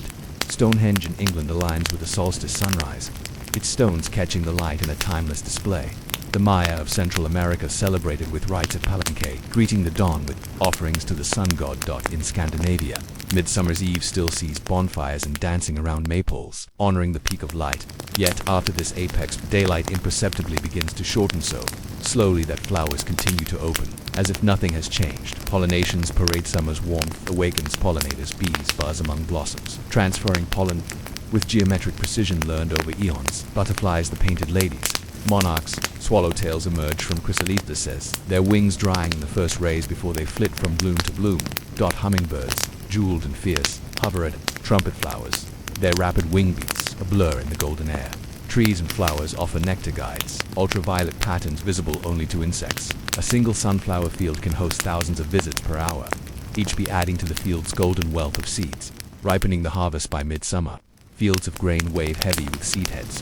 Farmers observe the color of the wheat, the bend of the barley stalks, and the rustle of the rye to judge the perfect time for harvest. Orchards hang with fruit, cherries blushing on their stems, peaches soft with afternoon heat, apples beginning their slow swell. Harvest festivals in rural Europe, Plamus, Lugnisad mark the first gathering of grain, a time of gratitude and community feasts. Even in the modern world, roadside stands offer berries at their peak, strawberries too sweet, tomatoes bursting open, basil fragrant in the midday sun. Taste, more than sight, signals summer's fullness, the dance of life in forest and stream beneath the canopy. Summer's chorus grows complex. Frogs trill at the pond's edge as heat ripples over reeds. Dragonflies patrol sunlit glades, their iridescent bodies flashing between shadows. Mammals from deer to chipmunks forage early and late, retreating to the cool thickets at midday. Streams, warmed by the sun, teem with insect larvae. Flies, caddisflies, each life stage a key link in freshwater food webs. Trout and other fish feast on these emergences, their silver bodies arching in sun-speckled pools. The quiet intensity summer's abundance carries a quiet intensity. Days stretch long enough for evening walks in golden light. Nights still warm under a blanket of stars. Cicadas orchestrate evening symphonies, their cyclical emergencies beneath, the soil culminating in weeks of shrill song. Yet this season of plenty holds its own fragility. Droughts, heat waves, and the slow depletion of soils remind us that summer's bounty must be honored, not taken for granted. Ancient farmers practiced crop rotation in fallow fields, giving earth rest before the next cycle of growth. In modern gardens, we mulch and compost, seeking to mirror the forest floor's natural renewal. Summer's fervent crescendo inevitably gives way to autumn's gentle diminuendo. Leaves turn from vibrant green to gold, amber, and ruby. The air cools and carries the faint rustle of falling foliage. Autumn is a season of preparation and reflection. When the world slows its exuberant pace and readies itself for winter's hush, the equinox of Chang'an, the autumnal equinox, day and night, stand in equal measure once more. Across cultures, this moment marks harvest festivals and rites of gratitude. In China, the Mid-Autumn Festival celebrates the moon's fullness and the season's bounty with lanterns and monsiakas. In Europe, Michaelmas and Mabon honor the final grain harvest with feasts of apples, nuts, and pumpkins. Native American tribes hold harvest gatherings, giving thanks to the three sisters, corn, beans, and squash for sustaining communities. Yet the equinox is but a waypoint. Daylight continues to shrink, and each passing dusk carries a cooler breath. The sigh of the leaves' deciduous trees begins synthesizing anthocyanins, pigments that turn leaves brilliant reds and purples. This process protects leaf cells as nutrients are withdrawn back into the trunk and roots before the foliage drops as leaves fall. They carpet the forest floor in layered quilts. Beneath the colors, decomposers, fungi, bacteria, and invertebrates begin their vital work of breaking down organic matter, returning nitrogen, phosphorus, and minerals to the soil. This quiet decay ensures that next spring's seedlings have rich ground in which to push. Harvest and hibernation fields once laden with wheat and corn now stand stubbled and bare. Farmers gather the last of the squash and tubers, storing roots in cellars and drying grains in silos. In northern Europe, sugar maples are tapped early before the sap thickens with fall's cold. To capture the season's final sweetness, animals, too, read the calendar. Squirrels heft plump acorns and hide them in earthen caches. Bears bulk up on berries and nuts, seeking fat reserves before their winter dens. Monarch butterflies gather by the millions in Mexican fir forests, fueling up before their epic migration south. Each species plays its part in autumn's rhythm of gathering and rest. The gust of migration. Autumn's chill spurs one of nature's most extraordinary migrations. Birds heading south for warmer climes. Geese fly in V formations, drafting one another and calling to maintain unity. Tiny warblers navigate by stars and polarized light, their bodies no larger than a tennis ball yet capable of non-stop flights spanning hundreds of miles. Whales slip through cooling seas, migrating to calving grounds where waters run warmer and predators fewer. These journeys echo ancient calendars. Some species track day length, others respond to temperature thresholds. In every flap of wing or flick of a fin, the hidden language of change guides them. The harvest moon and the coming frost. Following the autumnal equinox comes the harvest moon, whose bright rise grants extra light for gleaning fields. Farmers grateful for this borrowed luminescence gather final crops under orange glow. But with the harvest moon's wane, the first frost's apocrystals and winter pane sparkles on blade grass. Frost halts photosynthesis, sealing leaves in ice until spring thaws. Early frosts can spell disaster for remaining crops, so communities watch weather patterns carefully, marking the transition with folkloric sayings. First frost, first feather, reminders to finish preparations before winter's arrival. At Season 2, remember autumn invites contemplation, the cycle of growth and decline mirrored in our own lives. We gather our accomplishments, store our experiences, and look within for strength to endure the coming cold. Beneath every rustle of falling leaf, the world whispers a lesson in letting go of leaves, of heat, of the past, so that new life may emerge when spring returns. Winter is the season of stillness, when the world contracts into cold and quiet. The riot of spring, the abundance of summer, and the reflection of autumn yield to frost's hush. Beneath snowfall or ice, life endures in paused forms, seeds waiting, sap slowed, soils sheltered. In winter's embrace, nature rehearses patience, teaching lessons of resilience and rest. The winter solstices return on the winter solstice. The northern hemisphere tilts furthest from the sun. It is the year's shortest day and longest night, a moment marked by celebrations of light in the darkest hour. Yule fires lit in Scandinavia, ancient rituals to beckon the sun's return. Dongzi in China, families gathering to eat warming tongan. Rice balls symbolizing reunion. Christmas traditions of evergreens and candles echo earlier pagan festivals honoring midwinter's promise of renewal.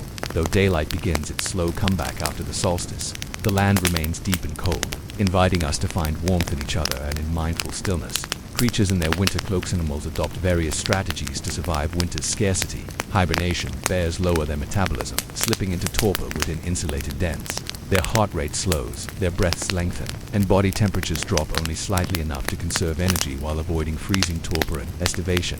Small mammals like ground squirrels enter daily torpor, briefly shutting down bodily functions when temperatures plunge, then reawakening to forage on stored fat. Migration. As we saw in autumn, many birds flee to milder climes, monarch butterflies and whales journey to warmer waters. They follow corridors of currents and winds established in spring, retracing long-held routes. Even insects adapt. Ladybugs cluster in tree bark fissures, their bodies exuding antifreeze, proteins that prevent ice crystal formation. Every creature, from the smallest bee to the largest elk, finds a strategy to endure winter's lean months. The snow's insulating blankets never fold, though cold on the surface acts as an insulator for life beneath. A layer of fresh snow traps air, keeping the ground several degrees warmer than the frigid air above. Beneath this snow quilt, seeds germinate slowly, insects burrow, and microbial life continues at a subdued pace. In boreal forests, animals like hares and voles tunnel under the snowpack in a realm called the subnivean zone. Here darkness reigns, but the soft snow ceiling muffles predators' sounds, creating a surprisingly vibrant underworld where life quietly persists. Evergreen strategies deciduous trees rest, but evergreen spruce, pine, fir remain green sentinels throughout. Winter, their needle-shaped leaves shed snow and resist cold damage. Needles hold a permanent waxy coating and antifreeze compounds in their sap, allowing them to photosynthesize on mild winter days. These evergreens provide critical cover and forage for wildlife, offering shelter to birds in their dense boughs and buds to deer nibbling in wind-swept clearings. Their deep root systems access water below frozen soil, demonstrating nature's capacity for adaptation in the harshest conditions. Human hearths and hope for millennia. Humans have mirrored nature's winter adaptations, heating fires kindled in stone hearths, early insulation of dwellings with moss or wool, and communal huddling to conserve warmth. Preservation, salting, smoking, pickling foods harvested in autumn ensured sustenance through winter. In colder climates, people buried root vegetables in snow or ice cellars to keep them from freezing solid. Light and darkness. Lanterns hung in windows, candles lit at dusk, and festivals of light brightened. Long nights, rituals acknowledging both nature's cycles and the human need for connection. The invention of the calendar, our Gregorian system, helped plan planting and harvesting, but it also guided winter celebrations, binding communities in shared rhythms. The promise of renewal as winter deepens. The world seems paused, yet beneath the stillness, every seed, root fungus alliance, and animal heart beats with anticipation. The forest floor absorbs the sky's snow. The ocean's surface cools, setting currents into spring-ready flows in the final hush. Before spring's return, winter offers a gift, the space to rest, to reflect, and to trust in cycles beyond our control. So as you lie down tonight, imagine yourself as part of this seasonal tapestry, safe beneath the snow's gentle cloak, suspended in quiet fearlessness until the sun's warmth teases life anew. Let winter's stillness guide you into deep restorative sleep. As our journey through hidden rhythms and quiet revolutions draws to a close, we turn once more to a single flame flickering against the dark. Tonight's tale revisits the lantern, the humble bearer of light and shadows, and explores its final, eternal vigil at the world's edge. Imagine a remote fishing village perched on a rocky promontory. Each evening, as dusk slides down the cliffs in violet folds, a lone lighthouse keeper ascends the narrow path to the lantern room. He carries a single brass lamp, its polished surface reflecting the dying sky. Below, waves hammer the rocks in endless rhythm. Above, seabirds wheel toward their nests. This is the village of Harrow's End, where the sea's roar silences even the boldest words.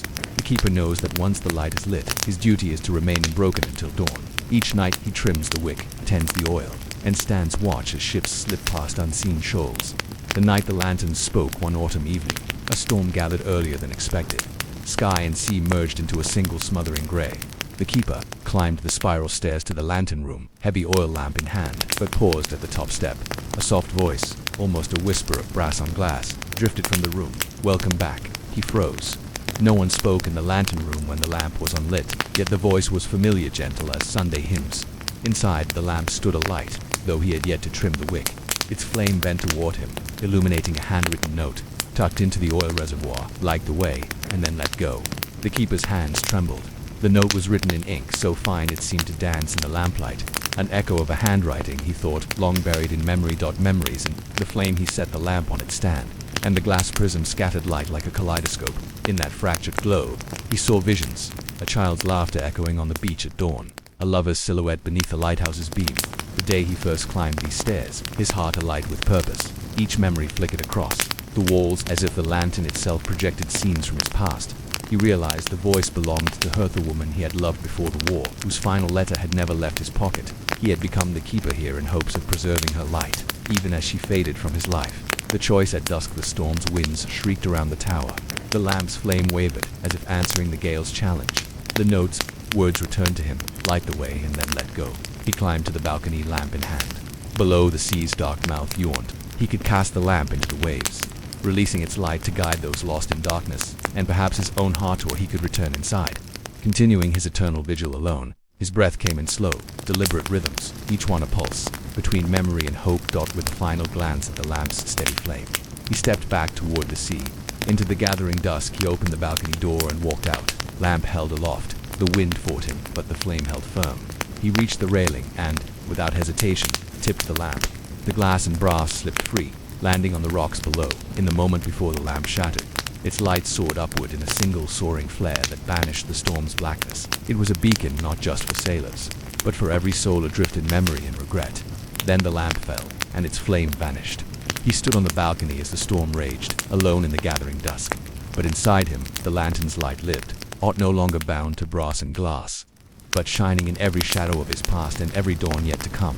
The morning after the storm, the village of Harrow's End woke to a sky smeared with pale gold. The battered rocks glistened with salt, and the sea, once furious, lay gentle as glass. Word spread quickly that the lantern was gone. No lamp, no glinting prism atop the cliffs. Yet when fishermen set out at dawn, their smallest boats bobbing on the calm swell, each captain spoke of a soft glow beneath the waves, a pulse of light guiding them past the hidden shoals that had taken so many holes before. The drift of glass and memory down on the rocky shore. Fragments of the lamp lay scattered among kelp and barnacles. The brass reservoir had cracked open, its oil long vanished into the sea or devoured by the flames. But the glass prism's tiny shards caught the sun and flashed like stars beneath the water's surface. Children waded at low tide, scooping the fragments into buckets. They wondered at their sparkle, unaware that each piece carried a sliver of the keeper's life. His loves and losses, cast now into the ocean's currents. By evening, those shards had drifted with the coastal current, carried southward to hidden coves and secret inlets. Where they washed ashore, they caught the eyes of travelers, shipwreck survivors guided to safety, wanderers seeking shelter in storm-battered harbors. Each glint in the surf became a talisman of hope, a message that even when a light falls, its essence endures. The keeper's return as the village buzzed with talk of miracle lights. The keeper himself descended the tower steps for the first time in years. His coat, once crisp against the sea wind, hung loose and salt-stained. His boots left prints in the sand as he walked among the shards. Eyes fixed on the horizon where ocean met sky, villagers greeted him with pity or relief. Some thought he had gone mad in his vigil. Others believed he had sacrificed himself for their safety. He smiled quietly, as though carrying news too vast for words. At the water's edge, he knelt and placed a hand upon the wet sand. She taught me, whispered to the tide, that light isn't held, it's shared. A lantern of stories over the following weeks. Stories of the drifting lamp shards spread far beyond Harrow's End. In distant towns, people found the broken glass. A lighthouse in Norway discovered a prism fragment lodged in its foghorn's base, its facets catching early winter's pale sun. On a rocky beach in Ireland, a child fashioned the largest shard into a necklace, wearing it as a ward against midnight fears. A stranded sailor off the coast of Scotland kept one piece in his cabin, claiming its glimmer led him back to open water after his compass failed. None knew its origin, only that it carried a warmth. Strange and cold places, a quiet promise that you are not lost. The keeper's new vigil. The keeper returned to the lighthouse at dusk, accepting the villagers' eager offers of tea and condolence. He repaired the oil lamp's frame, smoothing its brass where he could, though the reservoir was gone. In its place, he fashioned a small glass jar, filling it with seawater and the smallest remaining prism from the storm's aftermath. When night fell, he lit a wick, and a light filtered through the jar's trembling water shone soft and wavering, not as brilliant as before, but intimate and warm, as though telling every stone and wave its own story. He understood now that his true duty was not to keep a flame alive for its own sake, but to invite others into that light. Each evening he opened the lantern room's balcony door, letting the glow spill onto the path. Tourists, fishermen, even lost souls drawn by rumor, followed the faint radiance up the steps. Each visitor carried away a tiny piece of that shared light, a story to tell, a shard to keep, a memory to pass on. The lasting flame months later, when the jar's glass grew cloudy and the prism inside glimmered only faintly, the keeper filled the jar with new seawater and added another shard from the scattered collection. He kept the broken prisms in a wooden chest, each labeled with the date and place it was found. Every shard he knew held the echoes of a moment, a woman's voice in his memory, the final note of her letter, the surge of pride at lighting the lamp that first night. Those pieces, now set adrift in the world's waters, had become a lantern of stories, guiding not just ships but hearts in Harrow's End. The story of the last light passed into local lore. Lanterns in every window paid silent tribute. Children learned the tale in school alongside tides and seasons. When the keeper's hair turned white as foam, villagers still saw him light the jar each night, a steady beacon against the dark, the eternal vigil one autumn dusk. Long after the keeper had become as much legend as man, the jar's light flickered and wavered, and he knew his time to let go had come. Instead of casting the jar into the sea, he left it on the windowsill. Behind it rested the chest of prisms, each tiny, each brilliant. Then he climbed the tower steps one final time, leaned over the balcony, and watched the horizon. The waves broke with their accustomed rhythm. The wind carried distant gull calls.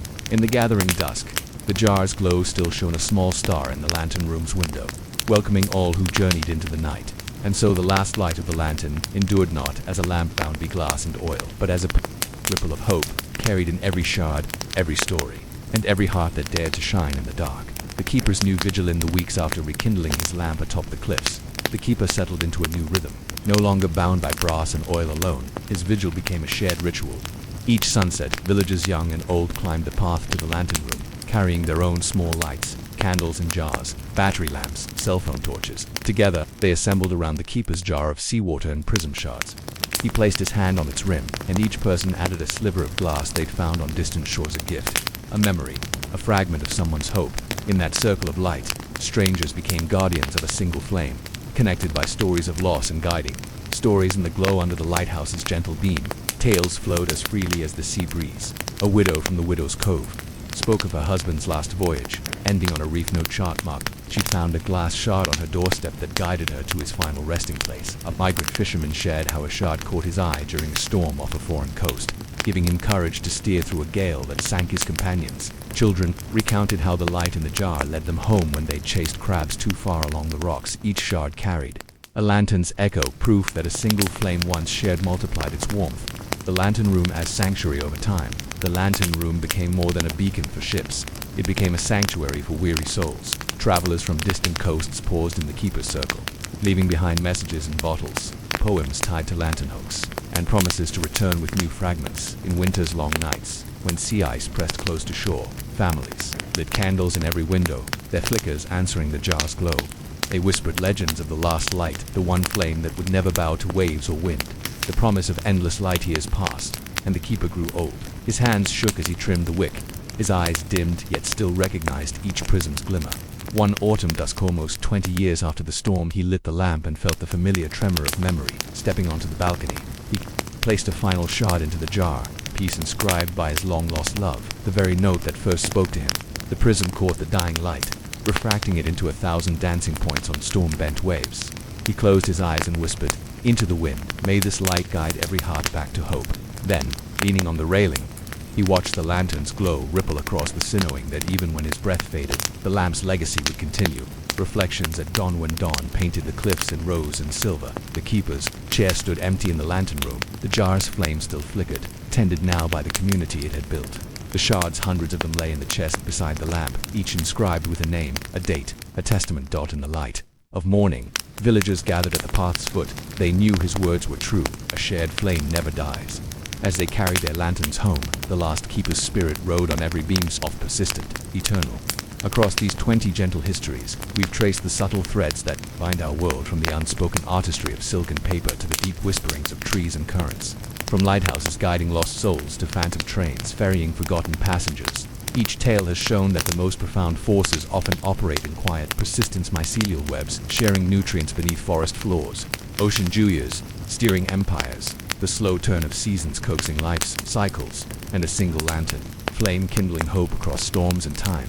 We've learned how small axe mixing pulp in a courtyard, trimming a wick at dusk, heeding the chemical alarm of a damaged leaf can ripple outward, shaping cultures, saving lives, and forging connections. Unseen, in every forgotten letter, every drifting prism, every root-bound signal, there lives a story of resilience, generosity, and the hidden bonds that sustain us. As our journey ends, carry with you the calm reminder that history's grandest moments are often woven from the humblest details. Even in stillness, life whispers its secret sound. By listening, we find light in the dark. May these quiet echoes accompany you into the night and beyond.